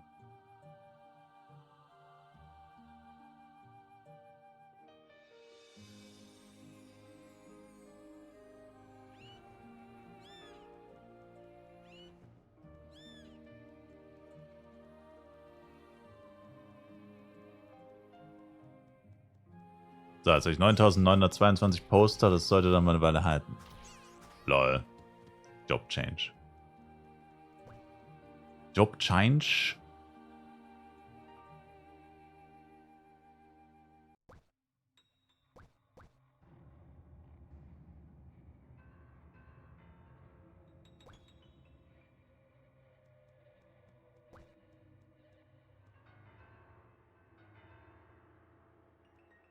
The fuck? Alter. Mein Charakter hat literal... Was zum Teufel? Mein Charakter war einfach kurz gefangen der Fastwalker-Animation. Oh, Junge, Junge, Junge. Ich kann so spielen auf Channel 1. Jeez. Ah.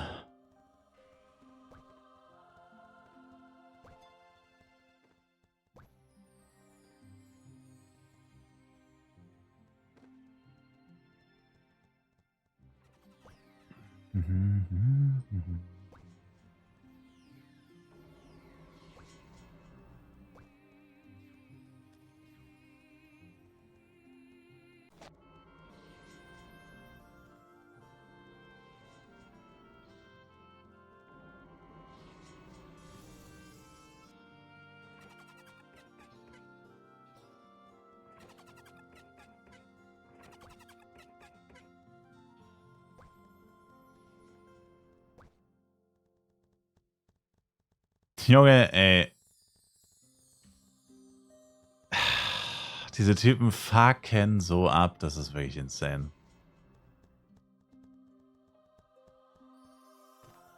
Meine Fresse. Die günstigste Crab F kostet einfach 30 Mio.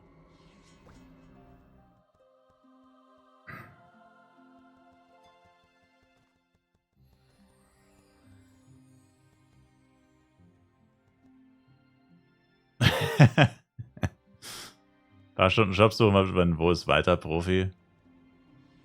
Ja, das ist echt arschnervig. Oh mein... Ey, was ist denn jetzt los, Mann? Warum... Was ist das denn? Ich bin doch einfach ganz normal gelaufen, aber ich jetzt hier runtergefallen. Bin ich mal in der Nähe von der Scheißkante. Was ist denn das?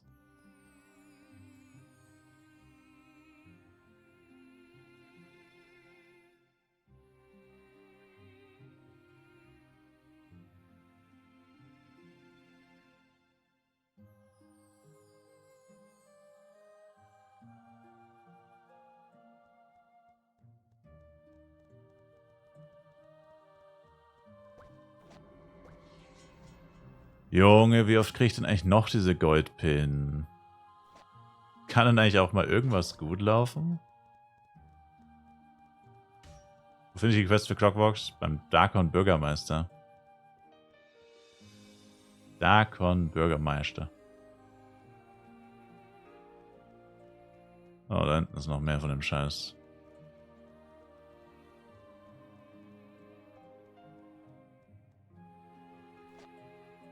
Nope. Nope.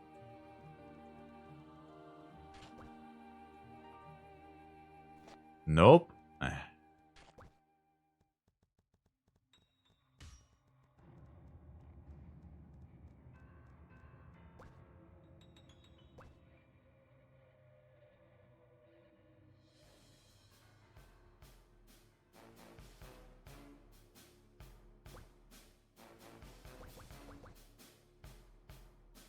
Battle Pass Level 15.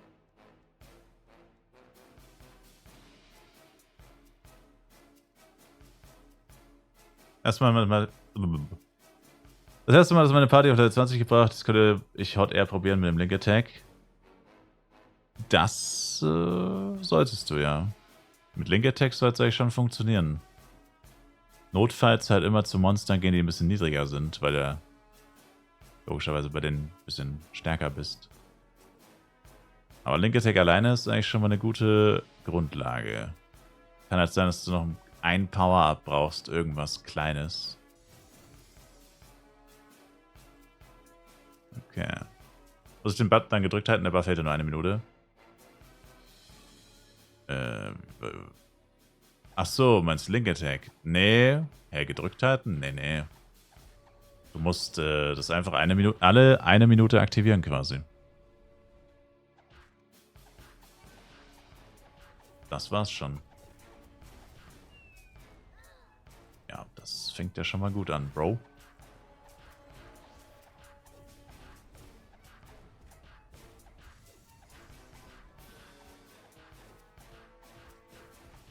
Ach ja.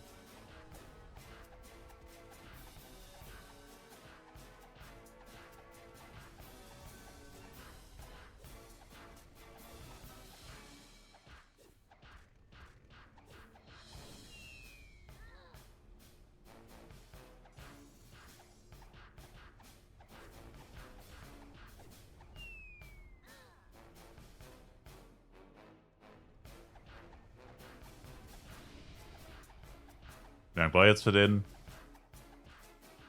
Für den kleinen habe ich ungefähr eine halbe Stunde gebraucht. Und da mein Equipment sich seitdem nicht großartig verändert hat, gut, ich habe meine Surfbuffs nicht aktiv, ja, so 35 vielleicht. Also eigentlich ist es genau das gleiche Equipment. 8% mehr ATK, glaube ich. Es sieht gerade ziemlich schlecht aus, ain't gonna lie. Jetzt gerade sieht es ziemlich schlecht aus. Nochmal Moonbeam.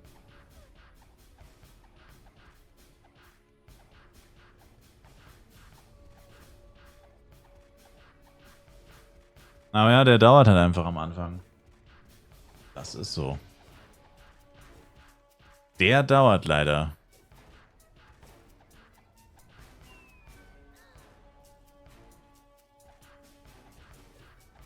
Was war das denn, wo du gemeint hast, man kann den Knopf einfach gedrückt halten? Gestern oder vorgestern?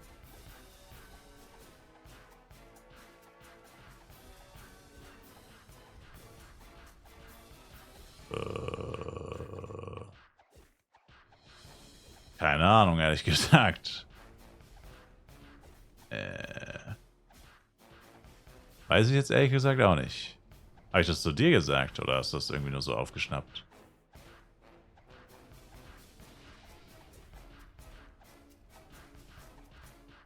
Ja, wenn man das Skill stapeln will, dann hätte man einfach kurz gedrückt, ja. Aber das geht halt nur, wenn du die Party-Scrolls hast. Einfach so geht es nicht. Clockworks Wette, let's go. Wenn jemand wetten will, ach komm. Ey, das ist ja unerträglich, ey. Der hat mich jetzt schon 10-mal umgeworfen. Wir sind noch keine 5 Minuten hier drin. Der ist mal wieder richtig pissig. Der macht auch richtig viel Schaden jetzt schon, ohne Rage Face.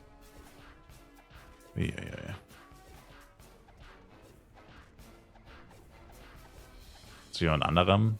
Oh. Rage Face 6k GG. Bei mir.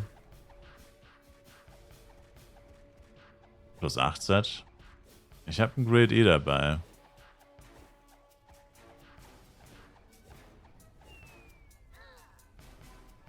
Wenn er mich noch 20 Mal umschmeißt, schaffe ich es gar nicht bis zur Rage Face. Dann bin ich vorher schon IRL dead.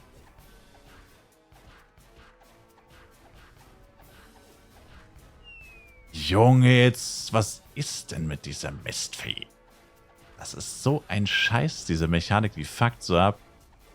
Die regt so richtig auf. Die macht richtig Agro.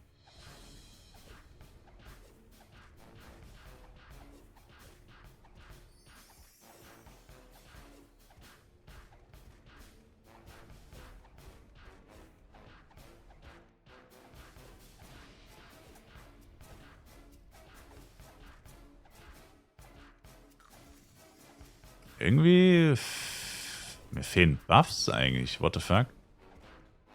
Mir fehlen einfach Buffs. Ich habe die ganze Zeit schon das Gefühl, da stimmt irgendwas nicht. Hier. Zwar nicht viel, aber... Ja.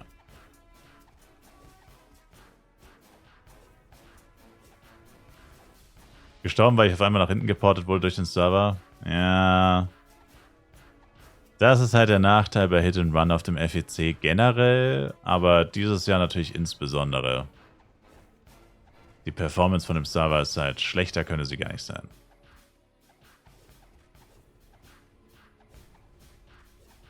Sehr, sehr ärgerlich.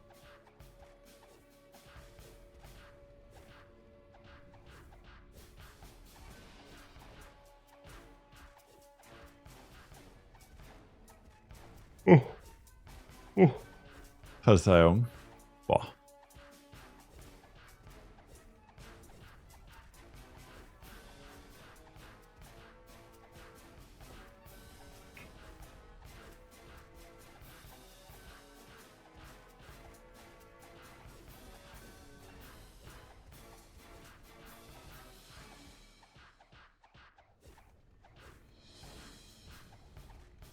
Die Moonbeams Assist, die ja ständig rumrennen, hat man irgendwie das Problem gar nicht gefühlt. Das ist sowieso so ein Placebo-Effekt wahrscheinlich. Die anderen haben nie die Probleme. Ist bei mir auch immer so. Also ich meine, gefühlt ist es immer so, aber ja, keine Ahnung. Ist wahrscheinlich nur so ein Gefühl. Oder sieht halt so aus. Weiß ja nicht, was die sehen und fühlen und spielen. Aber ja. Wenn das halt Asiaten sind oder so, oder Amerikaner, dann haben die vielleicht einen besseren Ping einfach. Also es kann schon sein, dass die ein bisschen bessere Performance werden sie schon haben. Wie viel sind es 3 plus 2 wert? Hast du gedroppt? Weiß ich nicht. Keine Ahnung.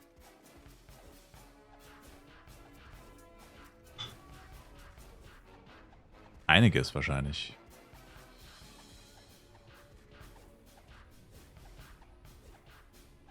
Mann, Laser auf Mittel verreckt. Hat er Laser gemacht, damn. Ja, bei Ranger ist immer ein bisschen nervig.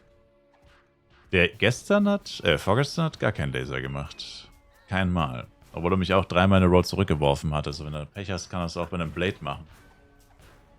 Wenn er dich einfach 3-mal nach hinten kickt und du nicht mehr nach vorne läufst, macht er manchmal instant seinen Laser auch bei einem Blade. Das ist dann auch immer richtig lustig. Kannst rejoinen. Yeah, solange ein Chart drin ist, kannst du immer rejoinen. Dürfen halt nicht beide rausgehen. Wenn beide rausgehen, ist noch 1 Minute dicht.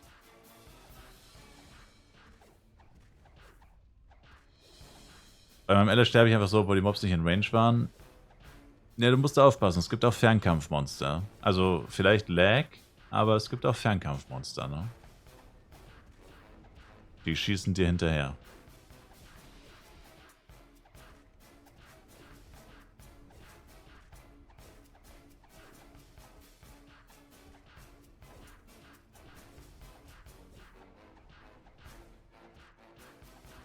Ne, so Clockworks auf Hard kann ich auf jeden Fall nicht machen. Noch nicht. Aber ganz ehrlich, Clockworks auf Hard ist auch irgendwie ein Scam. Der droppt halt gar nicht mal wirklich besser, zumindest nicht auf Boding. 2 Mighty plus 1 und ein Stranded plus 1 auf Easy. Sauber. Auf Mittel habe ich gerade 35k DPS. Boah. Der auf Hard hat halt nochmal 19 Millionen mehr, ne?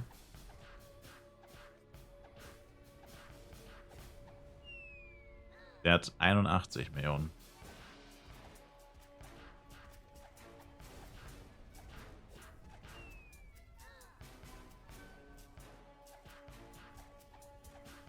Da wird es bei manchen vielleicht sogar am Damage scheitern.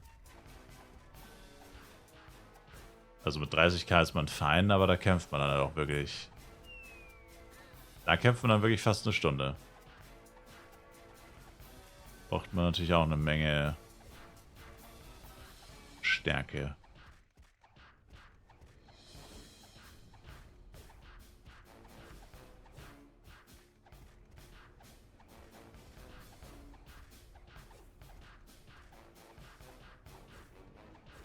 Mal meine Dailies nebenbei abholen auf MAM.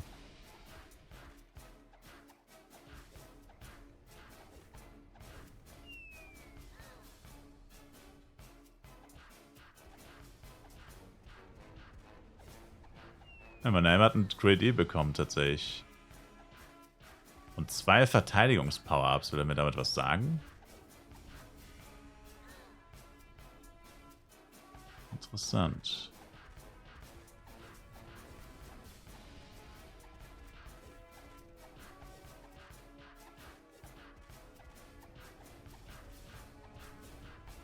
So.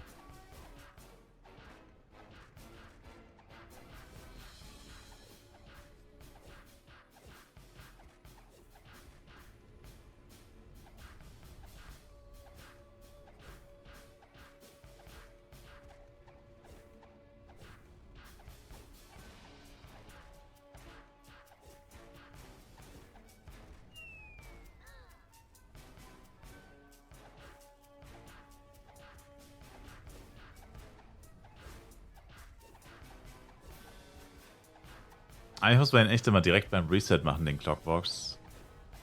Theoretisch. Weil du ja wirklich 23 Stunden Zeit hast, den Müll zu verkaufen. Also das ist der Müll, aber die Drops. Und mit jeder Minute, Stunde kommen weitere Drops hinzu. Wie viel war Drehdreiwert? 20 bis 30, sowas. Ja, wobei ich habe meine Titan noch für 12 verkauft, tatsächlich. Gestern schon, vorgestern. Ich glaube, actually Drehdreier ist beliebter. Ich finde es auf jeden Fall cooler, auch wenn es basically die gleiche Waffe ist. Das ist so, ich glaube, das ist auch so ein Nostalgie-Effekt. Beim Flive-PC war Titan nämlich Trash. Und Drehdreier hat einen ganz anderen Effekt gehabt. Besseren. Deswegen sage und denke ich immer an Drehdreiersort und nie an die Teildreiecks. Weil die eigentlich mal, die Teildreiecks war mal richtig Arsch.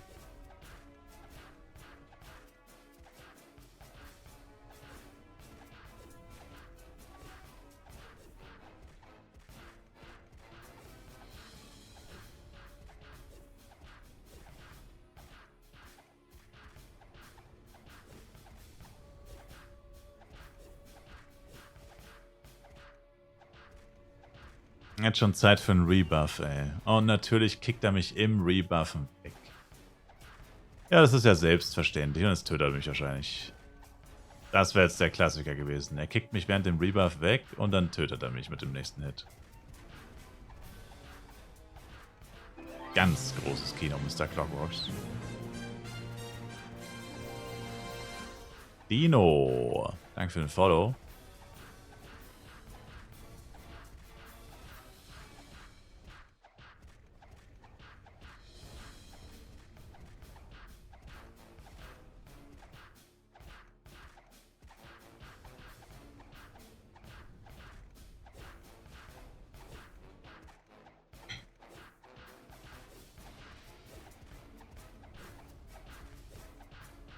Hat er mit 2 Chars so oft gemacht, aber hat nur einmal mal T+2 gedroppt. Ich meinst generell jetzt nicht auf dem FEC, oder? Ja, +2 und 3 Schmuck ist sehr selten. Ich habe tatsächlich eine Statistik über Clockworks geführt von meinen Runs. Da siehst du es. Das ist uferlos. Also das ist wirklich sehr, sehr selten. Ob es sich lohnt, mit 8 Chart-Taktik für FEC Solo-Farme zu abusen, auch du meinst aber nicht FEC. Ich habe gehört, Droprate ist höher, je mehr Spieler dabei sind. Das kannst du direkt wieder vergessen, das ist kompletter Schwachsinn. Also, wenn du Solo machst versus 2 Leute, dann ist die Droprate höher. Aber das ist eine grundsätzliche Mechanik. Es gibt halt Solo-Clockworks, also es ist eigentlich ein anderer Run, kann man fast sagen. Es ist ein anderer Boss, kann man fast sagen. Es gibt den Solo-Clockworks und es gibt den Gilden-Clockworks. Und Solo-Clockworks droppt basically nichts. Und ab 2 Personen droppt er ganz normal. Also es gibt keinen... Also danach ist es egal, ob dann 2 oder 100 Leute drin sind. Könnten 100, es könnten noch 1000 Leute rein, theoretisch. Das spielt absolut keine Rolle. Leider. Wäre cool, wenn es so wäre, aber gut, dann wäre das Zeug auch wertlos, weil würde jedes Mal einfach eine ganze Gilde zusammen reingehen oder so. Oder einer mit 50 Chars. Das funktioniert.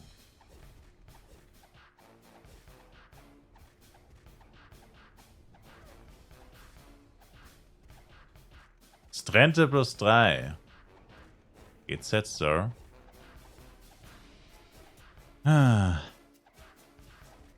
Lassen Sie was für uns übrig, bitte, Sir.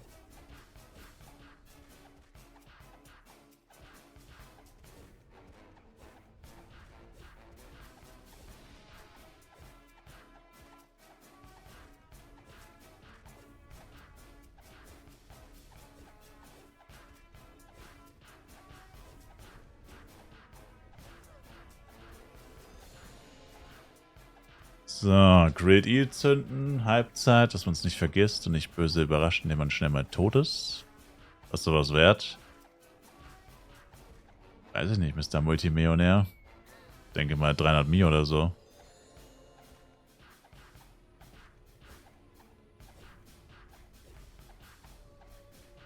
So, Stream lagged? Doubt it. Safe mehr? 300. Weiß nicht, halte ich eigentlich für ziemlich realistisch. Was kriegst du für 300 Mio? Kriegst du 60 A-Pros. Mit 60 A-Pros kommst du locker auf Vigor plus 16. I don't know, man. 300 bis 500 in dem Bereich würde ich schon sagen. Also niemals mehr als 500. Also, ich meine, es gibt immer verrückte Leute, aber bevor ich 500 Mio für 3 plus 3 ausgebe, kaufe ich mir lieber für das Geld A-Pros und Paladin Vigor. Das hat viel mehr Value. Der Strente ist ja eigentlich nutzlos. Der ist halt nur für den Moment. Der Vigor ist für langfristig gedacht. Also, I don't know, man.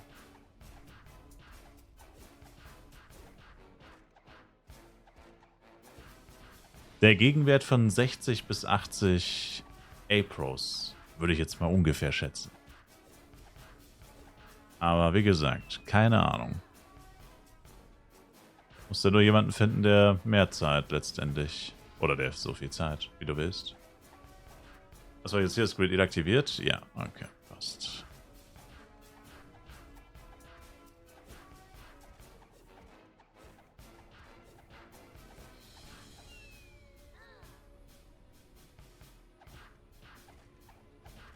Bin immer fast gestorben, jetzt so ein geiler Drop.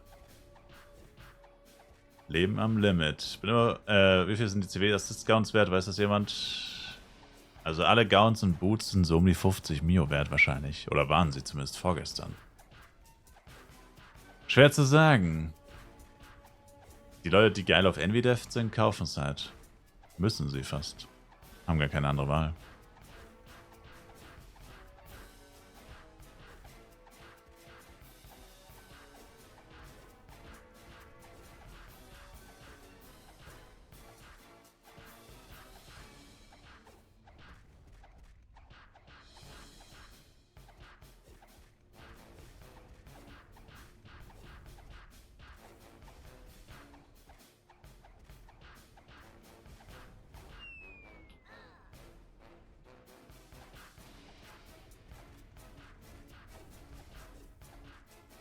Jetzt der ganze Shout voller Clockworks-Zeug ist.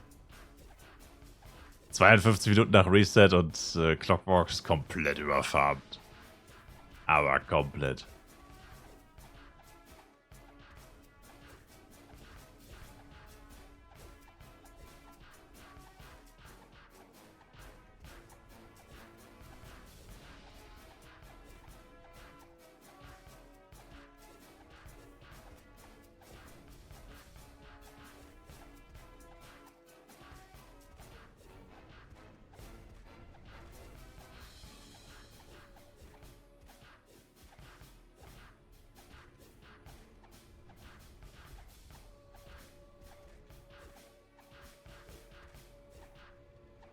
Muss halt nochmal rebuffen. Wild.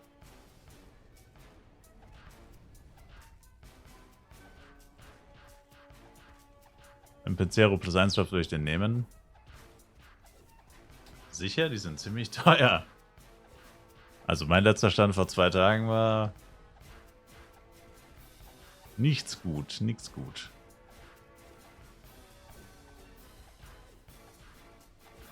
$30 Mio aktuell.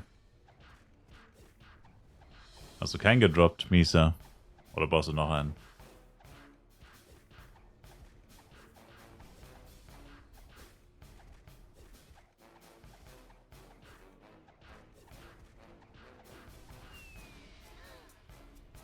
Kaufe die, wenn sie 2 Mio wert sind.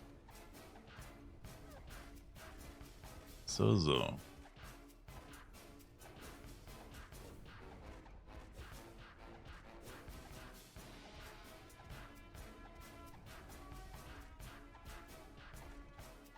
Alter Geizkragen.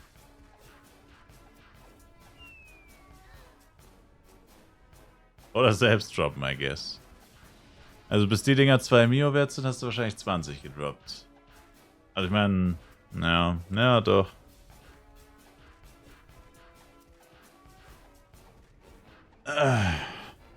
Vielleicht nicht so dumm noch zu warten.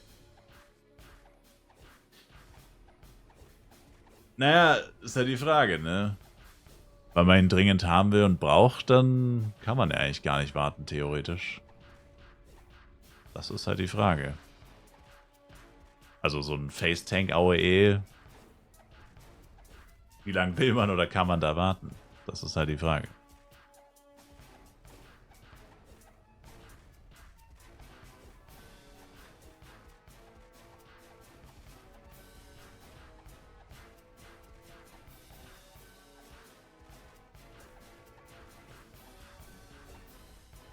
Ich hatte immer so 40 Minuten den ganzen Spawn für mich und so. Und es ging noch, aber nicht alles pulle, wird's knapp. Ja. Evans Trende plus 3 für 450. Sicher nicht. Ganzes Spawn für sich ist halt eine Seltenheit. True. Sehr selten sogar.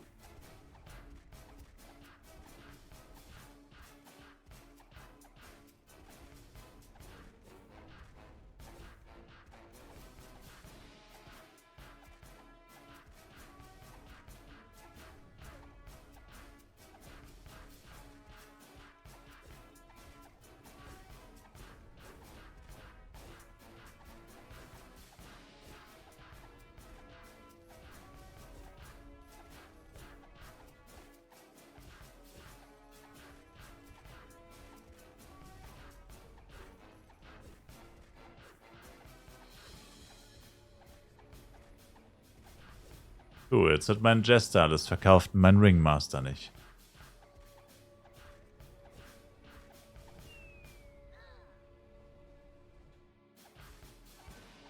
Kern seit 3 Stunden für mich ist richtig nice hier. Tja, man merkt, dass es doch manche Leute gibt, die wieder arbeiten müssen. Na gut, Donnerstag ist Feiertag, also das sehe ich schon wieder. Geht direkt weiter. Zumindest in Deutschland. Moment, das ist Donnerstag, heute ist schon Mittwoch, oder? Fuck my life, heute ist einfach Mittwoch. Jo, es fühlt sich für mich noch an wie Montag. What the fuck?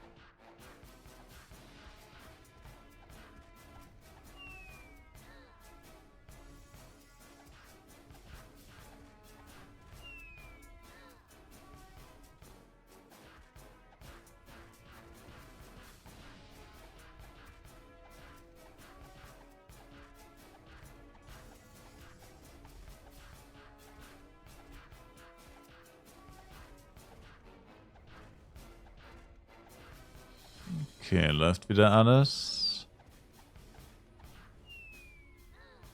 Ich glaube, ich bleibe bis 100. Also klar fahren wird auf jeden Fall was los sein, das ist sicher. Kern meiden ja tatsächlich einige Leute.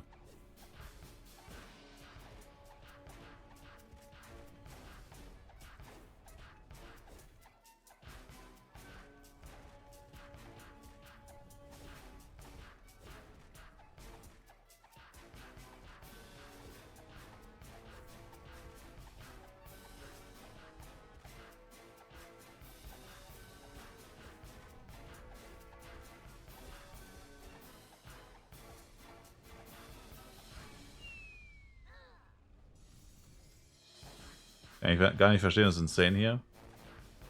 Ich verstehe es auch nicht.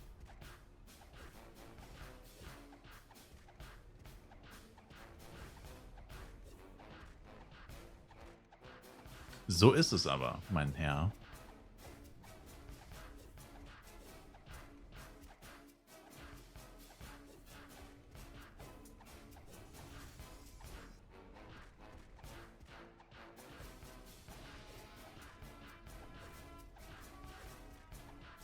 Das Lustige ist, der Char macht gar nicht mal so viel weniger als manche von meinen Bo-Denk-Chars, die ich für Clockbox benutze. Aber gut, die sind teilweise verstattet und schlecht ausgerüstet. Aber gut, Chai ist auch nicht sehr gut ausgerüstet. Cannonball. Wenn ich beim Rebuffen immer umkickt, dieser Sack.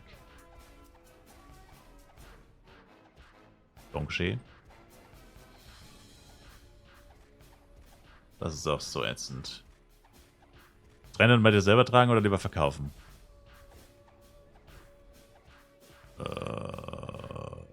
Irgendwie beides.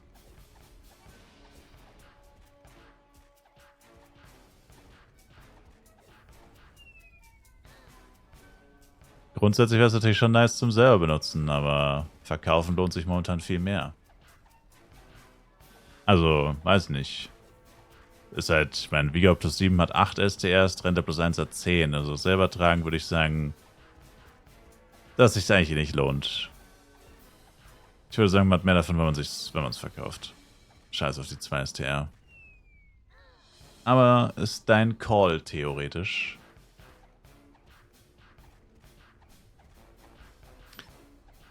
Eine Frage, macht irgendjemand von euch Tower F3? Tower F3, Party Mode. Whoop, whoop. Party, Party. Disco, Disco, Party, Party. Hab schon. Ja, vielleicht ein Ringmaster. Wer hatte einen Ringmaster? Sir. Ein Second Character.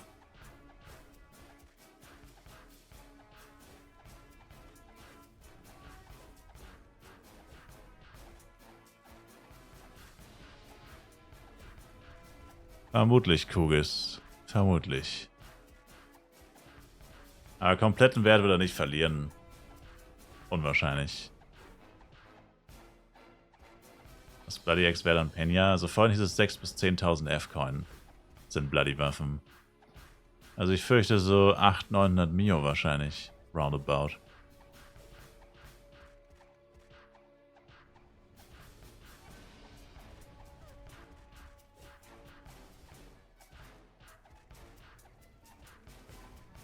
Mindestens 15. Mindestens 15.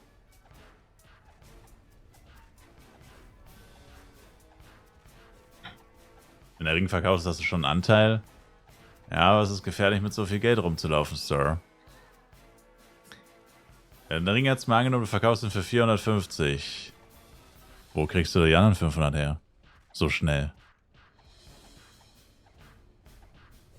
Dann dürfte es ja quasi erst aufgehen, wenn du das Geld hast, was einen halben Tag dauern oder länger dauern könnte. Wenn es bei dir genauso bescheiden mit der Geldbeschaffung läuft wie bei mir, dann dauert das ziemlich lange.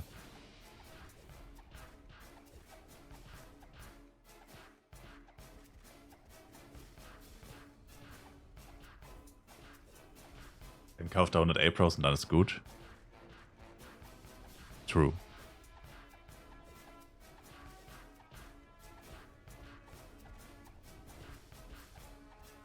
A-Pros, die wahre Premium-Währung.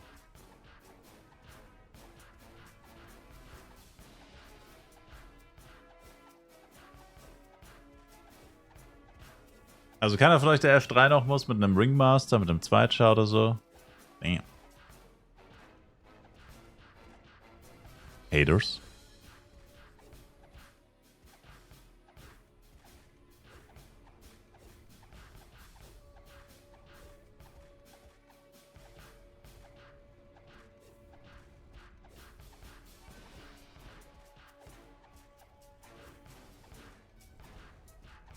Wann ist das, Misa? Jetzt gleich, oder?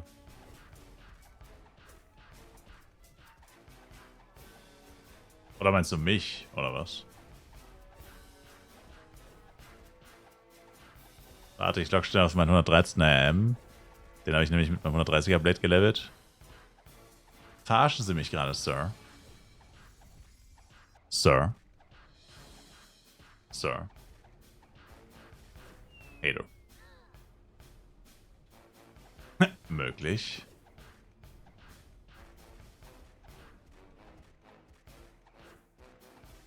Zwei Minuten noch. In 2 Minuten müsste er doch down gehen.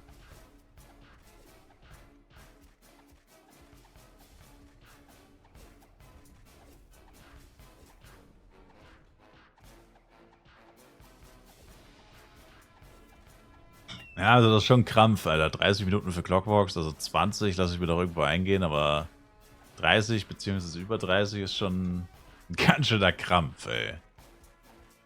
Ey, ey, ey.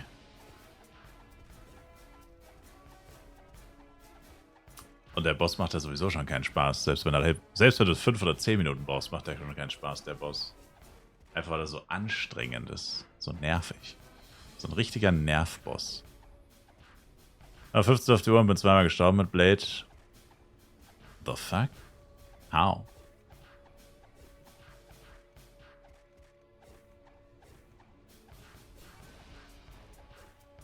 Also sagst du, man muss sterben, um gut zu droppen, hä? Du musst ihm ein Blutopfer darbringen.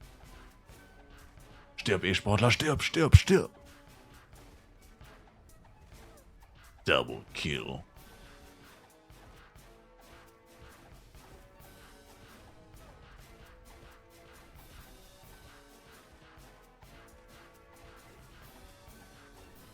The Last Million. Die Maya hatten recht.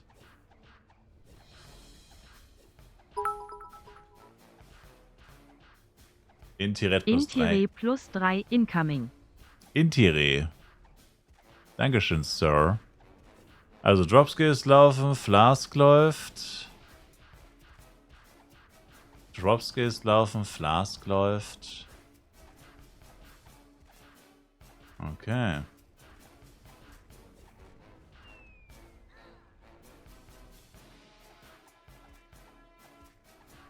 Sollte passen. Also ich will Minimum 3 Schmucksachen. Ey, wehe, der kommt mir mit weniger als 3 Schmucksachen, dann raste ich aus. Wehe. Okay, schon mal nichts plus 3. Das war aber eigentlich klar.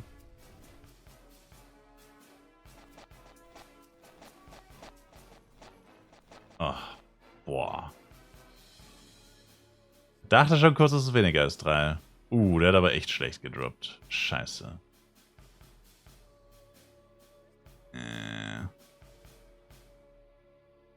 Also ist so ein klassischer Mindestdrop.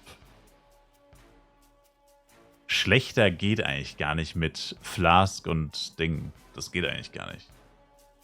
Der Helm hat ein STA, Sir. Oder meinst du den Assist-Helm? Der hat 2 STA.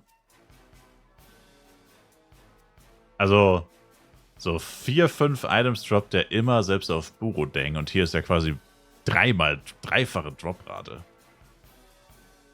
Dreifache Droprate. Also, eigentlich sollte das nahezu unmöglich sein, schlechter zu droppen als das. Ja, bitte, das ist... naja.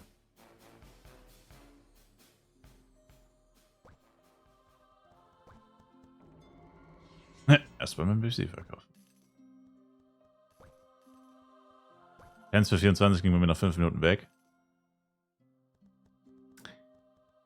Ja, ich darf mich jetzt hier wieder hinbewegen. Ups.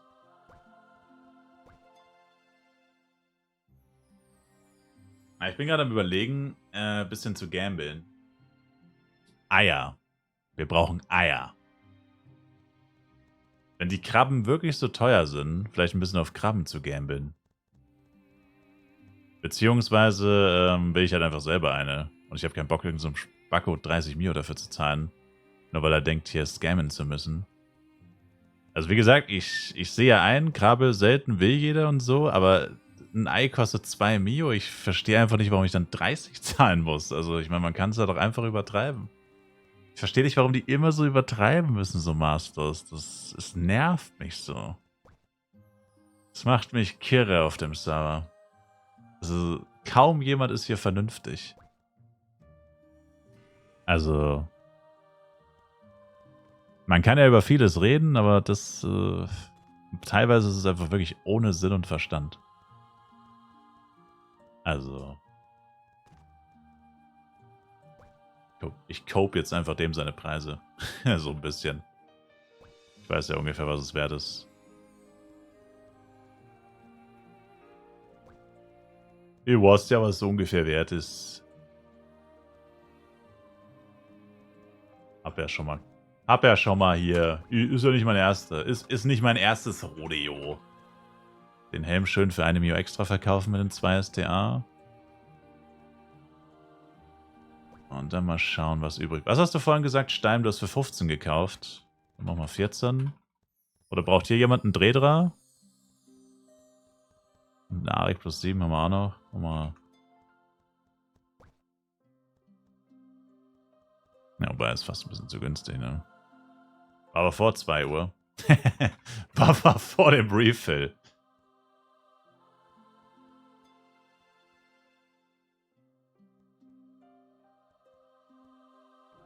Drehtara. Drehtara. Meine Drehtara-Sort. Okay, Mega G. Seien Sie bloß still, Sir. Lassen Sie mich. Junge, was ist das denn schon wieder? Verdammt nochmal. Ich will doch nur diese Drecks-Quest-Verwaltungs-NPC, Mann. Und mir endlich dieses scheiß Level abholen, das mir der Tower zerstört hat. Jesus, mate. Noch 9 Minuten FEC-Flask. Ach, scheiße, Premium-Fluggerät. Mal schnell zum Medomet fliegen für 10 Minuten Ding. Also, lasst mich das mal kurz abchecken. Was kostet der Harvesting Glove? Der kostet nur 500k, ne? Ach, den verkauft der Pet Tamer.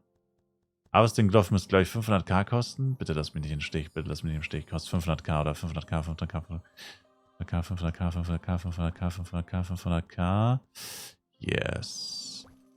Ich weiß nicht, ob es sich lohnt, da einen PD8 reinzuknallen.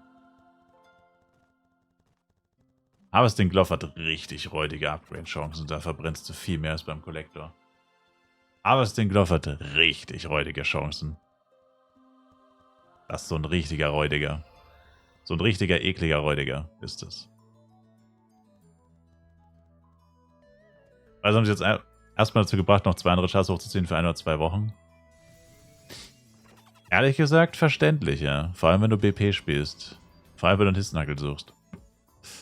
Das ist wirklich utopisch. Kann Harvesting Glove kaputt gehen? Das ist 1:1 wie Collector. Nee. Nur die Upgrade-Chancen sind schlechter. Viel schlechter tatsächlich. Viel schlechter. Also Collector frisst ja so, sagen wir mal, 20 bis 50 bei den meisten. Kann auch mehr sein, aber meistens. Und Harvesting Glove ist so das doppelt bis dreifache. So 60 bis 150 würde ich sagen, ist da so die Range. Also actually pretty bad.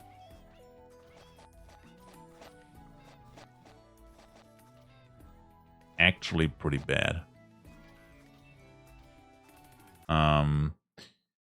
Sagen wir, ich schlüpfe 10 Eier. Die Eier habe ich natürlich auch noch nicht, by the way. Sagen wir, ich schlüpfe 10 Eier. Ey, sagt mir nicht, der farmt hier Berries. No. Ach, der will irgendwas wegen dem Shop wahrscheinlich.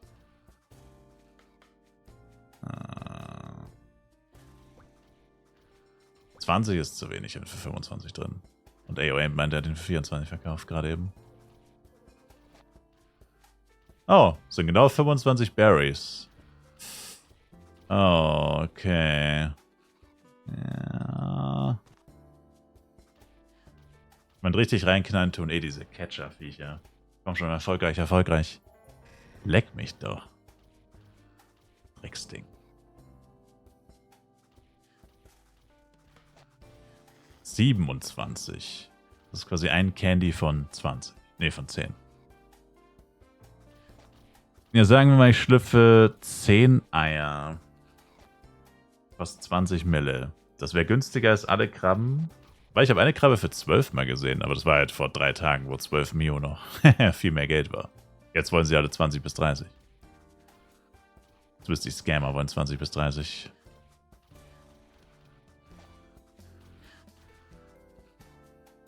Seit 3 Tagen konstant Instant Pro Ei.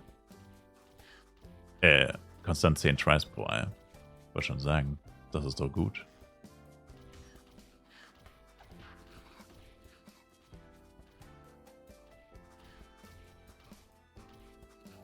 Fehlgeschlagen. Junge, du sollst doch nur auf 1 gehen, Mann. Chill doch mal. Junge! Sag mal, läuft eigentlich irgendwas gut? Jemals? Ja! Ich sag doch, dieses Scheißding, ey. What the fuck? What the fuck? Alter, ich raste mich aus. Ich glaube, die Chance ist actually 5% tatsächlich. Wenn ich die Werte gerade richtig im Kopf habe, ist es 5%. Es ist, glaube ich, 5, 4, 3, 2, 1 bei dem scheiß Harvesting Glove. No joke, ich glaube, es ist actually... Da haben sich die Leute damals so aufgeregt. Ich glaube, es ist echt von 0 auf 1 ist 5 und dann wird es immer um 1% besser. Das ist mir gerade wieder eingefallen, dass es so oft fehlgeschlagen ist. Flashbacks. Das waren quasi schon wieder PTSD-Flashbacks. Ah. Du hast 5 für +1 gebraucht. Ja, lass +1, das lohnt sich nicht. Das ist eh egal. Also, es ist nur wichtig, dass diese Carrier spawnen. Und ja, das ist natürlich auf Level 1, 2 schwieriger. Aber wenn einer spawnt, ich glaube, der droppt 900 oder so. Oder, na gut, so viel vielleicht auch nicht. Aber der droppt dann gleich ein paar hundert. Und ja, es dauert jetzt halt ein bisschen länger, aber wenn er spawnt mit Party-Skills, knallt richtig rein. Also es geht eigentlich nur um diese Carrier. Die Berries, die du so fürs Einsammeln bekommst, die sind eigentlich irrelevant. Und ich weiß gar nicht, wie stark die Chance steigt. Aber gut, ich hatte jetzt noch keinen einzigen Carrier tatsächlich, okay. So langsam kriege ich doch ein bisschen Bedenken. Level 2. Wann kommt denn unser erster? Oi. Bro? Also ich brauche 2500 Cloud Berries, ich habe jetzt 300.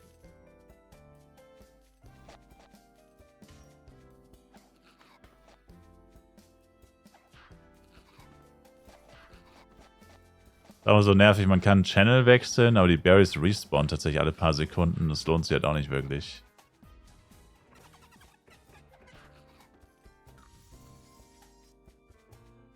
No.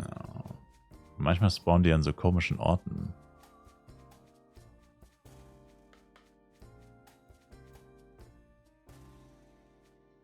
Da ist Licht an.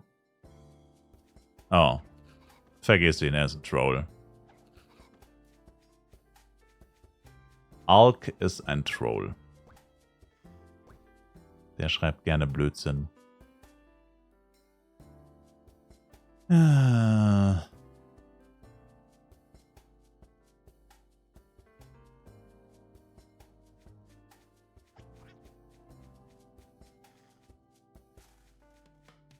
Keiner aufhat. Ja.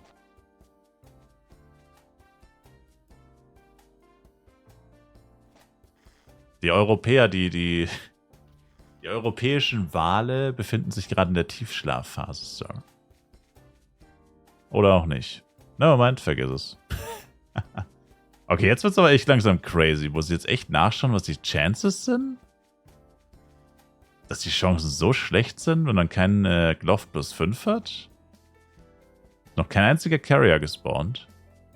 What? What? Ich werde doch gerade getrollt, oder?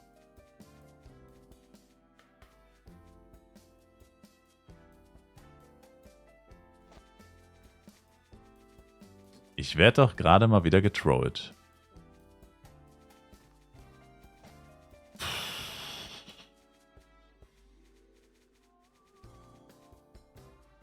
Ja, warum denn? Mach das doch einfach.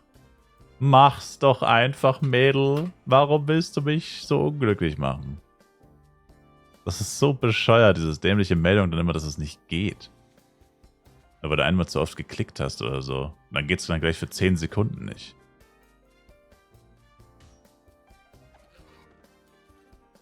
Ja, Bro, warum denn nicht, Mann? Was ist das denn? Wer denkt sich diesen Firlefanz eigentlich aus?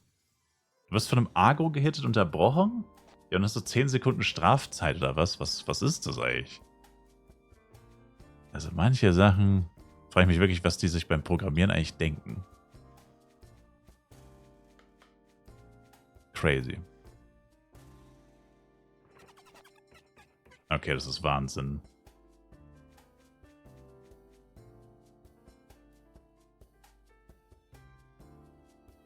Das ist der blanke Wahnsinn. Ich habe noch keinen einzigen Carrier gespawnt. Was zum Teufel sind die Harvesting Gloves? Oh, hier steht nichts dabei, damn.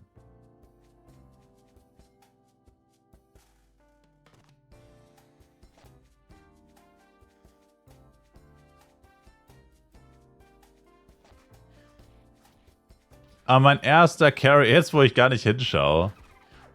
Und was spawnt da? 90. What? War das nicht mal mehr? Okay, einer droppt 180. Naja gut, ich meine, das ist das fast zehnfach, bis zu zehnfache von so einem Scheißding. I guess.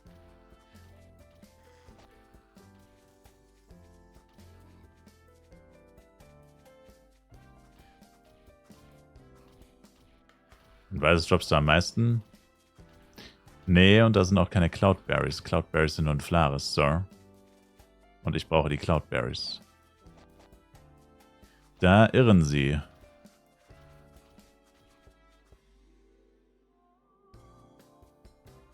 Sicher?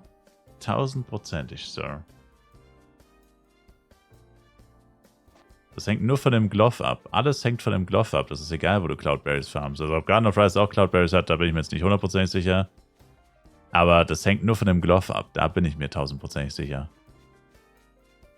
Das ist egal. Es ist nur von dem Handschuh abhängig. Da steht halt literally dabei. Zeitreduktion Level, Ertragsbonus, Carrier Chance Bonus. Das ist nur der Handschuh.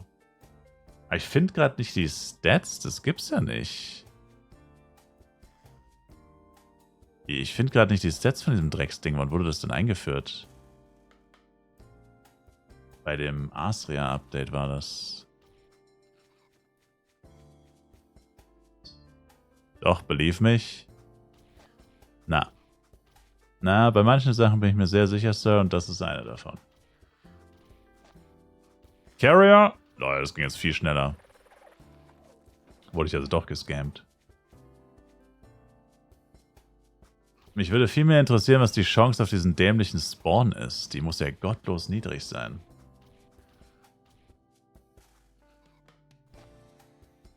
Summer Update, hier ist es. Oh, wie schnell ist der Giant gerespawnt? Achso, das ist ein anderer Channel, nevermind.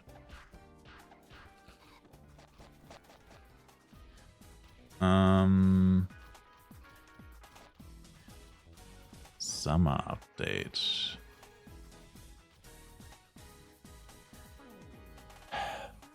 Wieso kann ich die PDF nicht durchsuchen? Jetzt.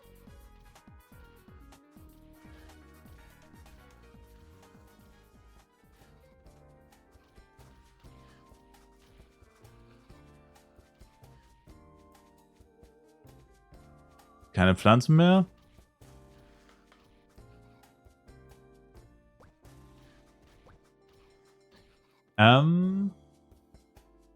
There's a 5% base chance for a monster spawn after harvesting process.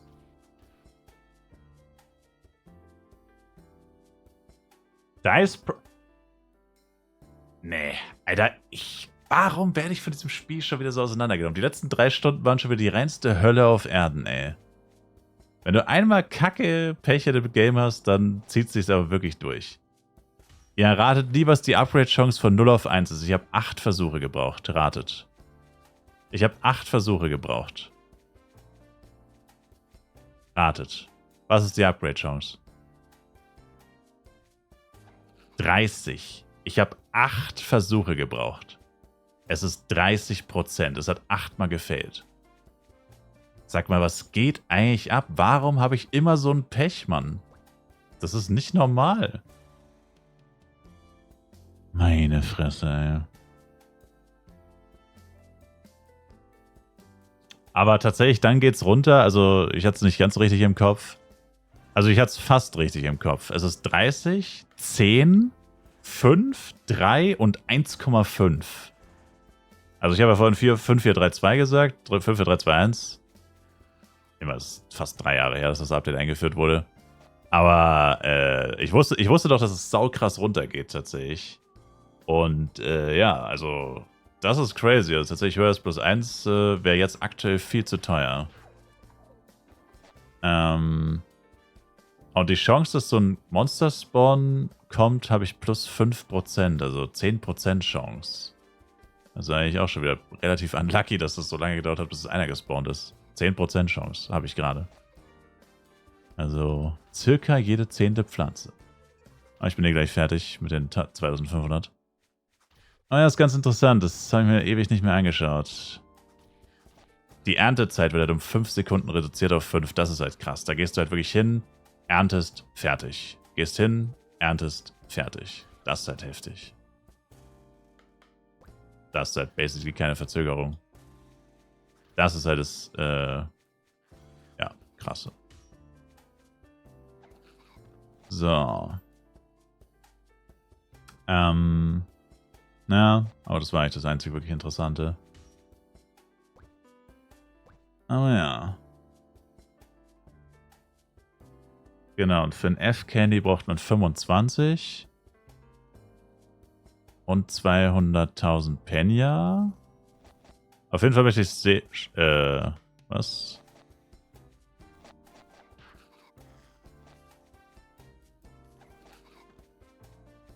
Hau rein, Ali. 200 plus 1, 13, Mighty plus 1, 15 verkauft. Oh nein, der Mighty war viel zu günstig. Kugels! Den Mighty hättest du auch instant für 20 losbekommen. Unlucky. Da warst du zu schnell. Aber egal. Money is money. Der Mighty war ein bisschen zu günstig. Der ist eigentlich so knapp 30 wert. Also so 25 bis 30. Den hättest du auch instant für 20 verkauft. Jetzt fragt er mich, ob ich ihn buffe. Buffs, please? Junge, ich bin Jester, ich kann nicht buffen. Er fragt einfach Jester, ob ich buffen kann.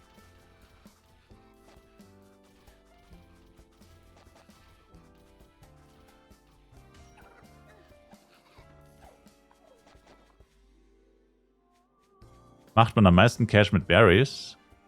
Nee, ich mach das gerade nur, weil ich, ach, weißt du, ich will jetzt richtig unglücklich ins Bett gehen, weißt du?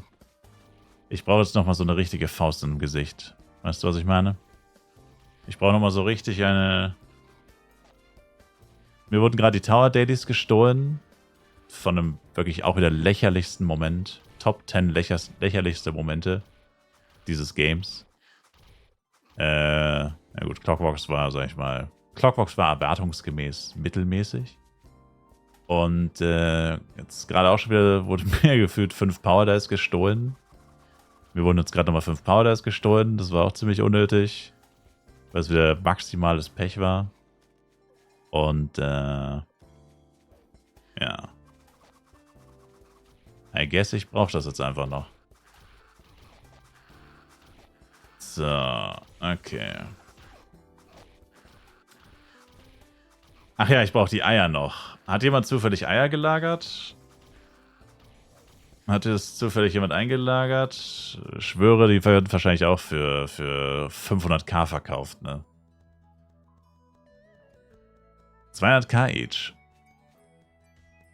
So. Hat dich mal jemand im Shop oder was? Lol.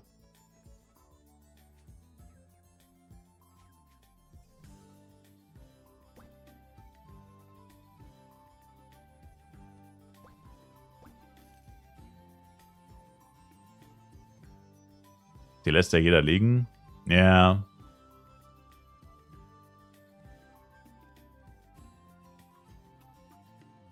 Und verkauft keine Eier, das gibt's ja gar nicht.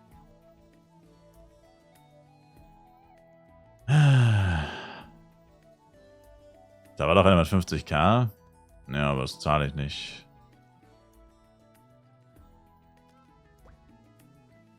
Der kann mich mal. Oh, hier, X 10k, ne, mein Blau. Nicht gesehen. Ey! Wer war das? Ach, Tornado.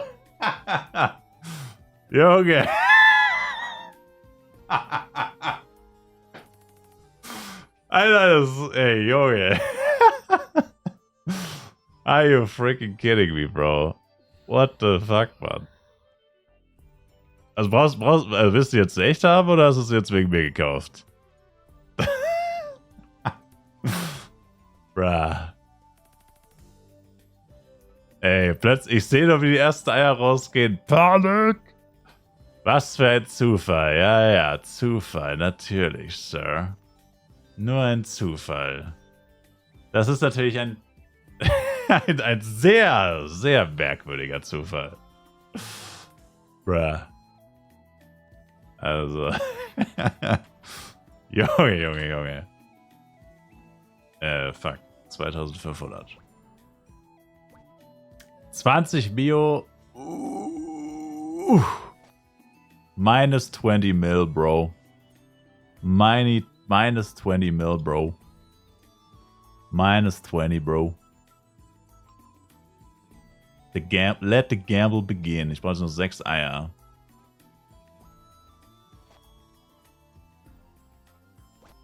Dankeschön.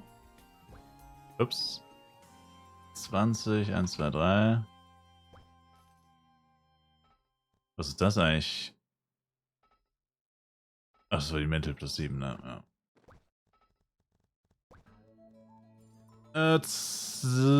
4 brauche ich noch. 4. Stopp. Oh. Lass mich dir noch Geld geben, Sir.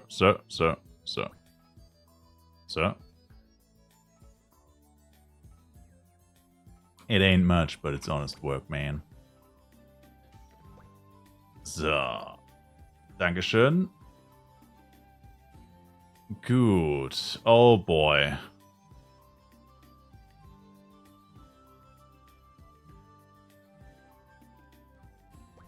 Was sagt ihr? Machen wir eine Wette, Krabbe ja oder nein? Die Chance ist 1:9. Es gibt 9 Pets. Also müsste die Chance 1:9 sein. Ich habe 10 Eier. Also aller Wahrscheinlichkeit nach sollte der Krabbe eigentlich drin sein. Wäre halt wieder ärgerlich, wenn ausgerechnet das ist, was man will. 2 Minuten Zeit. Krabbe ja oder nein? Krabbe ja oder nein? Wette läuft. Also sag mal so, wenn keine Krabbe drin ist, ist nicht weiter schlimm. HP und Int sollte auch Profit theoretisch möglich sein, sagen wir es mal so. Crit-Rate, HP, Int wären auch gut. Crit-Rate, HP, Int wäre auch... Also absolute Katastrophe wäre Def, ATK, STR, STA. Das sind die 4, die absolut garbage sind. Die braucht kein Mensch. Weder jetzt noch sonst irgendwann. Oder zumindest Zeit auf jeden Fall. Keiner was dafür. Hab noch CW-Wette drin. Ich habe die CW-Wette gerade ausgezahlt. Müsste eine neue Wette jetzt da sein. Okay, das Geld ist weg. Die Eggs sind bei 99. 50 Sekunden noch. Oh man, ich hole mir noch kurz was zu trinken.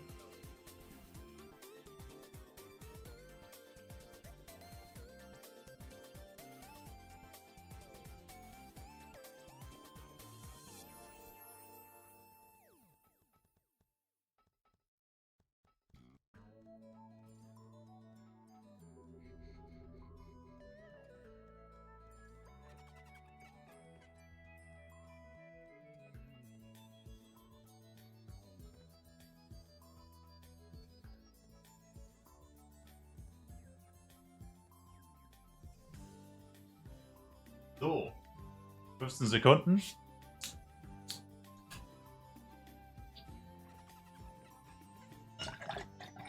Ich sag 3 Krabben. Ich hoffe, du hast recht.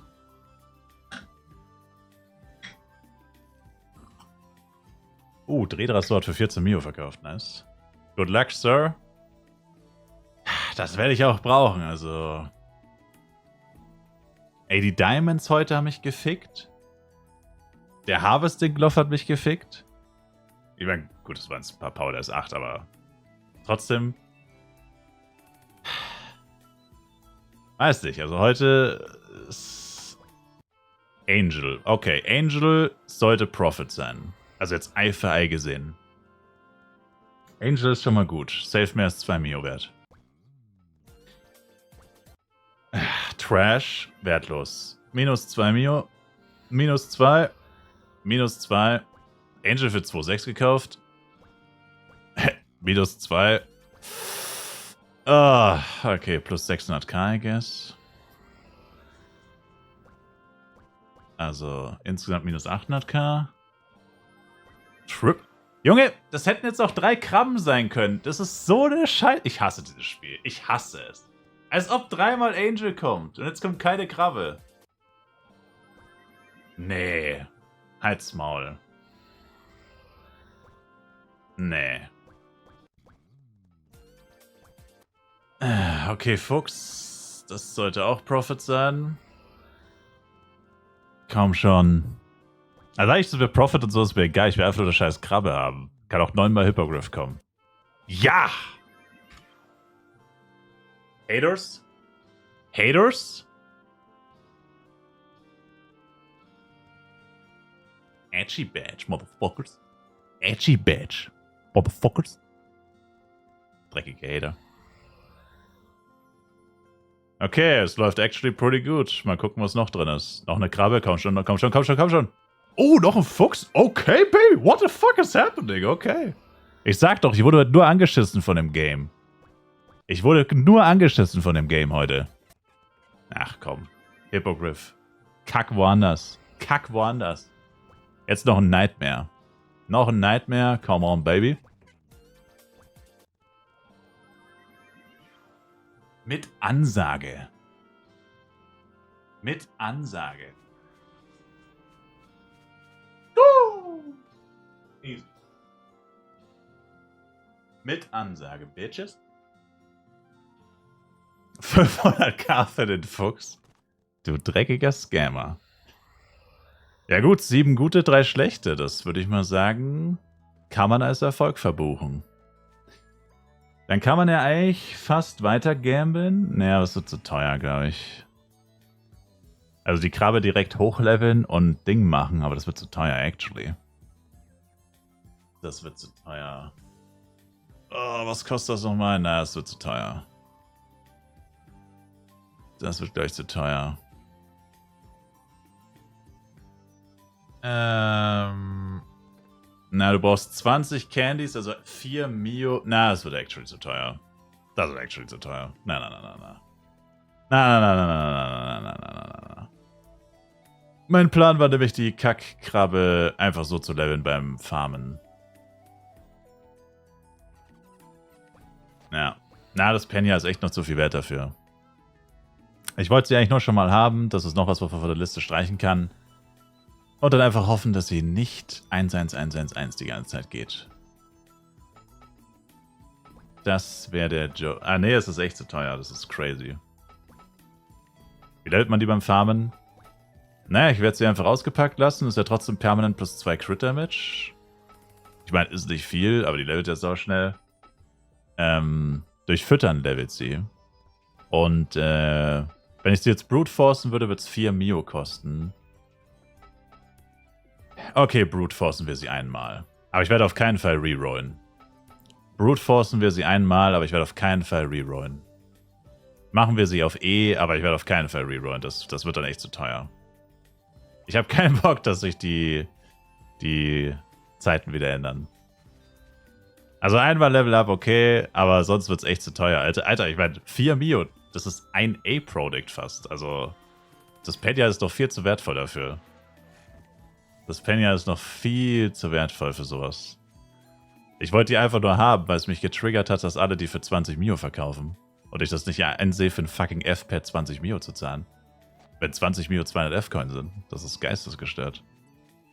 Das ist der blanke Wahnsinn. Der nackte Horror ist das. Ich weiß nicht, woher sie sich die Preise immer aus dem Arsch ziehen. Ich verstehe das manchmal wirklich nicht. Wie kommt man drauf? So ein F-Pad? Ah, ja, das ist 20 Mio wert. So, hä? Wie kommst du darauf, dass das irgendjemand zahlt? Also wahrscheinlich weiß ja, wer jemand gezahlt hat. Das ist wahrscheinlich das Problem. Irgendein Wal hat es wahrscheinlich gezahlt und dann denken die alle, das zahlt jetzt jeder. Crazy. Krabbe 1, 2, 3 für 100 Mio. Ne, Alter, das sind halt über 1000 F-Coin. I don't know.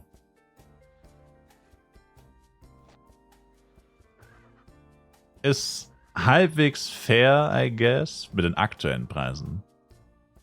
Aber langfristig. Carrier. Wie viel brauche ich überhaupt noch? Ich meine, ich brauche auch ein paar Candies zum Füttern, ne? Naja. Wie kann man ein Pet kostenlos hochziehen? Naja, es gibt die tatsächlich NPCs. Das wäre eine Möglichkeit, wie es auf jeden Fall günstiger ist, als jetzt zu brute-forcen. Du könntest, gute Nacht, Caesar, by the way. Du könntest dir die NPCs kaufen und da die Pets reintun und über Nacht quasi immer und so. Also tagsüber benutzt du es und nachts tust du es in NPC.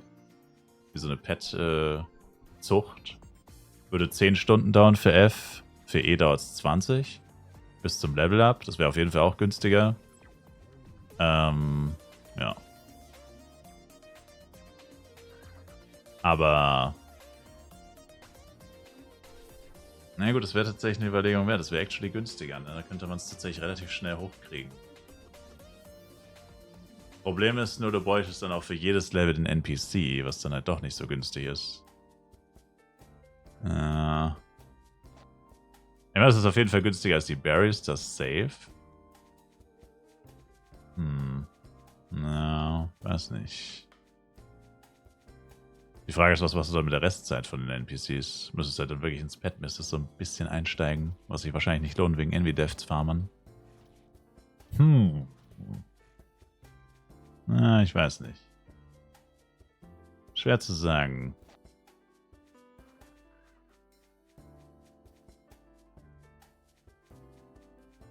Na, ich glaube, ich lasse das jetzt einfach. Ich mache einfach das, was ich ursprünglich vorhatte. Genau.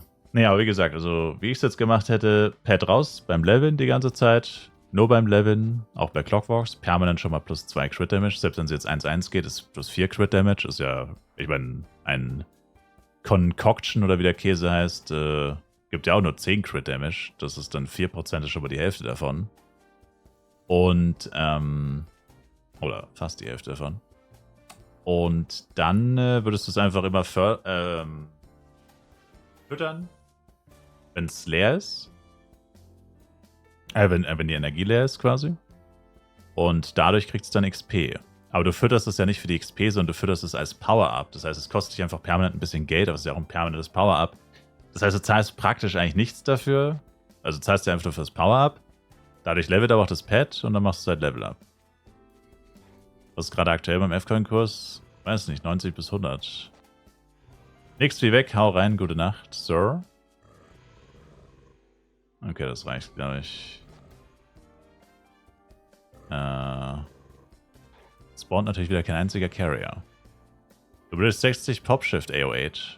Ja, ich habe 60 und die brauche ich für meine Amps, Sir. Die sind reserviert, Sir. Wieso liebäugeln Sie so mein Inventar, Sir? Was für ein Power-Up, wo kriegt man das? Ja, das ist die Krabbe, Sir. Das ist die Krabbe ist das Power-Up. Wenn ich die Krabbe jetzt auspacke, habe ich plus 2 Crit Damage. Und die hält jetzt, keine Ahnung, 2 Stunden oder so, bis die Energie leer ist. Und dann muss ich sie nur einmal füttern mit so einem Candy, der 2 Mio kostet. 200k kostet. Und das heißt, die Krabbe permanent, also 2 Crit Damage kostet mich quasi, keine Ahnung, 100k die Stunde oder so. Oder 70k die Stunde. Ist also das günstigste Power-Up, was du dir theoretisch holen kannst, so gesehen. Das war mein Gedankenspiel, sozusagen. Und Crit-Rate wäre das gleiche. Also wenn ich jetzt kein Jester wäre, würde ich halt Crit-Rate nehmen. Kann er sterben? No, das ist ja das. Das kann nicht sterben. Und du kannst es einfach mal beim Leveln und so draußen haben. Und durchs Füttern levelst du es. Also jetzt, wo halt die Candies noch so teuer sind. Ich meine, irgendwann kosten die Candies ja verhältnismäßig nichts mit der Inflation. Aber wir haben ja aktuell auch keine so krasse Inflation. Aktuell ist es ja noch relativ günstig. Da will ich jetzt das natürlich auch nicht in den Wind schießen, nur dass es viel an 111 geht. Aber ja. Also kann ich sterben. Pet Candy F kostet 200k each. Yes. E kostet dann schon ein bisschen mehr. Aber auch nicht viel. Die kosten alle nicht viel. Also selbst ein S-Pet kostet im Unterhalt pro Stunde Gerade mal eine Mio, so 1,5 oder so. Also alle Pets sind ultra günstig. Das sind die günstigsten Power-Ups im Game, die Pets. Und die bringen halt auch schon mit niedrigen... Selbst ein Reroll-Pet bringt schon arsch viel. Ich habe vorhin eins gesehen. Nightmare, ich glaube für 13 Mio, 300 HP. Nightmare mit 300 HP für 13 Mio ist nicht gut, aber das zeigt halt nur, wie sich das entwickeln wird auf dem Server. Also, nicht schlecht. Es kam kein einziger Carrier in den letzten 15... Was ist das schon wieder, ey? Ich bin gerade zu dumm zum Rechnen. Ich brauche... ja, ich habe viel zu viel schon, glaube ich. Ja, ich habe sehr viel zu viel schon. Crazy, wie einfach keiner kommt. Ich dachte, ich habe eine 10% Chance. Egal. So. Woher so viele PD8? Ich habe die heute den ganzen Tag nicht verkauft, Sir. Und ich werde sie auch jetzt nicht verkaufen. Ich wollte tatsächlich ein bisschen sparen, die PDs, und mir dann Fat F-Coin kaufen, aber irgendwie funktioniert das nicht. Also ich habe halt einfach kein Geld eingenommen. Also ich habe den ganzen Tag gespielt und habe fucking 150 Mio gemacht oder so. Dann wollte ich zusätzlich noch die Power Dice verkaufen für 5500 F-Coin. 35 Mio AG Big Sword. Das ist immerhin plus 6. Also. Ja, scheiß drauf. Dann. Autsch. Okay, Baby. Bitte 1, 2. Komm, bitte, bitte, bitte, bitte, bitte, bitte, bitte, bitte. Pisse. Natürlich nicht. Ah. Hast du das Game? Kappa. Easy. Du dreckiger Hater. Ach Mist, dafür brauche ich die Berries noch. Verdammt. Reroll. Ey, das ist eh so blöd, dass man dafür E-Pads braucht. Die Wahrscheinlichkeit ist 30%, glaube ich. 70-30 müsste es sein. Hab schon wieder zugemacht. 70-30. Gott, ich hasse PDFs so. Acrobat Reader ist wirklich das dümmste Scheißprogramm. Die im Browser zu öffnen ist 1000-mal geiler als am PC zu öffnen. Acrobat Reader, richtiges AIDS-Programm.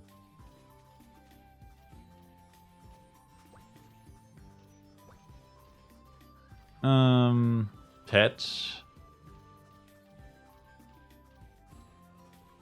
Was ist die Chance auf E? Ach nee, die ist hier nicht drin, glaube ich. Ja, die steht hier nicht drin, scheiße. Die steht hier nicht drin. Auf Channel 4 gibt es sehr viele Berries, Sir. Sehr viele Berries und einen toxischen Blade, fürchte ich. Einen verdammt toxischen Blade.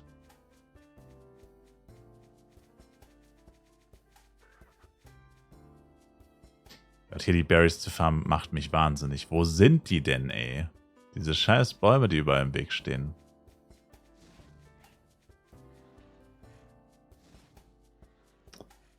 Ich pack's nicht. Wo sind die? Bro. Ach, ist das furchtbar. Deswegen gehe ich nie dahin, deswegen gehe ich immer zu den Pokébooks. Also, Pet.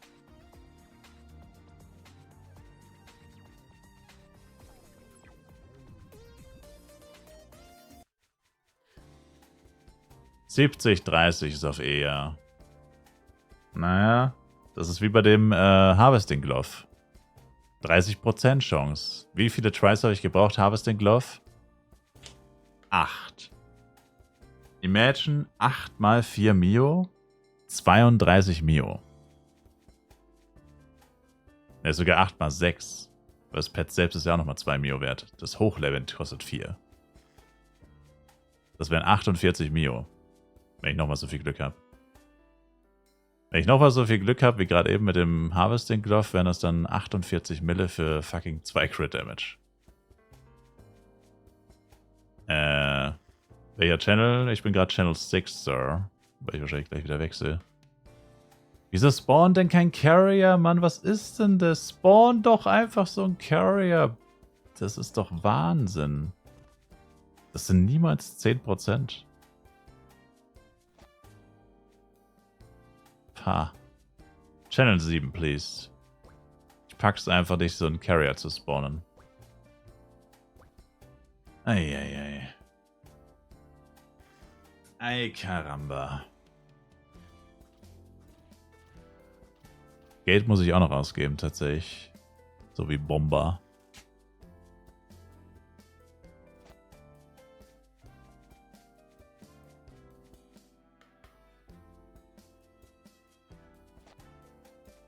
Das gibt's doch. Jonathan, hello. Guck mal, passt euch 2 LCW, gab's wahrscheinlich viele Punkte. Habe ich schon. Gab gar nichts. Überhaupt nichts.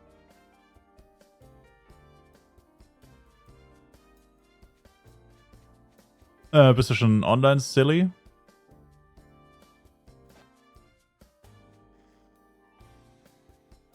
Lol.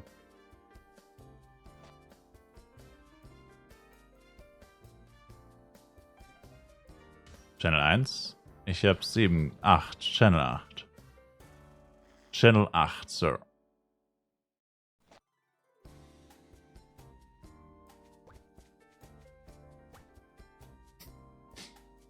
Ich habe es geschafft, 20 Dinger in a row keinen Catcher zu spawnen bei einer 10% Chance. Also. Berries ernten kann ich, I guess. Und der M heißt einfach Muschi Musch. Muschi Muschi? Giotto, Giotto Mate, kudasai.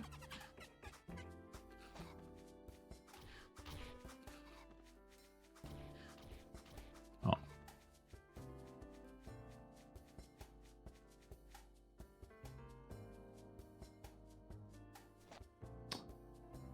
Alter, das ist doch lächerlich. Mein Gott, jetzt spawn doch einfach so ein hässliches Drecks. Das kann doch nicht wahr sein. Bro. Also, das ist ja wirklich mal Geistes. Na, Halleluja. So.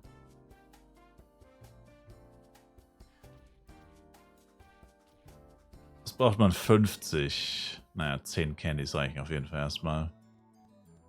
Dann hat es mich sowieso viel zu viel Geld gekostet, würde ich mal behaupten. Für was verkaufen die Berries eigentlich? 5000. Ah. Yo, das ist Wahnsinn. Nee, Spaß, was mache ich? 11, I guess. 5,5 kostet mir nochmal. Na gut, das heißt, ich muss jetzt aus diesen Pets hier das meiste noch rausholen. Jetzt habe ich schon einen Shop offen, das muss doch meine M machen quasi. Also Pet Candy hier, tu mal hier hin. Das Pet als neues Power-Up, dass ich es nicht vergesse, tue ich hier hin. Yeah. Vielleicht nochmal hier hin. Okay. Also braucht jemand eins von diesen Pets und will nicht bla bla bla. Keine Ahnung. Nicht Reseller-Preise zahlen, aber auch nicht geschenkt.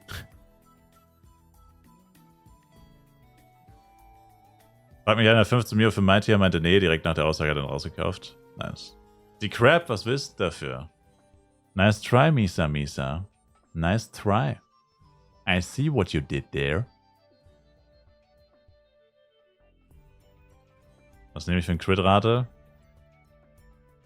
Oh, ich wollte es mal kurz gucken hier. Schaut euch das an. Griffin für 5 Mio. Bro. Wenn ich einfach nur einen Haufen Scheiße will, dann... Hä? Hä? I don't get it, man. In Dark House sind tatsächlich mehr Pet-Shops. Gutes GW-Pet, Sir. Ja, aber wenn ich wirklich einen Griffin will, dann schlüpfe ich doch einfach selber Eier und hoffe drauf, dass ich trotzdem eine Krabbe bekomme. Das ergibt doch gar keinen Sinn. Dann hoffe ich doch trotzdem drauf, dass ich eine Krabbe bekomme. Na gut, ich muss eh noch Dark on my name is Dart. Und ich muss eh Geld ausgeben. Also ich meine, vorhin hieß es ja 2,6 Bio. Oh, eine Krabbe gezogen. Da will ich einen Griffin. Ja, genau, so ungefähr. Das ist exactly what I'm saying, me. That's what I'm saying. Kaufe 11 kannst du 85. Ja, der war gut, Bro. Nicht mehr ganz aktuell, der schaut. Also hat hier jemand auch F-Pads oder haben die hier? Schau, der hat den Pad für 2 Mio. Das ergibt Sinn. Der hat den Fuchs für 5. Die meisten haben halt nur diese Reroll-Pads aus dem Envy-Dungeon. Mhm. Alle nur Sacri. Angel Cage 16. F. Wer kauft einen 1, 2, 3 Cover für 150? Ich.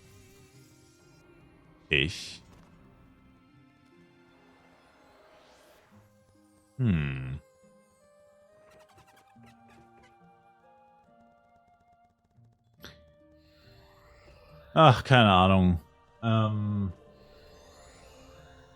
Sagen wir einfach,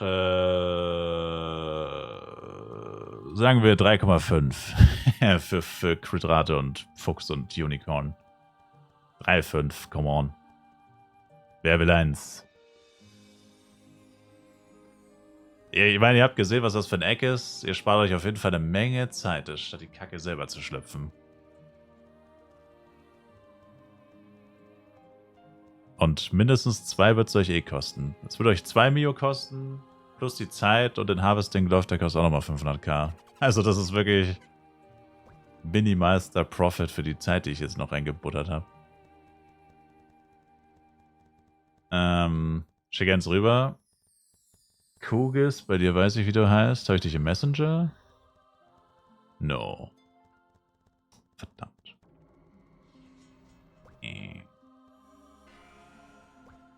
So.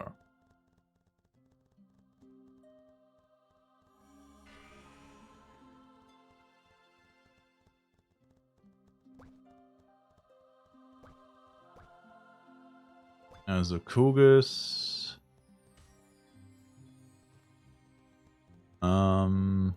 Crit-Rate. Passt. Passt auch bei dir, City Unicorn für 3,5, Sir. Oh, da müsstest du mich gleich auch noch adden, oder? 2,6? 3,5, Sir.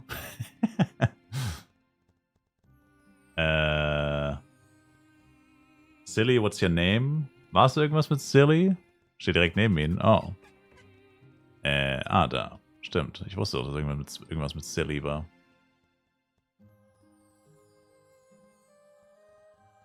Der Spieler handelt bereits? Sir? Mit wem handeln Sie denn? Habe ich meine Historic Jojo noch? Nee, leider nicht.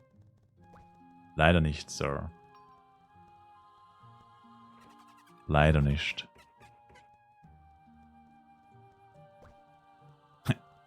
Der eine Penja macht's aus. Okay, und wer wollte noch eins? Das Inpad Waschbär, passt das auch für dich?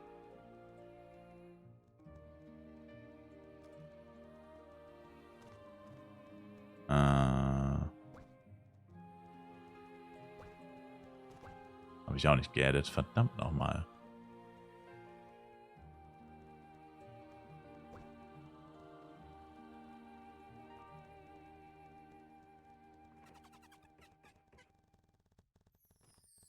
Naja, das Unicorn ist schon weg, leider. Sorry.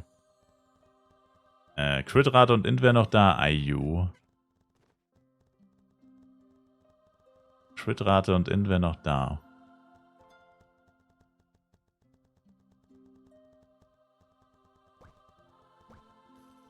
Ja, ich meine, wenn das 3 Krabben gewesen wären, wäre es geistesgestörter Jackpot. Also ich schätze mal, für 20 bin ich mir ziemlich sicher, dass die keiner kauft. Also ich hoffe es zumindest. Und ja, aber also 10 bis 15 sag ich mal, sind sie wahrscheinlich echt wert, die Krabben. Also wenn du da ein bisschen Glück hast, kannst du mal schnell dein Geld verdrei-, vervierfachen. Aber wenn nicht, ist halt Gamble, ne? Ist halt ein reiner Gamble. Klassisches Glücksspiel halt. Kann Fat Profit machen, kannst aber auch gar nichts kriegen. Wenn du nur Hippogriff und so einen Scheiß ziehst, dann kannst du auch fett ins... Es gibt halt wirklich 50-50 eigentlich. 4 gute, 4 schlechte, 5 gute. Was ist nochmal? CLM ist dein IGN, oder? CLM? War das, oder?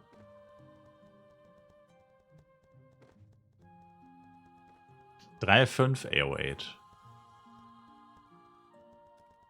Okay.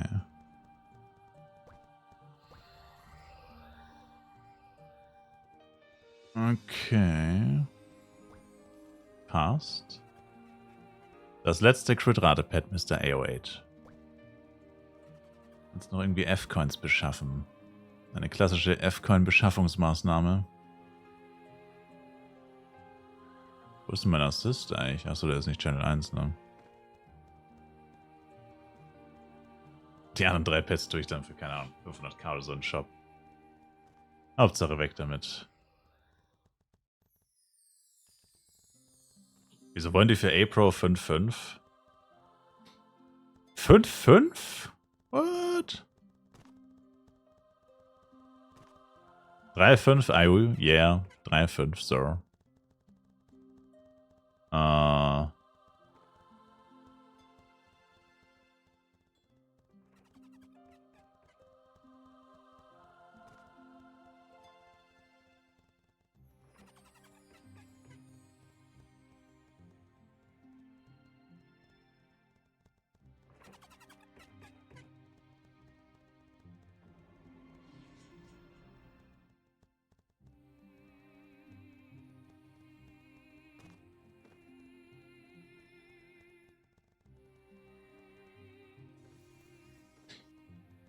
Also AO8. Pet, yes or no, Sir?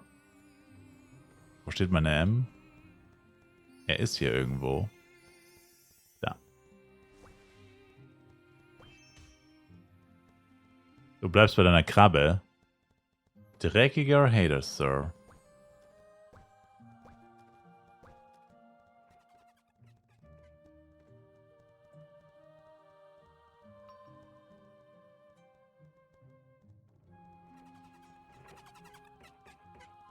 Den Griffin nehme ich aber.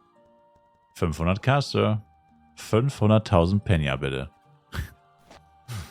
Das macht dann schmackotastische 500.000 Penya. Wucher? Hater.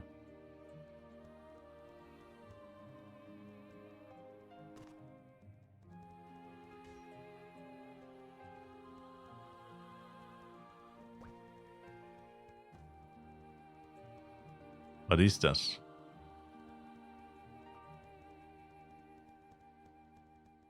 Für den Crit. Habe ich irgendwas verpasst? Sir? Oh. Ich wollte schon sagen, ja, was geht jetzt ab? Alright. Cool, dankeschön. Tja, dann muss ich jetzt nur noch mein Geld verpulvern für A-Products. Ne? The good old abendliche A-Product Ausgaberoutine. Ey, Mann, das ist so nervig immer. Man will offline, man ist genervt von den hohen Preisen. Jeden Tag das Gleiche. Warum A-Products? Also anders als viele andere will ich es nicht als Wertanlage, ich werde tatsächlich upgraden. Aber, Junge, der verkauft 1,2 Angel für 5. Was? 1,2 Angel 35, sein Shop ist leer.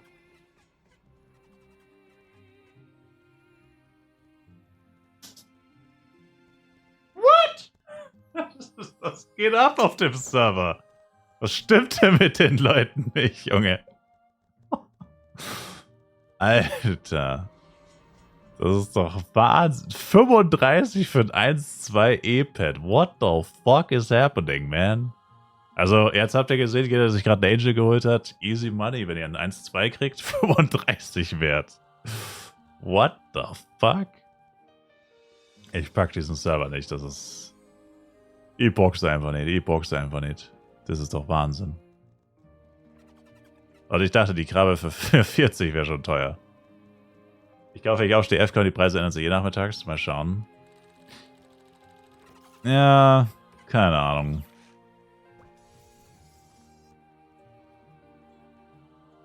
Das geht alles so schnell, das ist bis mal 6 Stunden offline und alles ändert sich. Das ist wirklich...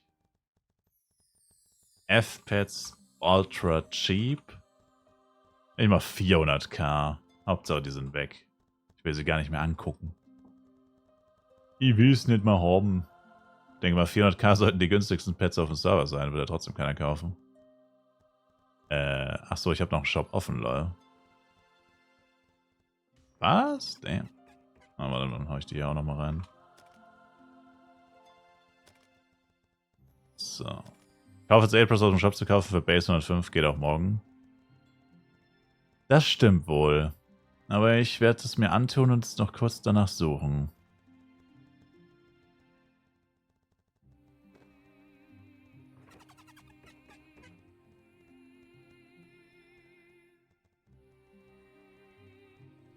Gute Nacht, Waschbär. Ich wollte mir vor 5 Stunden eine Pizza machen. Ich glaube, das ist jetzt nicht mehr nötig. Die Sucht hat es nicht zugelassen. Damn. Die letzten für 4,5 hast du gekauft. Hast du echt noch 4 für 5 gekauft? Nee, hast du nicht, oder? Niemals.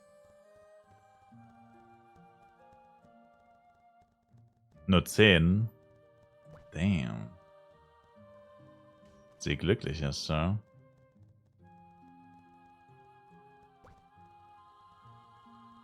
April 5.4, das ist schon der Shop für morgen. Der hat schon die Preise für, der hat schon morgen eingepreist. Er hat einfach schon morgen eingepreist.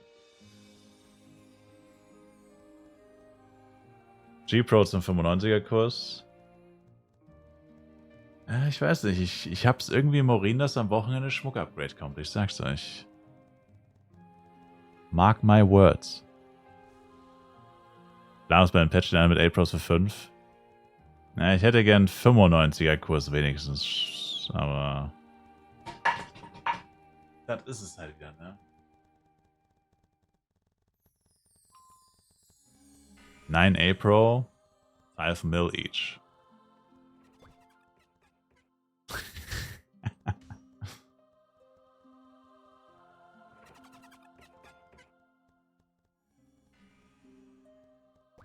Für 5 kann ich sie bei jedem kaufen. Aha! Sehr gut.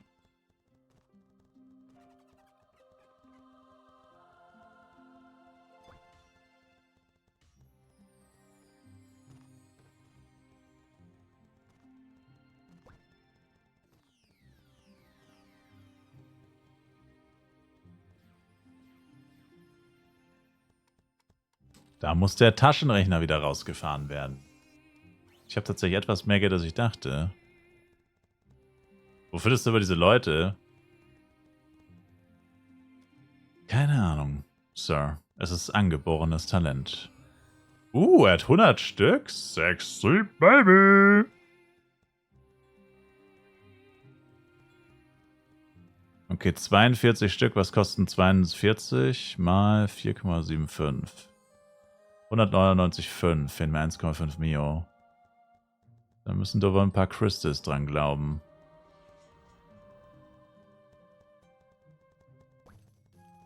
Äh.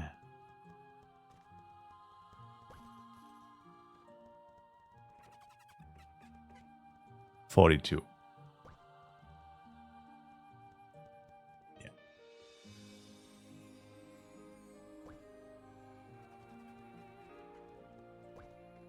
Bringen wir wieder schon beim Ranger etwas, beim Arrow Rain oder Flame Arrow casten? Nein. Magiebeschleunigung, wie es der Name schon sagt, bringt nur Magiern etwas. Magier sind Ringmaster Begrenzt, Bildposter, Psykeeper und Elementor. Alle anderen können nichts mit Magiebeschleunigung anfangen, weil sie keine Magier sind. Also Bildposter ist Hybrid, aber er kann ja trotzdem Magie-Skills machen.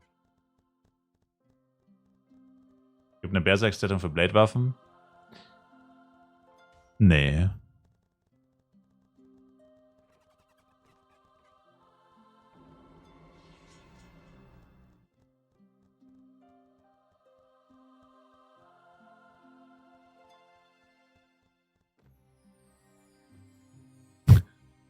(135 SC und nur 30 Mio, easy. Achso, wäre noch jemand da für Tower Dailies? F3 Tower Dailies könnten wir noch machen, theoretisch. Oh, hoppla.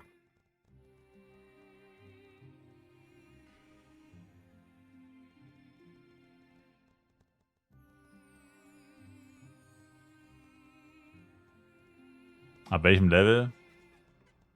100, also ich brauche halt eine M, zwingend eine M. Weil es ist ja Party-Mode und da kannst du quasi da verlierst du deine Buffs, also du kannst nicht vorher buffen. Beim Solo-Mode war ich schon, habe ich verkackt. Und Party-Mode brauche ich quasi zwingend jemanden, der mich buffen kann. Und es ist ab 106. 106 bis 115. Also in aller Wahrscheinlichkeit hat irgendein Ringmaster, der nicht mit dem Main Character. Ja. Ich meine, das geht nicht mehr. Ich habe das mal probiert. Was? Ich würde mitkommen, aber ich habe keine M.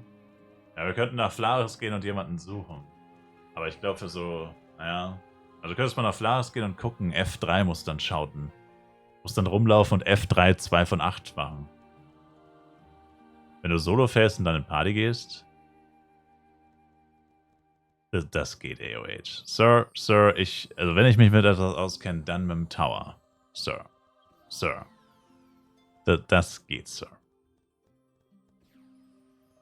Ja, müssen wir uns halt einen Ringmaster suchen, Mr. Schmachti, ne? Wir brauchen halt Buffs, oder ohne Buffs ist natürlich sinnlos.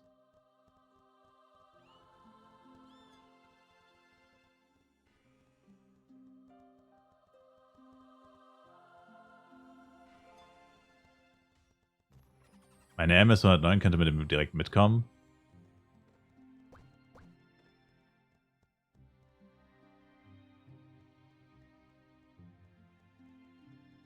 Kannst du mir noch eine A-Pro mitbringen? 5 Mio habe ich noch. Ich bin mir ziemlich sicher, ich krieg von dem keine. Ja, Anfängerfehler. Niemals den Namen im Stream zeigen mit den Leuten, von denen du handelst. Niemals im Stream zeigen die Namen. Anfängerfehler.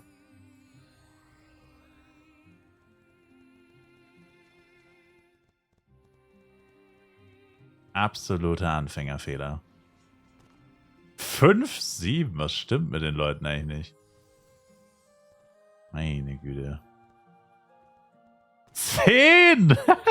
Der hat schon die Preise von nächsten Dienstag. Schmachti. Was für ein süßer Charname, Sir.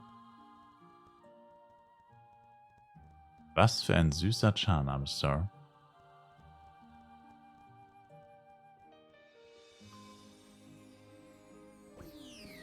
Hier 109 AM. Oh boy. Puh, Junge. Was ein PD8 aktuell wert? Keine Ahnung. Über 400k wahrscheinlich.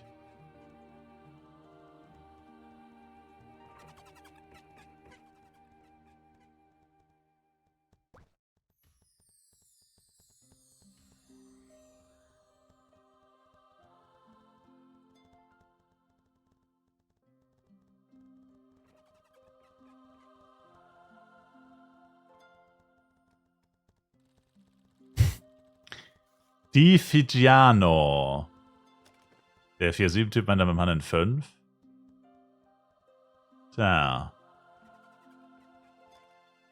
Di Figiano, der kommt mir sehr bekannt vor, der Mensch. Den kenne ich noch vom letzten FEC. Oder vorletzten?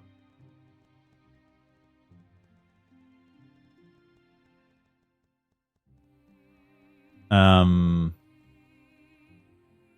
1 für Party? Nee, lass Channel 4 gehen. Oder, nee, also ja, gut, wir können so eine Party nicht kennen, aber mir egal, ehrlich gesagt. Also ja doch, ich komme wieder Channel 1 einfach. Hast du mehr, wie viel HP hast denn du, Schmachti, weißt du das? Wie viel HP hast denn du gebufft?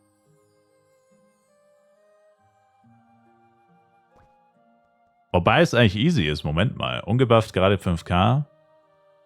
Ist egal tatsächlich, ich kann die Giants solo killen. Du musst nur sneakern. Mach mal Sneaker Max schon mal. Fuck. Da fehlen 500k, verdammt. Upsi. Hoppala.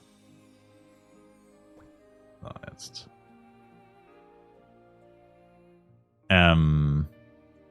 Yeah.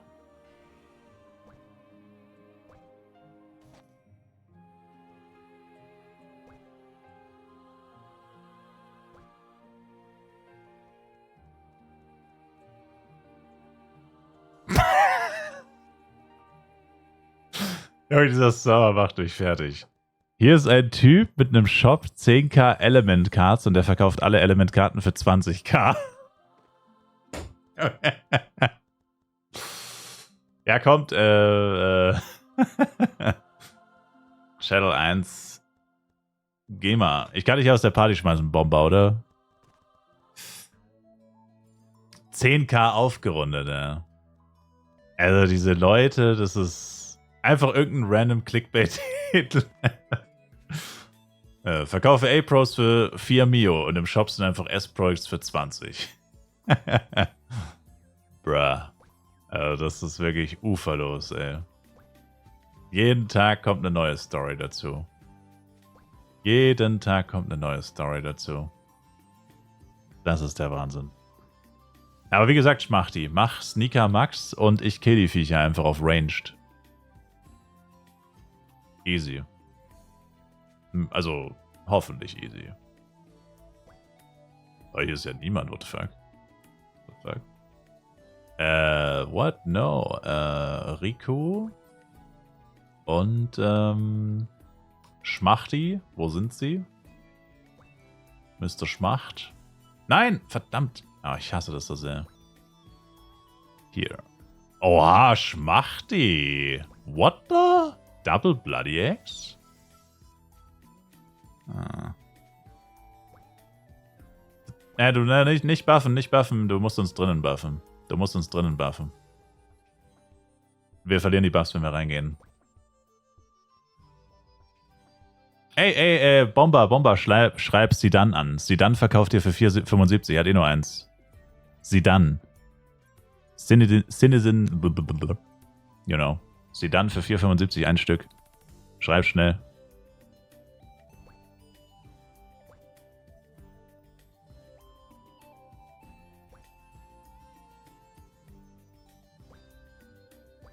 Einfach nur Zidane. Schreib ihm, ich schick dich. Okay. Also, ready? Ich zahle die 100k, geht auf mich. F3 Party? Yes, geht rein. F3 Party. Ach so, ich habe die erste Quest nicht mehr tatsächlich. Ja, okay, aber ist egal. Solange ihr sie habt, ist egal. Die Giant Quests habe ich auf jeden Fall.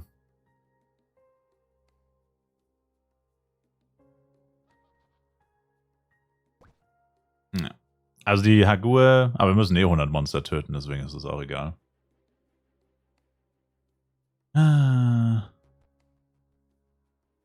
Hoffe nicht, ich habe 10k jetzt Channel 2, aber die sind echt 10k, oder? Hatte vorhin Cheapest Card Shop für 200k each. Uff, das ist auch geil. Comedy Gold, man. Comedy Gold. Okay, wartet mal. Bruh, hier müssen wir hin. Hier. Also ich töte eigentlich immer die höchsten Viecher, dann gibt es zumindest noch ein bisschen XP. Aber wie gesagt, Schmachti, du musst 50 töten quasi, weil ich habe die Quest leider schon abgegeben vorhin. Meine Kills zählen da jetzt nicht mehr. Aber wir müssen so oder so 100 Viecher killen, deswegen ist es wurscht. Hast du ihm geschrieben, Bomber? Also wenn noch irgendjemand außer Bomber, sie dann? Ist Bomber schon weg? RIP. Wenn noch jemand 475 will, A-Pro bei Sidan, I guess. Er hat nur eins. Der hat nur einen A-Pro für 475. Sidan, yes. Einfach nur Sidan. Zidane. Mit Z.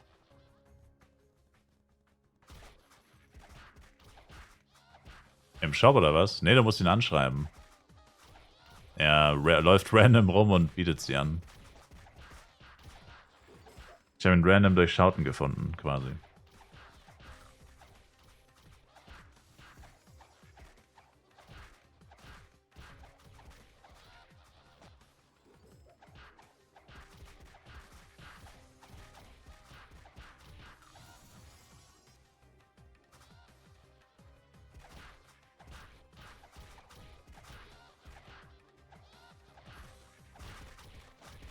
Einfach Mr. Doppelte Bloody Axe, ey.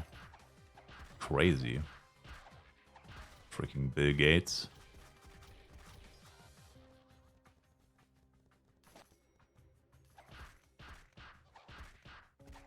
Ja, da liegt ein Eck auf dem Boden, by the way. Noch ein paar Eier schlüpfen gefällig.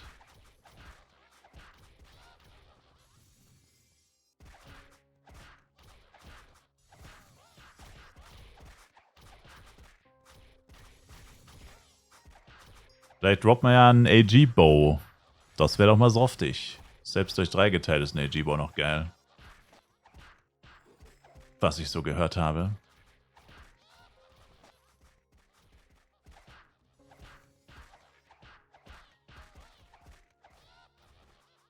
Double Bloody mit 111 ist beachtlich. Naja, ich war auch verblüfft. Sind wahrscheinlich nur Skins.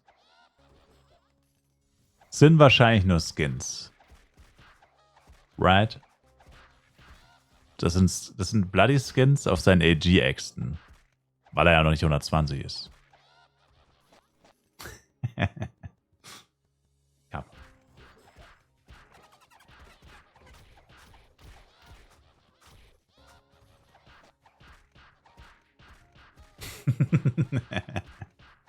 Für den maximalen Flex.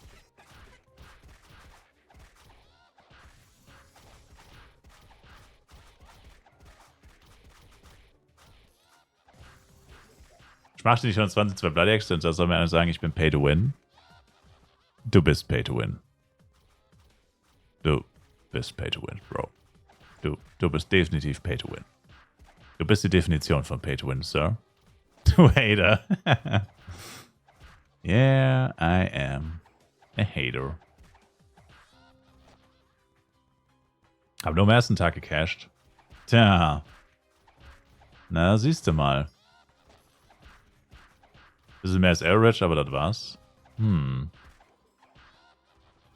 Naja. Mir ist es wurscht. Mir ist es doch wurscht. Ah, du musst aber eigentlich bei Schmachti bleiben, Rico, by the way. Weil ich habe die Quest nicht und du brauchst ja die 50 Haganes. Hagur, lol. Haganes, was für Haganes? Obacht. Du kannst auch danach theoretisch raus. Wenn du willst, mir egal.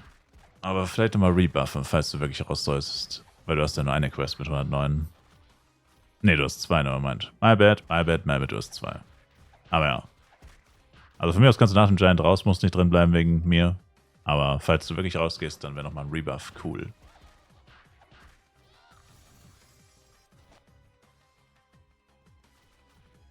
Dann wäre nochmal ein Rebuff nicht schlecht. Ja, nee, ich hab verkackt. Du bist ja 108, hast ja 2 Quests. My bad.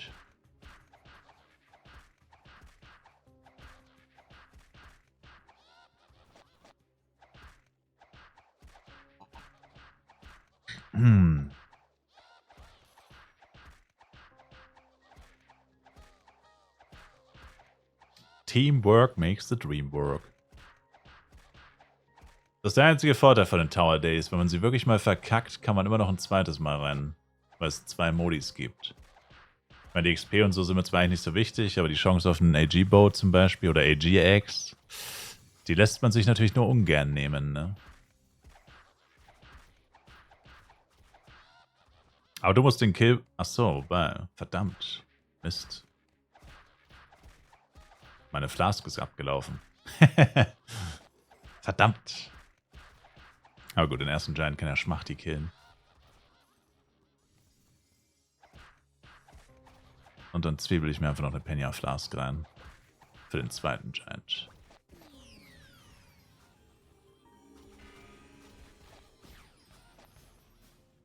Wie fühlt es sich an wieder als Geringverdiener? Ich habe 2, 3 Tage Flasks auf der Bank. Also, Schmachti, du sneakst den jetzt und dann kann ich ihn eigentlich easy runterklopfen.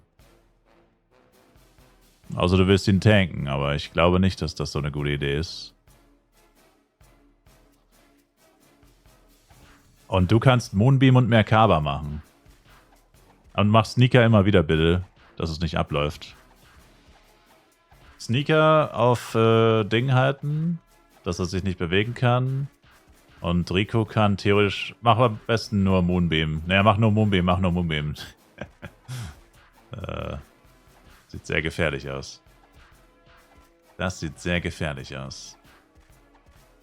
Moonbeam nicht Moonbeam nicht geskillt. Ja, schaut euch diesen Trottel an. Schaut euch diesen trotteligen Giant Hagur an. Ja, plötzlich bist du nicht mehr so mächtig, hä? Plötzlich nicht mehr so mächtig, hä? Ja, dachte ich mir. Kleiner Pisser. Ja, wer ist jetzt hier der Boss, hä?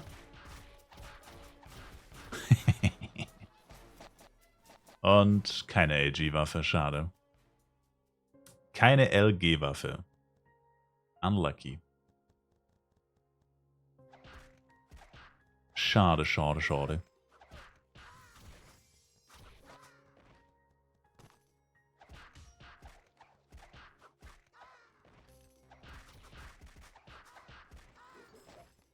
Ich glaube, ich level noch eine Stunde. Ja, es ist ja eh Wochenende, ne? Oder? Welcher Tag ist heute? Es ist eh Wochenende, Bro. Easy. Easy peasy.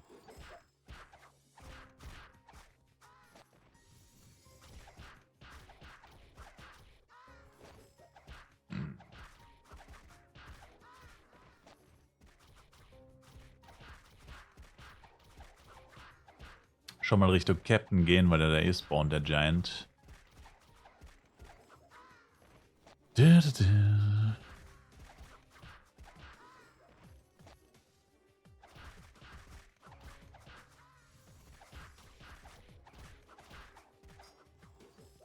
Für Harness Gowns 45 mehr bekommen. Ich dachte, die sind nichts mehr worth.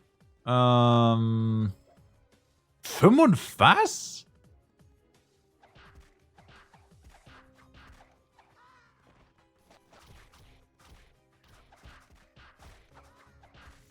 Wait, what? Bevor ich mein Blade bewusst weiblich gemacht habe, für die weibliche Version 8 Mio gezahlt.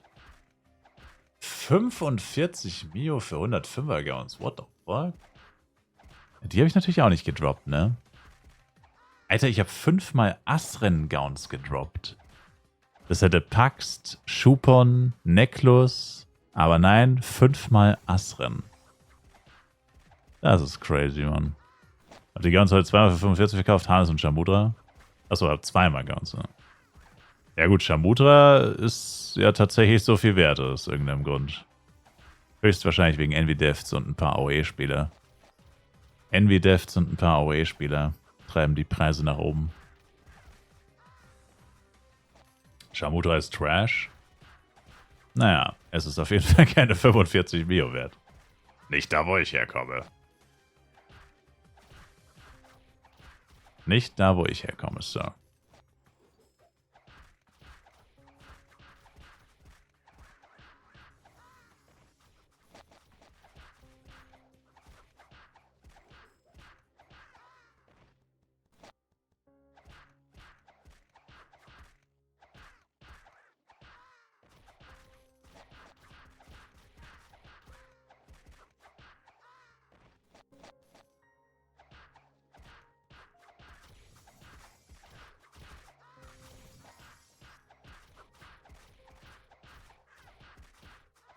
Na, die Viecher geben wenigstens noch ein bisschen XP.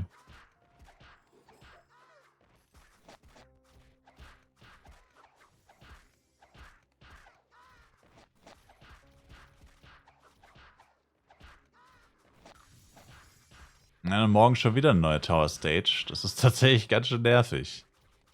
Morgen auch die letzte Tower Stage, die überhaupt noch AG droppt. Danach muss man es sich eigentlich eh nicht mehr zwingend antun. Wobei, das Problem ist, ab Tower F4 sind die Tower Days dann tatsächlich wegen den XP auch gar nicht so schlecht.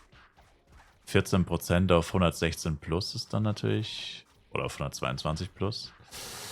Das ist natürlich schon nicht schlecht.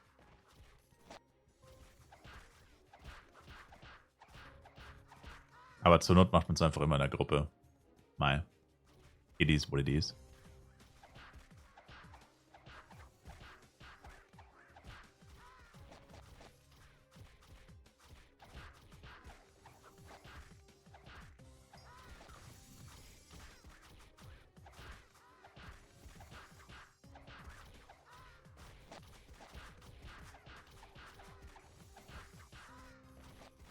Aufgehört zu leveln mit 97, heißt Towers erstmal Justus wieder. Ja, das ist, diese neuen Level, das ist halt auf dem FEC, ist das so schnell wieder vorbei. Das ist halt wirklich blöd. Eigentlich gehst du effektiv in jede Tower Stage einmal rein. Wenn du jeden Tag viel levelst, gehst du eigentlich in jede Tower Stage so ziemlich nur einmal rein. Und dann halt wirklich erst so ab F3 frühestens, vielleicht 2-3 Mal und F4 dann halt und F5. Also die ersten zwei Stages, die siehst du eigentlich nur einmal von innen.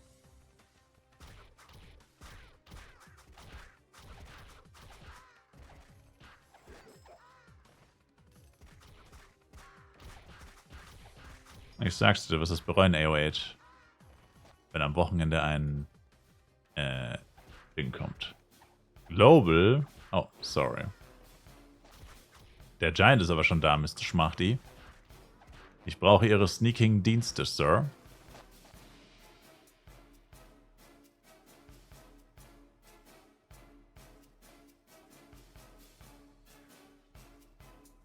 Yeah.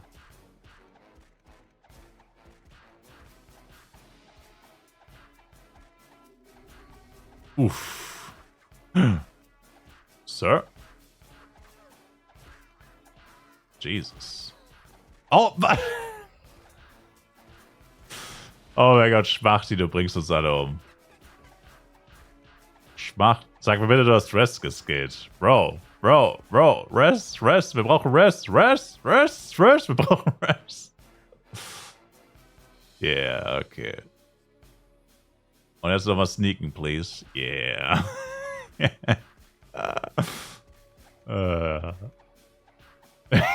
Ich wurde da reingebohrt.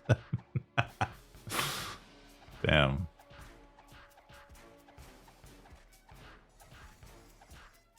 Ja, diese Tower Giants, die sind leider, also sie sind in keinster Weise ein Giant, außer im Damage. Also ihr Auto-Attack-Damage ist tatsächlich denen von Giants ebenbürtig. Ansonsten sind sie übelst die Loser.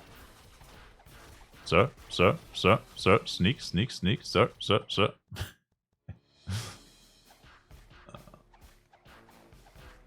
Achso, und nicht mehr, also bei unter 100k hör auf dann, ne? Weil du hast die Quest nicht. Ich muss den Kill machen, sonst krieg ich die Quest nicht. Dankeschön, Sir. Okay, nochmal Sneak.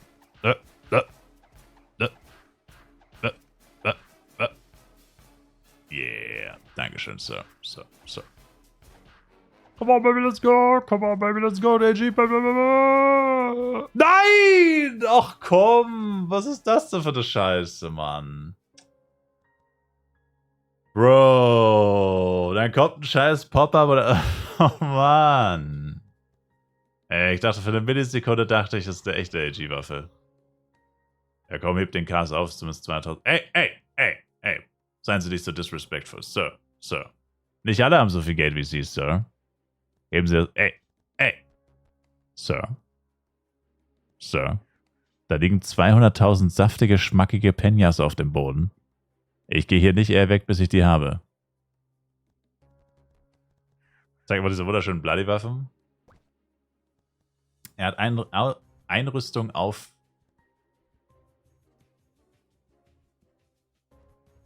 Warte mal. Du hast doch nicht Element plus 10 gemacht, oder? Nee. Okay. Wenigstens so verrückt ist er nicht. Gute Nacht, die Herren. Later, Big Dog. Later, Big Dog. Danke euch, by the way. Oh, achso. Oh, es ist einfach nur Bloody Axe. Bloody Axe und Bloody Axe plus 5. Na? Der Herr hat sich gegönnt. Nicht schlecht, Sir. Da hat der Herr sich gegönnt. Sauber. Von 20 auf 30%, by the way. Aber da hat die erste Quest gefehlt, die habe ich vorhin schon abgegeben. Naja, danke euch auf jeden Fall. Ja, also wie gesagt, Tower F4 ist auch ziemlich hardcore. Also F4 schaffe ich safe nicht solo. Die Giants sind zu krass.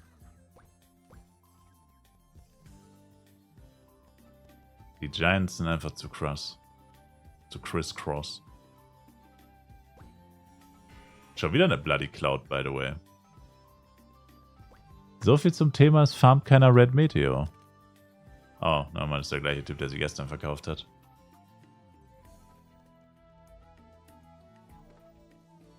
Okay. Achso, die Pet Candies kann ich noch einlagern.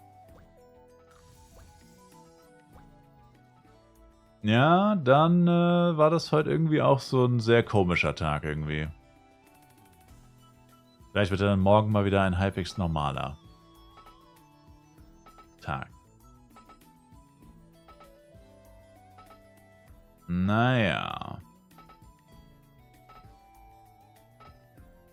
Ja, dann würde ich sagen, vielleicht noch ein paar Questies in die Gilde.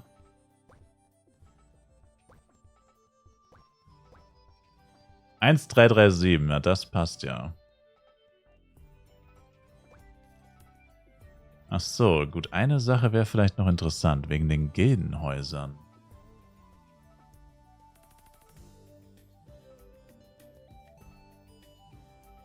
Steht er nicht eigentlich dabei?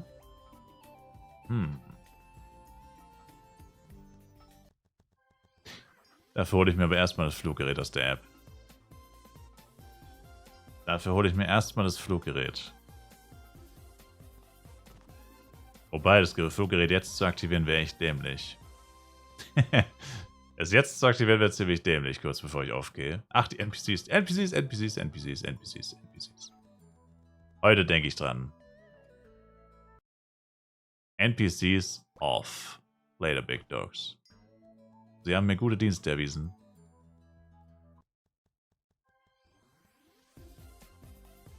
So.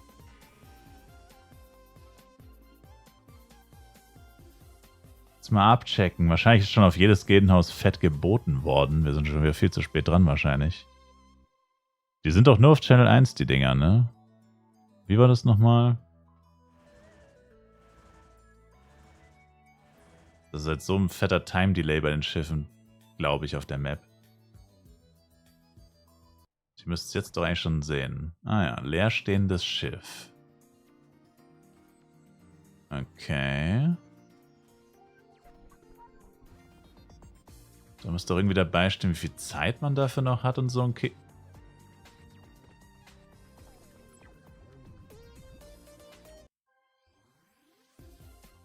Bro? Hä? Kann man da nicht drauf landen, oder was? Wie redet man da mit dem NPC? Hä? What? What the fuck did just happen, man? Wie bin ich da gerade durchgefallen? Man kann nicht auf dem Board mit ihm reden. Lol.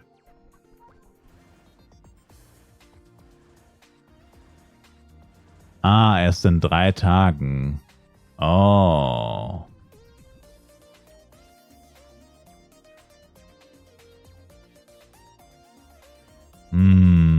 Okay, das wird wahrscheinlich schwierig. Scheiße. Okay, das wird crazy. Okay. Okay, damn. 3 Tage, was ist denn dann? Samstag, ne? Irgendwie so, Samstag, Sonntag, Nacht oder so ein Scheiß müsste das sein.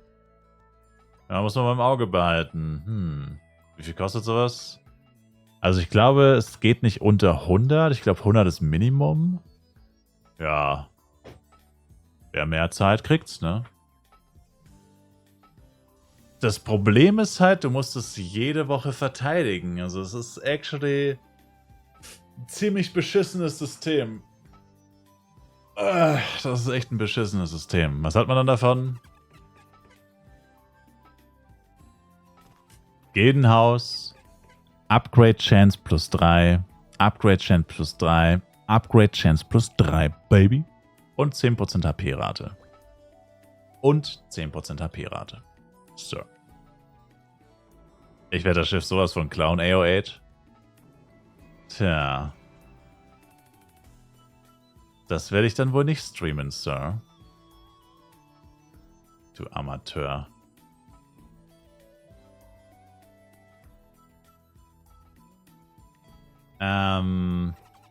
Ja. Also ich finde deswegen Gildenhäusern so affig. Also ich meine, klar, diese zwei... Der ist einfach S-Product. Diese 3% extra Upgrade-Chance, okay, aber der ganze Aufwand, die Kosten und so, das ist tatsächlich ziemlich nervig. Mir fällt gerade auf, oh mein Gott. Ich habe keine Party-Scroll mehr für morgen.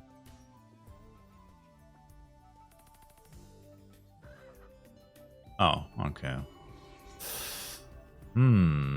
Tja, muss ich mir morgen erstmal eine 300 Party-Scroll ergambeln. Das ist natürlich kacke. Scheiße. Also die FEC-Flask habe ich noch zweimal. Ah, Mist. Hast du jetzt noch eine? Die hält noch 9 Stunden, Sir. Scheiße. Hold up. Schnell noch eine Stunde machen. Ja, ich könnte Power Dice verkaufen. Das wäre tatsächlich nicht das Ding. Aber ich mache meinen Shop einfach nochmal neu auf. Scheiße, scheiße, scheiße. 9 Stunden durchziehen. Ja, ich meine, eigentlich hatte ich ja vor, heute, das ist ja das, eigentlich hatte ich ja vor, heute eine 30 Tage zu kaufen, aber ich bin nicht mehr in die Nähe davon gekommen. Inti-Red plus 1 habe ich noch. Inti-Red plus 1. 25 Mio.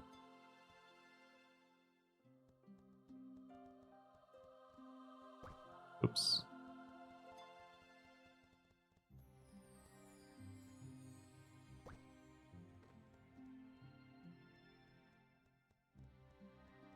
Die pinke 1D kostet 300 F-Coins leider, ja. Das ist eigentlich...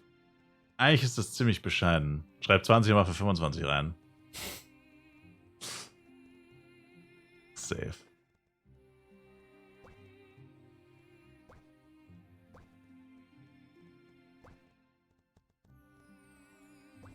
Ich mache echt 24.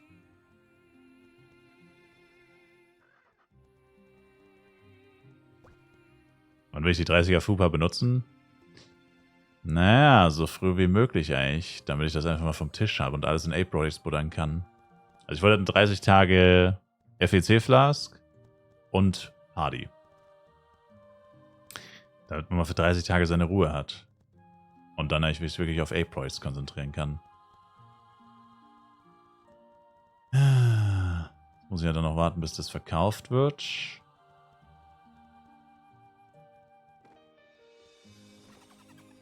Ich meine, das müsste eigentlich der günstigste Inti-Red sein, oder?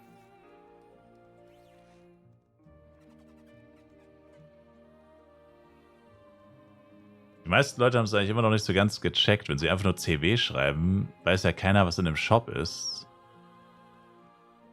Ist mit Shop Search halt schon ein bisschen besser, ne? Wenn du es kleiner dazu schreibst. 30. Ich sehe keine Inti-Reds. Ich sehe keine Inti-Reds. Ich sehe keine Inti-Reds. Ah, hier ist einer. 32.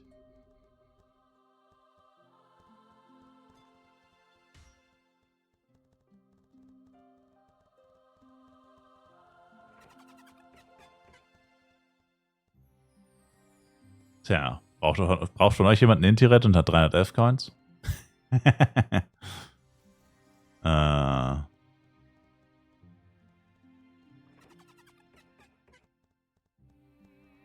probiert einer F-Coins für 80 Mio noch zu finden. Der hat den Schuss noch nicht gehört. Der hat den Schuss noch nicht... Oh nein, Inti-Red 25. Oder aber auch gekauft.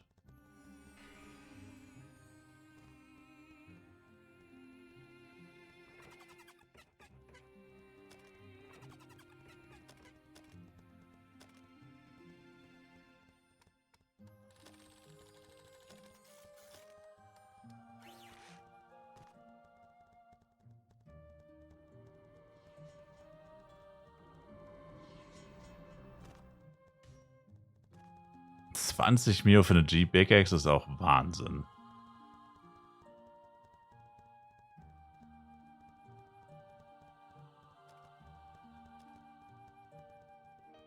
Das G-Jojo plus 6? Damn.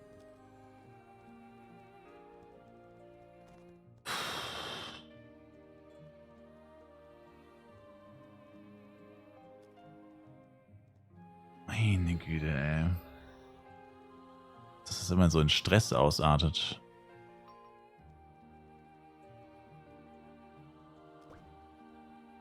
$24.9. Dang. Ja, ist der günstigste auf dem ganzen Markt. Alle anderen sind 30.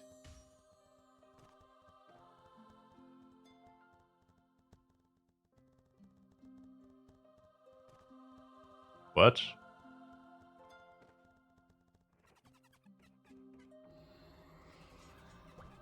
Werde ich gerade getrollt? Am I getting trolled? Am I getting trolled? Hier ist die Schrians, wird auch für 120. Lol.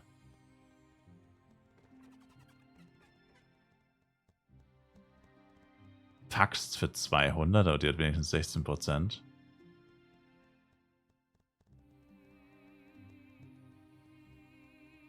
Will er damit sagen, something smells fishy? Comedian.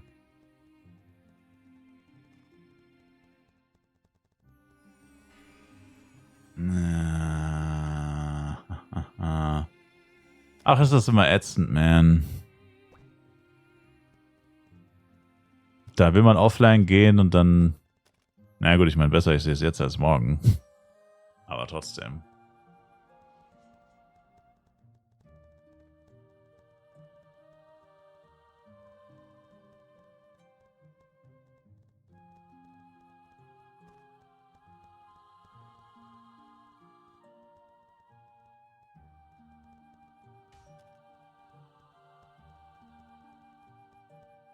Krakennackel und Krakenjojo auch schon am Start für so wenig.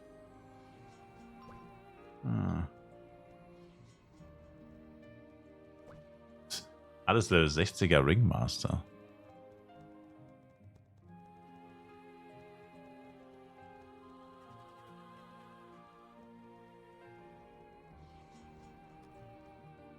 Zeit nur 20.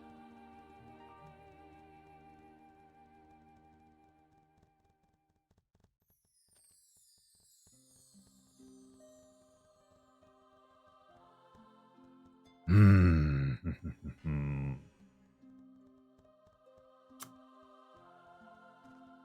8% Set. Oh, 8% Sets und alle wurden verkauft. Interessant.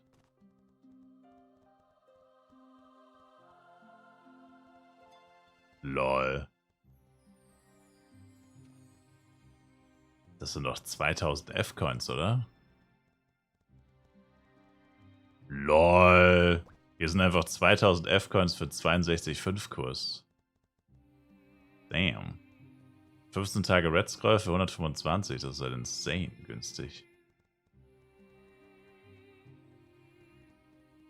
Ist er Trash? Du bist Trash, Sir. Dreckiger Hater.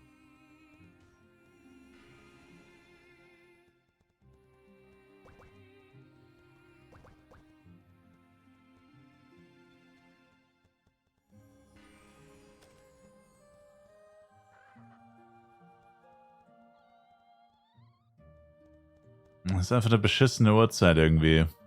Kein Mensch ist online.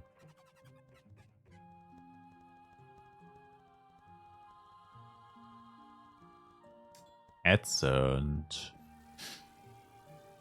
Na egal. Ich gehe einfach trotzdem offline und keine Ahnung, der wird schon noch gekauft die nächsten Minuten und dann kaufe ich einfach F-Coins für einen 100er Kurs. Die lang fangen 11:50 Uhr auf Philippinen, die fangen so langsam was grinden an. Ja, aber sie wollen keine 25 Mio für den Indirect zahlen, Sir.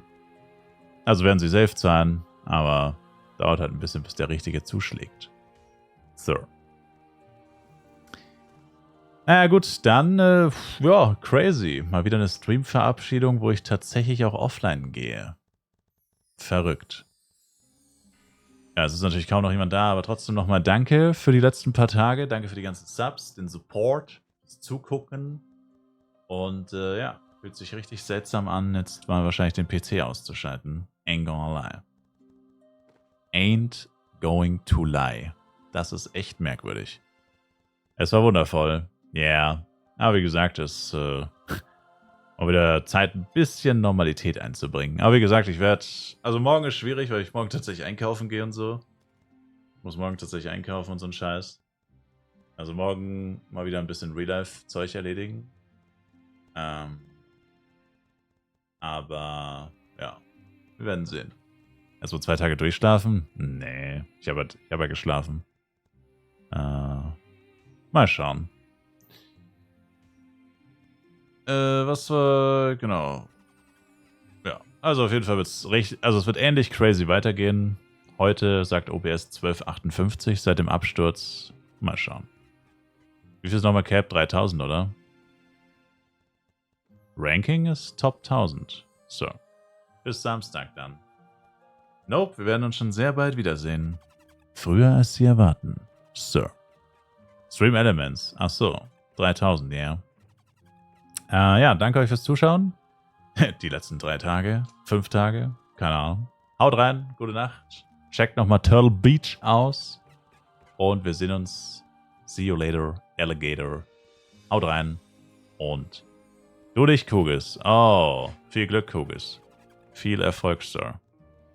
Und, jo, bis morgen. Gute Nacht. Haut rein, viel Spaß noch und tschüssi.